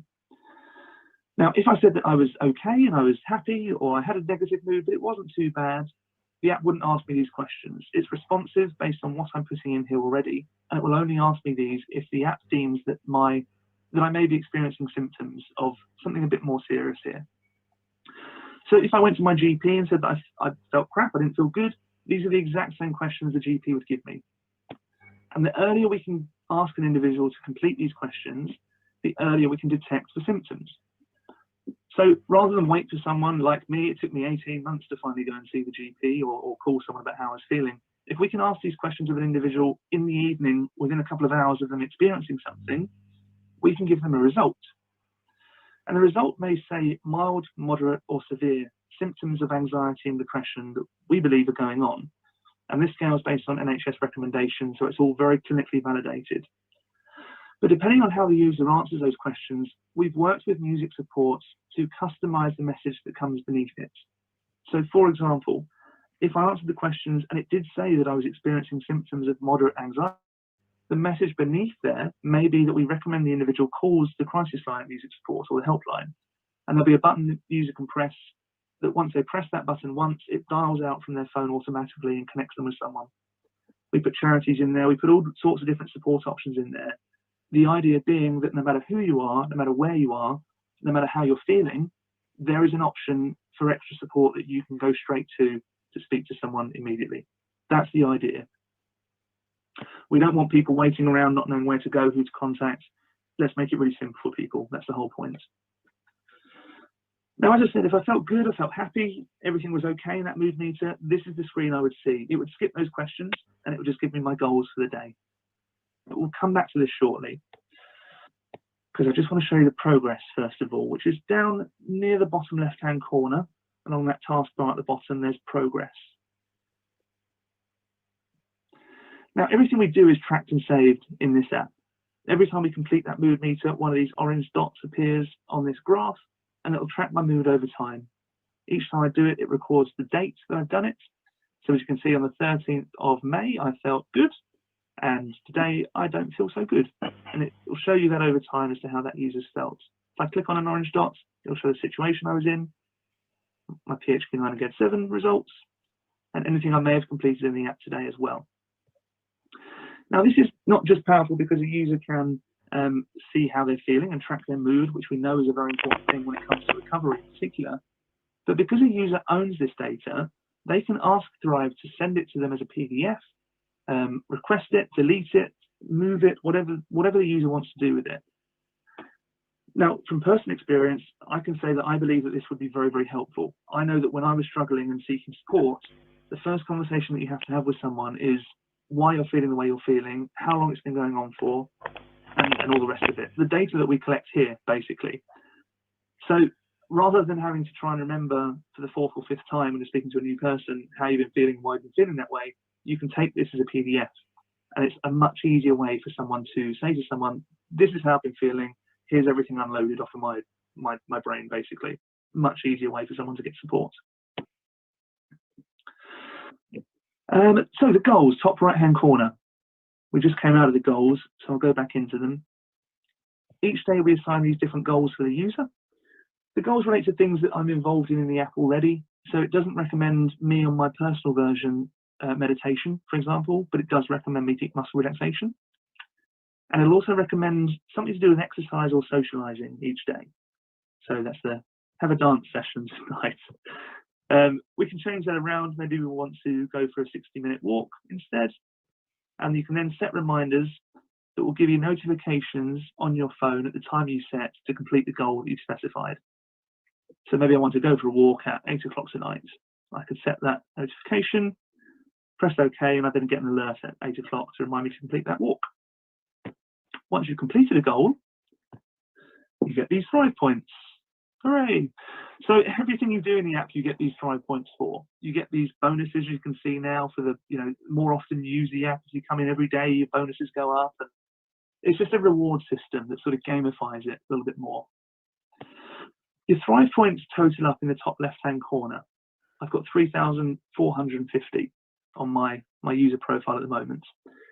Anything that you do in the app, you get those Thrive points for. Whether it's a session of CBT, a meditation session, whatever it is, you get Thrive points for it. And you can then spend those Thrive points in the activities section down near the bottom right-hand corner. So the principle is by doing things that are going to be positive for you, you're generating points that you can use. Now, currently those points can be spent in the Wise Words game. I won't go into it in too much detail, but Wise Words there's over 1,000 levels. It's a word search game that rewards you for finding positive words, but not for finding negative words. So it's just a distraction therapy game, similar to the adult mindfulness colouring, and it can distract your mind from the anxious thoughts you're having, and is also shown to be able to shift your cognitive bias to look for more positive things when you're in a bit of a negative mind frame. But really, so far as the user is concerned, it's just a light touch word search game. The messages, this is how we send notifications to other people.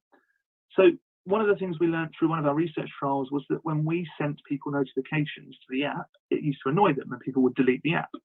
So we don't do that anymore, obviously. We let users send each other notifications. So first of all, you choose your nickname. Obviously, this is to protect anonymity, so no one knows who you are. It's just a bit of fun. You can choose whatever you want. I don't know why I'm taking it seriously. It can be whatever you want it to be. Space Laser Monkey. You then choose a postcard. Maybe I want to go for that blue one. And then you choose a pre-written positive message. So you can't write your own abusive thing in here. There's nothing nasty that can go in. It's all protected and all pre-written by Thrive. Once you've selected a positive message, you press send. And now someone somewhere in the world will have a notification on their device from the Space Laser Monkey with that positive message on them for the day. It's just a nice way to spread a bit of joy to people. To get you Thrive points for it, and the circle continues. Now, the next thing to be released is this community feature. The community brings together everyone under music support or any organisation that we work with under one community, basically. So, a bit of context around it. Let me use music support as an example. Every user that uses the music support version of the app will be listed within the music support community. They won't know who they are. You'll just see their nicknames in the app. But I might see that one person has 10,000 Thrive points, one person has 6,000, and you can see, who's got the most points and whatnot. Thrive then sets a target every month to that community to generate points, and it might be that the target is 100,000 Thrive points per month. And everyone in that community works together by using the app themselves and generating their own Thrive points, which go in that total pot for everyone. Once that target's been achieved, Thrive are looking at ways to provide a way to give back to the community. So it's likely to be that we're going to be able to provide free licenses back to music support or some system whereby we know that by a user using the app and generating points, those points are going to be donated to a charity to support people that may not be able to access this otherwise. So there's that whole giving back thing there, that behavior change about, we know that people are motivated to help other people more than they are to help themselves. And if you know that by using this app, you're going to be able to help other people, all the better. It's a win-win for everyone. The music support box at the bottom in the middle, this is where music support have embedded all the services that are available to any user 24/7, basically. So if you are a user of music support, you haven't got to go online and find all these different guides and different people that you can contact for different things. It's all built into this support box here, and it's a list of services that people can contact. So the helpline, I could press a button. I'm not going to do it now because it will dial out. But if I were to press that button, it would connect me with a music support helpline between Monday and Friday, 9 till 5. And that's the idea. It's a one-stop click for anything that the user may need to access. Lastly is the live coaching, bottom left-hand corner. Now, this is a bit of a game changer. This is the first service like this that exists globally. We're really proud to be working with music support on it. It is something that we feel is going to have a huge benefit. And since lockdown started, just from our current users of the system, we've seen a 329% increase on the usage of the live coaching in particular. So it's showing just how valuable this service is to a lot of people at the moment. When you go onto it for the first time, it asks your name, because when you sign up to the app, all we ask for is an email address, a password, and an access code. We don't ask for any other information. You don't have to give your real name here. I could put Joe Blogs, but I won't. I'll put Simon J. Done, save. Right, so this live coaching platform can be used in two ways. It's available to every user of the app, no matter what your circumstance or situation. The first way is it can be reactive. So through that mood meter that we did earlier, if someone screens positive for anxiety or depression in that mood meter, they won't just get a result with support services to contact. Within 30 seconds of them screening positive, they'll have a message proactively from one of our coaches. Now, our coaches are a team of qualified psychologists. They're not there in the app to provide therapy directly, but they are qualified psychologists because if someone says they feel suicidal, for example, they know how to safely respond to them. The idea behind the service is that we will proactively react when a user shows signs and symptoms of anxiety and depression, because we know that text-based services like this seem to be more accessible to people. It's harder to pick up the phone sometimes and start a conversation than it is to text someone. So this service looks like WhatsApp or iMessage or just a text messaging feature on your phone, but it's built into the app. And we'll send a message through there to start a chat window with that user and try and help them to coach them around to feel more confident about getting support. So that chat might go on for a few days. It might be back and forth several times of the user saying, no, do you know what? I don't feel confident about getting support. I've tried before and it didn't work for me. And our coach will say, well, yeah, but there's always another opportunity. Have you thought about this? Have you thought about that? And their role is to make that user feel confident about getting the support that they need. There's no limits or caps on that service. It can be used unlimited by all the users. The only cap is it's Monday to Friday, 8 AM to 8 PM currently. But it is a global service. It's just in those opening times in the UK. So that's one way. It's a safety net way there that we can catch people who are showing signs and symptoms and be proactive in engaging them to get further support. That doesn't exist. There's nothing else like that, because typically you can just write how you're feeling in a diary and put it under your bed. There's nothing that can proactively reach out to someone confidentially and support them in that way. The other way it can be used is proactively by anyone at any time. So I can go in here, request a live chat, type something in, and again, within an average of 30 seconds, one of our guys will be back in touch with that user directly. It could be that I'm asking, I feel really down at the moment. I've been feeling it for a few days. I don't know what to do. And our guys will then speak to me and help me feel confident again, and who I need to go to for support and do a risk assessment and all of those things. It could be that I want to ask advice about my friend or my family member or my colleague. We see that a lot. People asking for support for their sons or daughters or wives or husbands or whoever it may be. It can be used by anyone for anything to do with mental health, basically. What it's not is a crisis line. It's not a therapy line, but it's an advocate, a coach, a support tool, a confidential person that you can contact to get support whenever you need it, basically.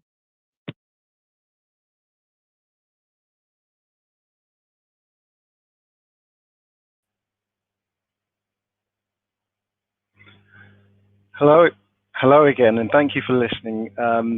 We launched the Thrive app initiative, music support launched just under 3 months ago, and we've been overwhelmed with the response. There have been over 1,000 users currently at last count, and we launched with partners, the Brit Trust, the BPI, Help Musicians as well have been instrumental in getting this up and running too. So you can access it currently for free via music support.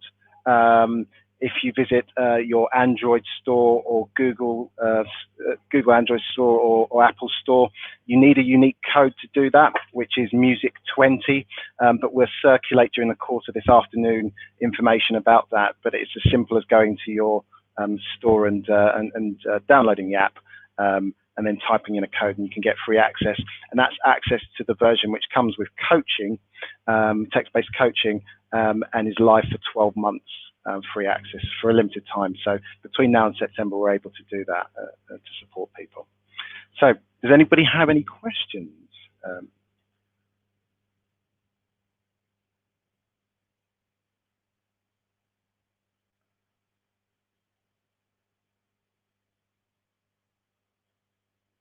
Right, one question that's come in: do you find that people have to create split personalities to deal with their anxieties? That's a question I can't respond to because I'm not a clinician expert in that area to deal with that particular one, and not best placed to. But perhaps if that's someone that's reaching out and would like some further advice, that's something that we can pick up offline. Any other questions?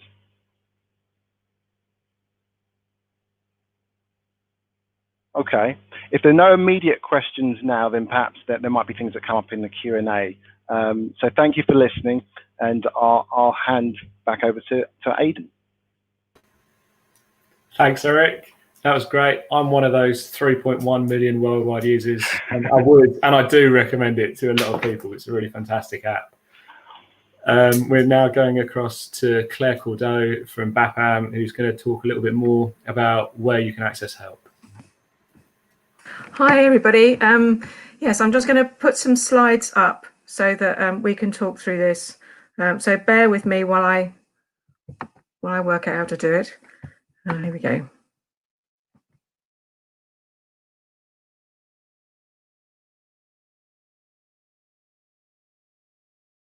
See that now.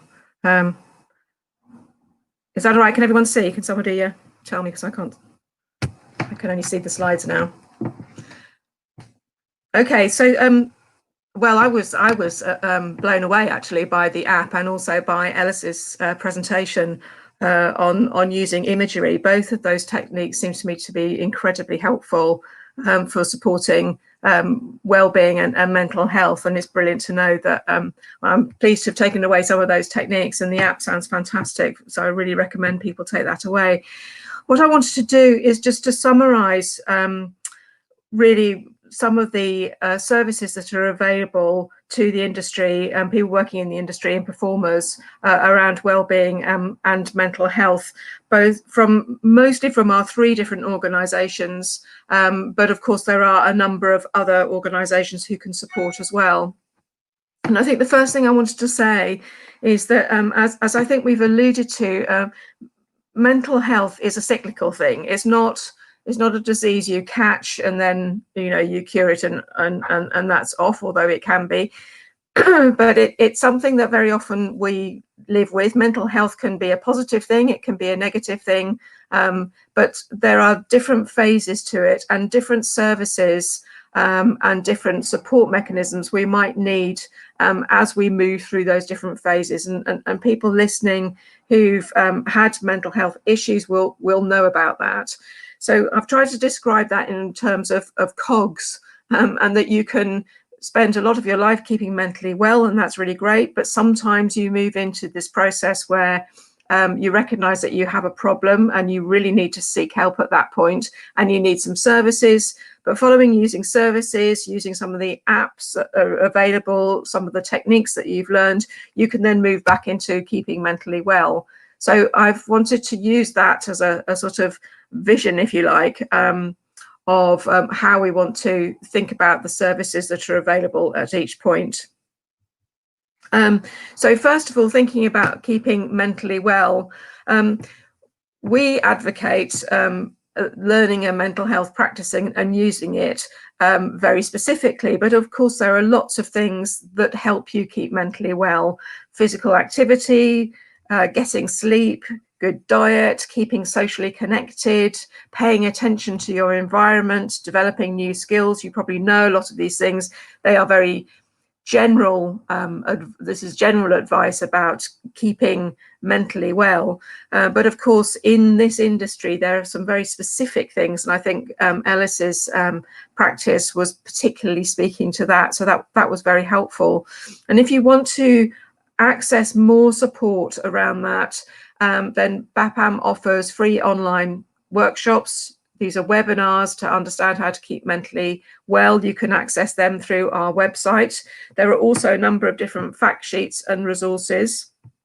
So do go and download those. They are free.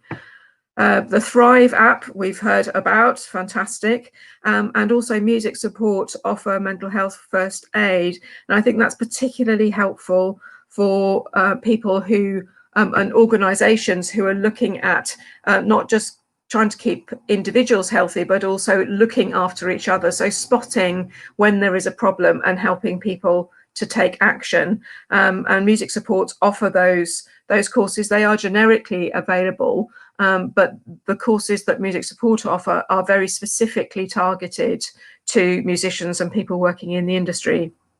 So that's the first thing. That's all about keeping mentally well. The next bit is about recognizing a problem and seeking help. And some of the things that we talk about in our training is how to recognize when you've got a problem. But the kind of key thing is, as soon as you think, oh, maybe I do have a bit of an issue, get help then.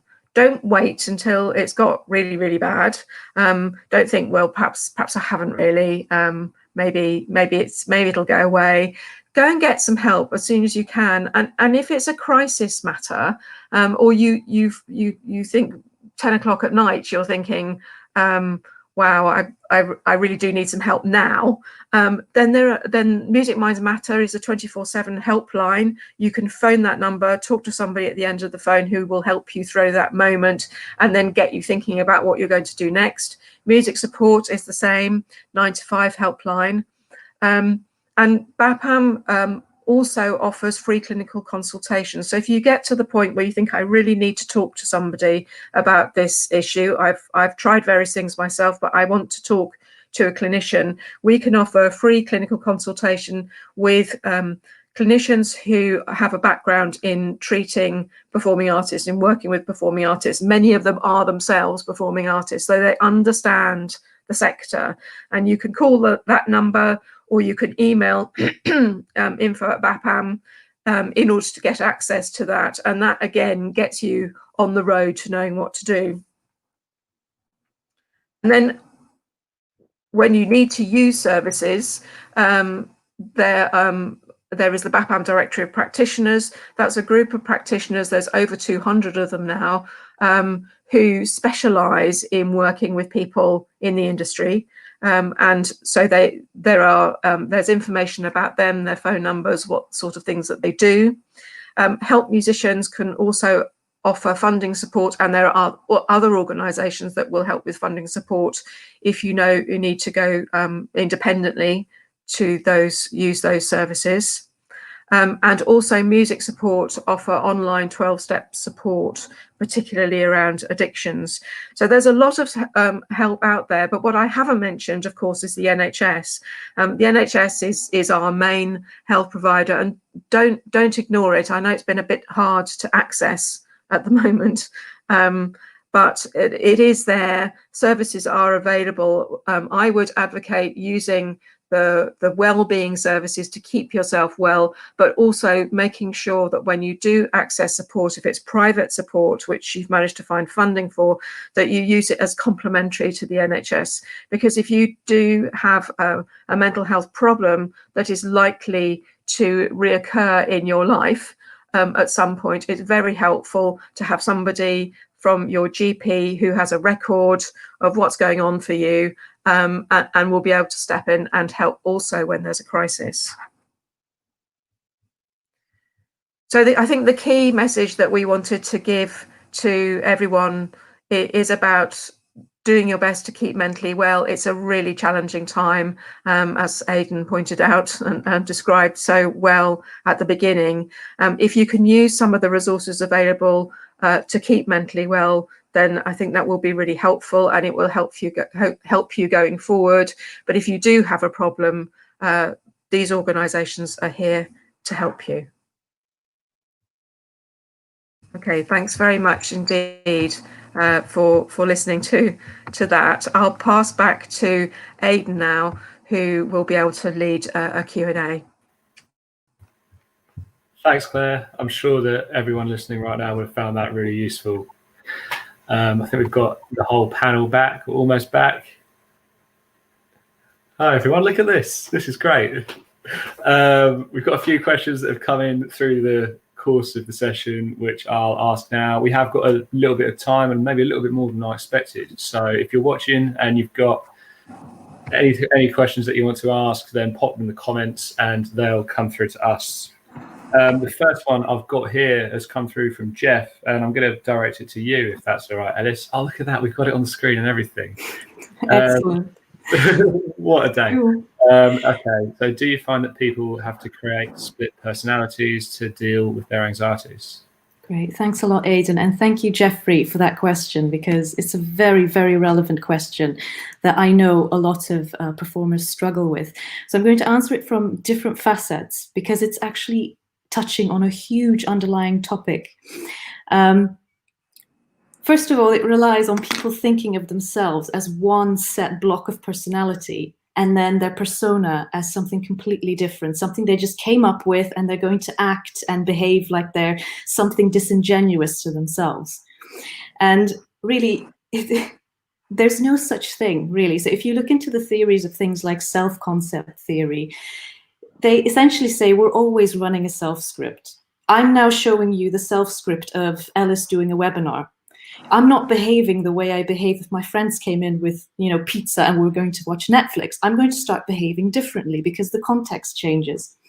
And this also relies on a very outdated idea of what personality is. So very old personality science used to think, well, we are who we are, and that's pretty much it. And more recent personality research has actually said, you know what? people behave differently in different contexts. And personality is more described as a set of characteristics that can predict how you're going to respond in a particular way. Some elements are stable. So some elements of you will be there when you're young and when you're older, and will be there maybe in your persona, and others change through time.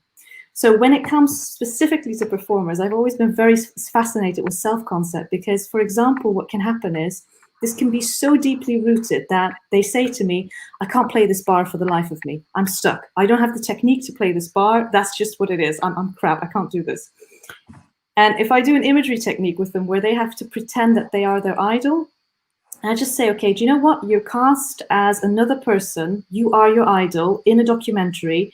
We're going to overlay different footage. It doesn't matter if you get it right, get it wrong, but you are not you. You're that other person. They can nail a technical bar. And, you know, what is it really? It's people thinking, I am the kind of person who ... And then we execute that script. So I'm the kind of person who cannot do this bar. Therefore, I will get in my own way and make sure that I'm the kind of person who does not play this bar. So in that sense, persona is actually a way of bypassing how we sabotage ourselves with our own self-script. And I always think of Shakespeare, you know, that famous quote that says, the world's a stage and we're all players. Because we're always in some sort of persona, showing some sides of ourselves and not in other sides. And inability to show different sides of yourself is also considered a marker for personality disorders, by the way. So we have to show different parts of ourselves.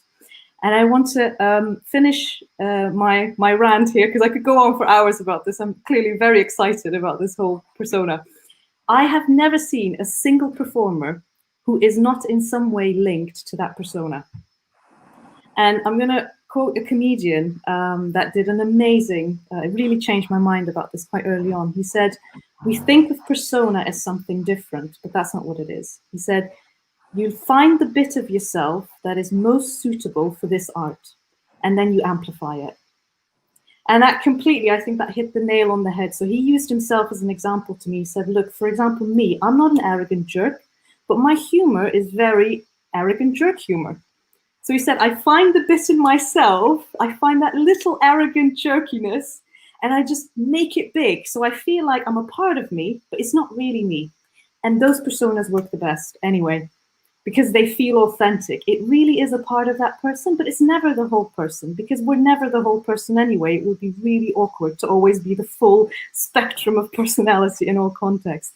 So I would like people to think about it in terms of, what is the little part of me living inside of me that is going to be best suited and exaggerated to carry this art? For me personally, I always wrote very dark music, and it worked very well. I just went into that sort of very dramatic, big, bombastic darkness. And, you know, that's only a part of me. That's the person I become when I write my stuff and when I perform my stuff. But it was very believable because it's real. But it doesn't have to be all of you. It's just a part of you. If that makes sense. Okay. Thank you for listening. Thanks, Ellen. I thought that was a great answer and a really interesting question from Jeff there as well. We've had another one come in here from Dom. I actively encourage my team and myself to try and stay off my phone, as I see it as another form of addiction. Any signposting for practical tips for managing team dynamics in a venue situation? From our perspective at Help Musicians, a lot of our support is tailored to individuals' circumstances and needs. So I haven't got much on the team dynamics section. I think Claire earlier mentioned the mental health first aid training, which is available through Music Support, and I'd recommend that to sort of any group of people working together, or not for that case. I think that's well worth checking out. Or should we go to Claire and then Eric? Yeah, thank you. It's a really interesting issue, I think, that you've brought up, and thinking about how you manage your organization, how you manage your team for mental health, for wellness, is not something that we necessarily, if you've ever had any management training, it doesn't usually cover that. It talks about job descriptions and getting the job done, and if you've done the job, then that's that, and if you've made the money you needed to make, then that's that, and if everyone's gone away happy, then you're fine. Doesn't actually talk about how you encourage mental health in your organization. And I think that's one of the things that the mental health first aid course, and I'm sure Eric will talk about that in a minute, is very helpful. It's helping people to think that through. But you raise a really good issue about staying off phones, about contact with social media. I mean, before all of this happened, before we were all remote, that was still a big issue, I think, in our industry, because there's so much. I mean, Ellis was talking about personas. There's so much about your persona, which is online, and that brings its own stresses. Keeping in touch online becomes something that you get driven to do. So trying to put some boundaries around that is incredibly helpful for your mental health. And then thinking about your team dynamics and making sure that you've organized your workplace in this sort of bizarre remote type of world that we're living in, to keep people mentally well, to make sure that they're okay, because if they're not okay, they're not going to be able to do their job, and if they can't do their job, you're not going to be able to achieve what you want to achieve. So I think both of those two areas are incredibly helpful to think about, and I think to manage, to make part of the management task of running a team, of running an organization, of doing a job. We don't normally plan for that. We've done a bit of work on where the main risks are in how people get sick in the first place in the industry, and it's partly about yourself and keeping yourself well, but it's also about the kind of environment that you're in and the things that can trigger you to not be well. And then it's about the events that happen. And it's the combination of all of those things. So we've talked very much about how you can individually keep yourself well and what you should do to try and to try and manage that, and where you can go if you're not well. But we haven't dealt with at all the way in which organizations and teams can help each other to keep well, and what the little risks are that that people aren't aware of. And I know from working with actors that sometimes they're really tiny things, like not knowing who's in charge of which bit. So you can't go and say, actually, I don't feel really comfortable about this, because there's just no one to tell it to. And then that creates a bigger stress. That's a little thing, and it's probably has completely bypassed everybody, that it's something that needs to be tackled. But actually, that it's those sorts of things that that cause the stress. So I think it's a really important area to have a look at. Shall I hand over to Eric now? Thank you, Claire. You did mention there mental health first aid training, which I think is a useful foundational, initial kind of first step in the right direction, because it's not just about being a first responder and being reactive, but it's also about being, if you want, a champion and a kind of cultural ambassador, which is about tackling that cultural aspect to it. But there is, and certainly one other organisation I can speak to and recommend worth checking out, which is one of our founders of the charity, Sam Parker. Sam Parker Consulting. She runs her own consultancy, and essentially she works with businesses and groups within the industry. She's got an industry background. She's a trained counsellor as well, but she's got particularly keen to kind of work with businesses long term on that, and she's very good at that. So again, I'll find a way of sharing that, a website, so you can at least look at that. So to plug that one as an option. Could I just throw in a very short practical thing that I remember from a workshop I attended on this. The task switching element that's involved in phones, and you're absolutely right, Dom, it does have an addictive quality on the brain, because there is a bit of dopamine release and things going on. So you are actually right, it is addictive. But the thing that makes it the most addictive is that it relies on random reinforcement. And if you want to, if you're a bit of a nerd like me, random reinforcement is the most addictive kind of reinforcement. So random reinforcement is what we have in gambling, and phones work in the same way. So you never know when it's going to come. Is it today? Am I going to hit the jackpot? Is it good news? Is it bad news? What about now? Did my phone go off? Is there a message? Is there not a message? So that element is the most addictive one. And if there would be a way of making it more similar to physical mail, as in I go out in the morning, I check the mail, whatever is in there, I don't know, but I know that that's when I open the mail. So if maybe with your team, if there is a way of compartmentalizing when important messages get sent around, and especially now with working from home, you know, that it doesn't happen after 5 p.m. or it doesn't happen on a Sunday night or whatever, but to get that random reinforcement element out of it, so people know now is the time that messages arrive on my phone, and we all go and check our messages. Yeah, hope that maybe helps as well.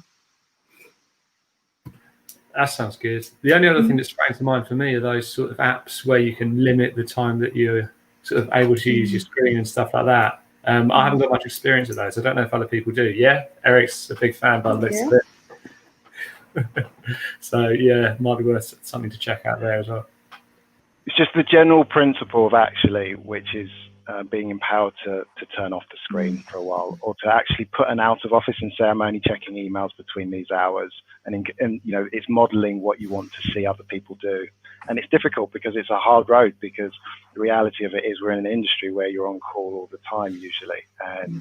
And even in this curious season, there's just other things that we're dealing with where it feels like for a lot of people, even busier in a stranger kind of way, just because they're dealing with a lot more of the emotional and psychological aspects, as well as the thinking about how can we shift our business and change, you know, and survive. So actually the discipline actually of this is good for me, actually, the personal allowance that this is good for me, and it will help others too. Getting lots of interest, I think, in the Thrive app, and lots of just really positive feedback about it by the looks of it. But one asking sort of what feedback you've had so far about how people are finding it, that sort of 1,000 odd people. Yeah, I mean, it's still early days, but essentially, I mean, the feedback's been overwhelmingly positive. Just in terms of particularly the CBT feature has been a real highlight, the most consistent positive feedback about the app, and just people learning and understanding about it from a sense of a life skill that can be really helpful, or set of life skills. We've also, we don't see individualized data, but as a charity, what it helps for our services, anonymized kind of aggregated results, so we got a sense of how many people are screening positive or negative for whether that be anxiety or depression. And we do know that there are people that, one, are screening for those areas, are recovering as well, even at quite early on, the more mild end of the scale. And we also know as well that people are using the signposting resources as well, which is really particularly encouraging. You know, we don't work in isolation. We work very closely with BAPAM and yourselves that help musicians, and there's so many others, and PRS Members Fund and Musicians Union and PSA. And so, you know, it's really important to know and feel a sense that actually people are being looked after elsewhere, and they are using those resources and they're pulling on that. So long may that continue, and it's, you know, the longevity of it will only time will tell. But the initial signs, first 3 months, extremely positive. People are benefiting from it, people are using it, and then people are recovering as a result of it. That's really, really great to hear. We're sort of coming towards the end now. Has anyone got any sort of final thoughts or reflections they'd like to share? In that case, then I'll wrap it up. Finally, massive thanks to Independence Day and Independent Venue Week for having us. Like, this is the first one of these I've done remotely, and it's been one of the best I've done. It's been great. And of course, massive thanks to Claire from BAPAM, Eric from Music Support, Joanne from Music Support, and Ellis from BAPAM. Like, great sessions all across the board. I know I've got a lot out of that, and I'm sure everyone watching will have as well. So thanks for being here, everybody. Yeah, thanks for your time. We'll see you soon. Take care. Bye.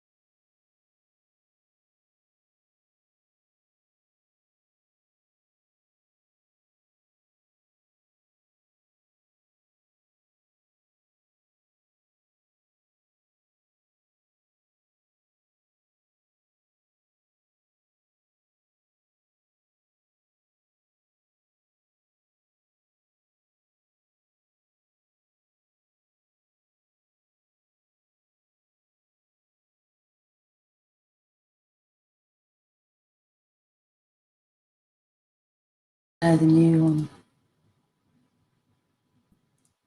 Oh, diversity. Hi, welcome back. This is just a very, very sort of brief. I can see you laughing already, Oscar, and you promised me you wouldn't. I promised I wouldn't laugh. I started already.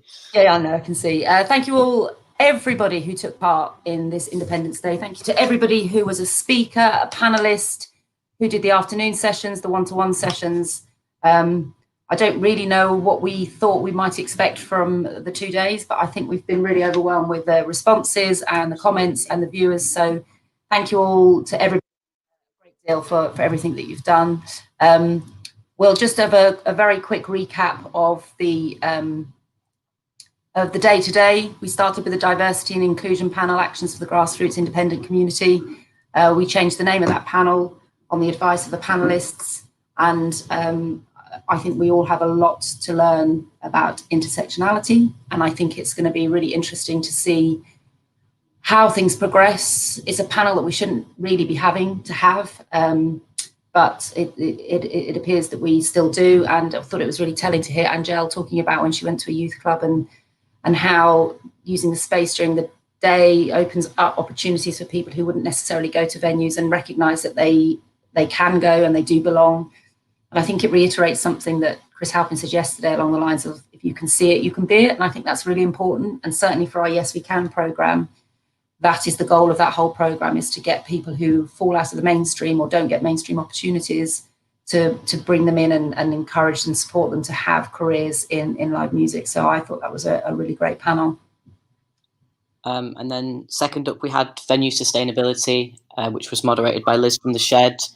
And the group there chatted about expanding the venue's operations beyond just that time economy and just an evening, and also the way in which that venues can help local communities in terms of addressing inequalities that might exist in their community, and what venues can offer in terms of things like we heard about Thai tea and coffee mornings, and helping people who suffer from dementia, parent and toddler groups, all kinds of things. But there was a lot of discussion as well about what venues can offer, not just in terms of the physical space, but the people and the skills that the people in the venues have too.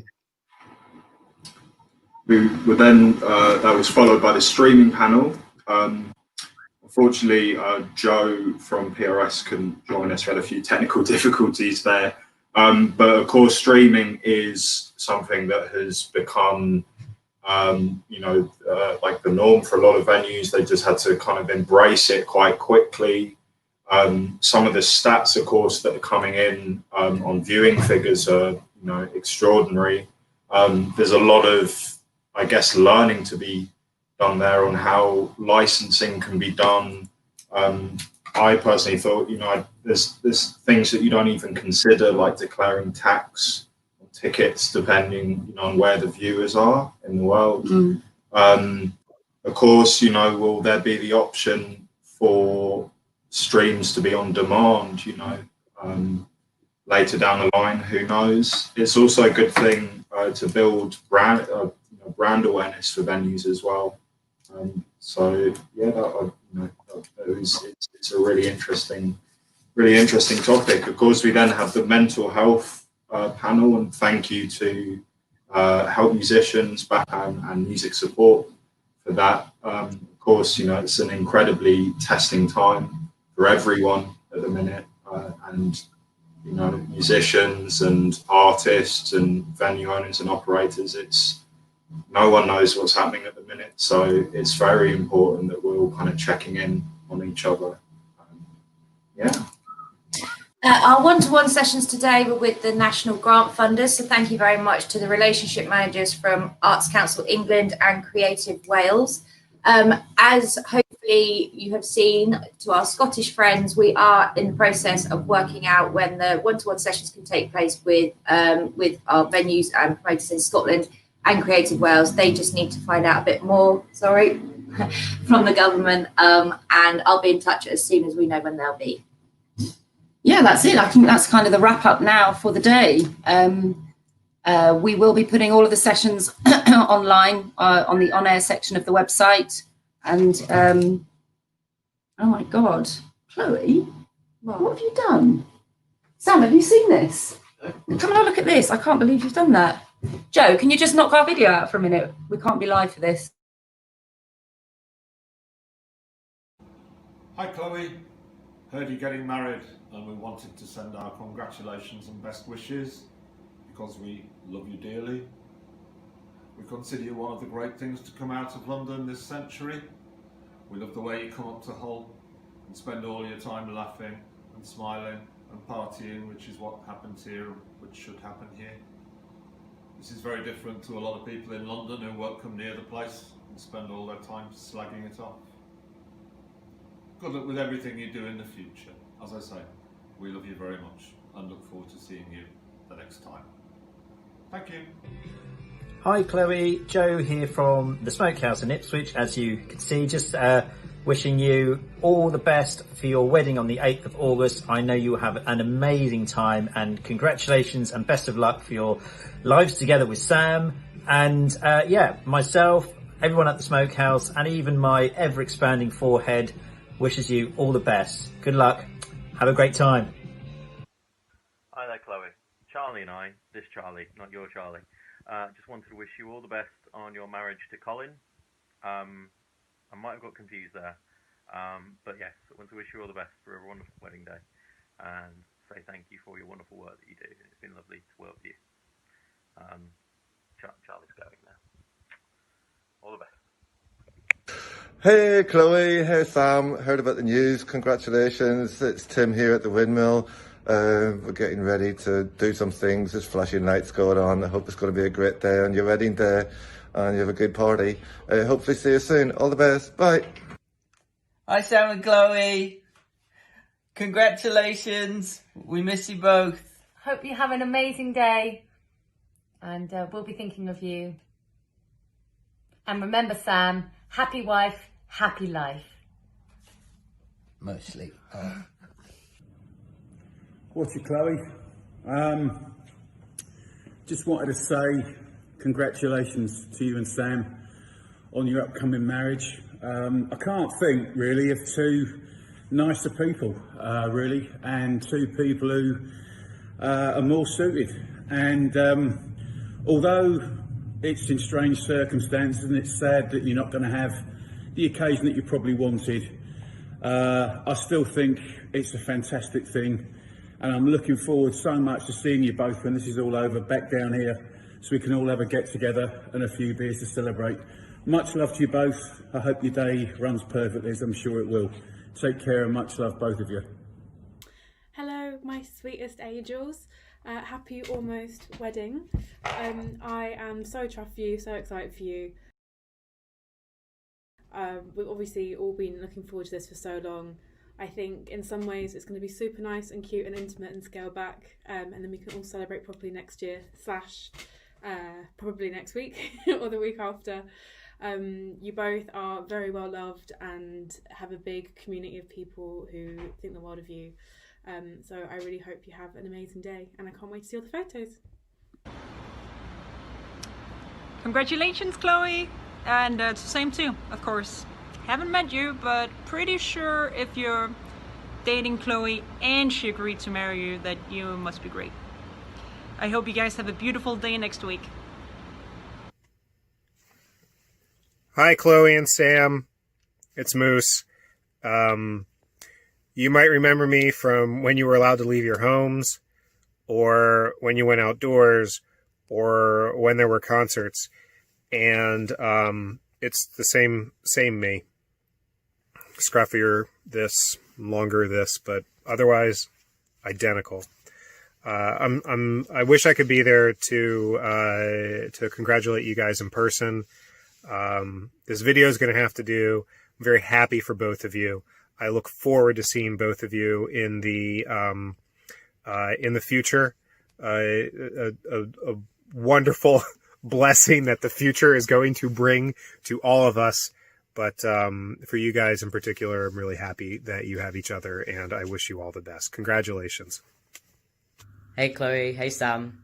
Congratulations on getting married next week. It's going to be an awesome day. Even with all of this going on, it's going to be an amazing day for you too. You guys are the independent music power couple, in my opinion, and I can't wait till we can all just hang out and have fun again. Oh, hi. Chloe, Sam, a massive congratulations ahead of next week. I hope you have the most amazing day. Loads of love to you both. I love you both enormously, and I'm wishing you all the best. What, you want me to do it now? I'm having a shit. I don't want to do it now. I'm in the bathroom having a shit. I don't even like them though. Why do you want me to do it now? I don't want to send them a message. Oh, you're recording. Oh, I do it now. What, here? Oh, crap. Oh, hi, Chloe and Sam. It's me. Massive congratulations for your wedding next week. I'm so sorry we can't be there, but I'm so pleased for you both that you're able to do the date that you want, and I know how much it means to you. You're absolutely just the most amazing people. Such a lovely couple as a couple. So wonderful and kind. You're two of the kindest people I know, and funny, mostly laughing at you, really, not with you. And I'm so grateful to have you in my lives, and I'm so, so pleased that you're able to go ahead with your wedding, and I can't wait to celebrate properly when we do it all bigger and shinier next year. But I'm so pleased that you're able to have the intimate ceremony next week, and I love you both very much.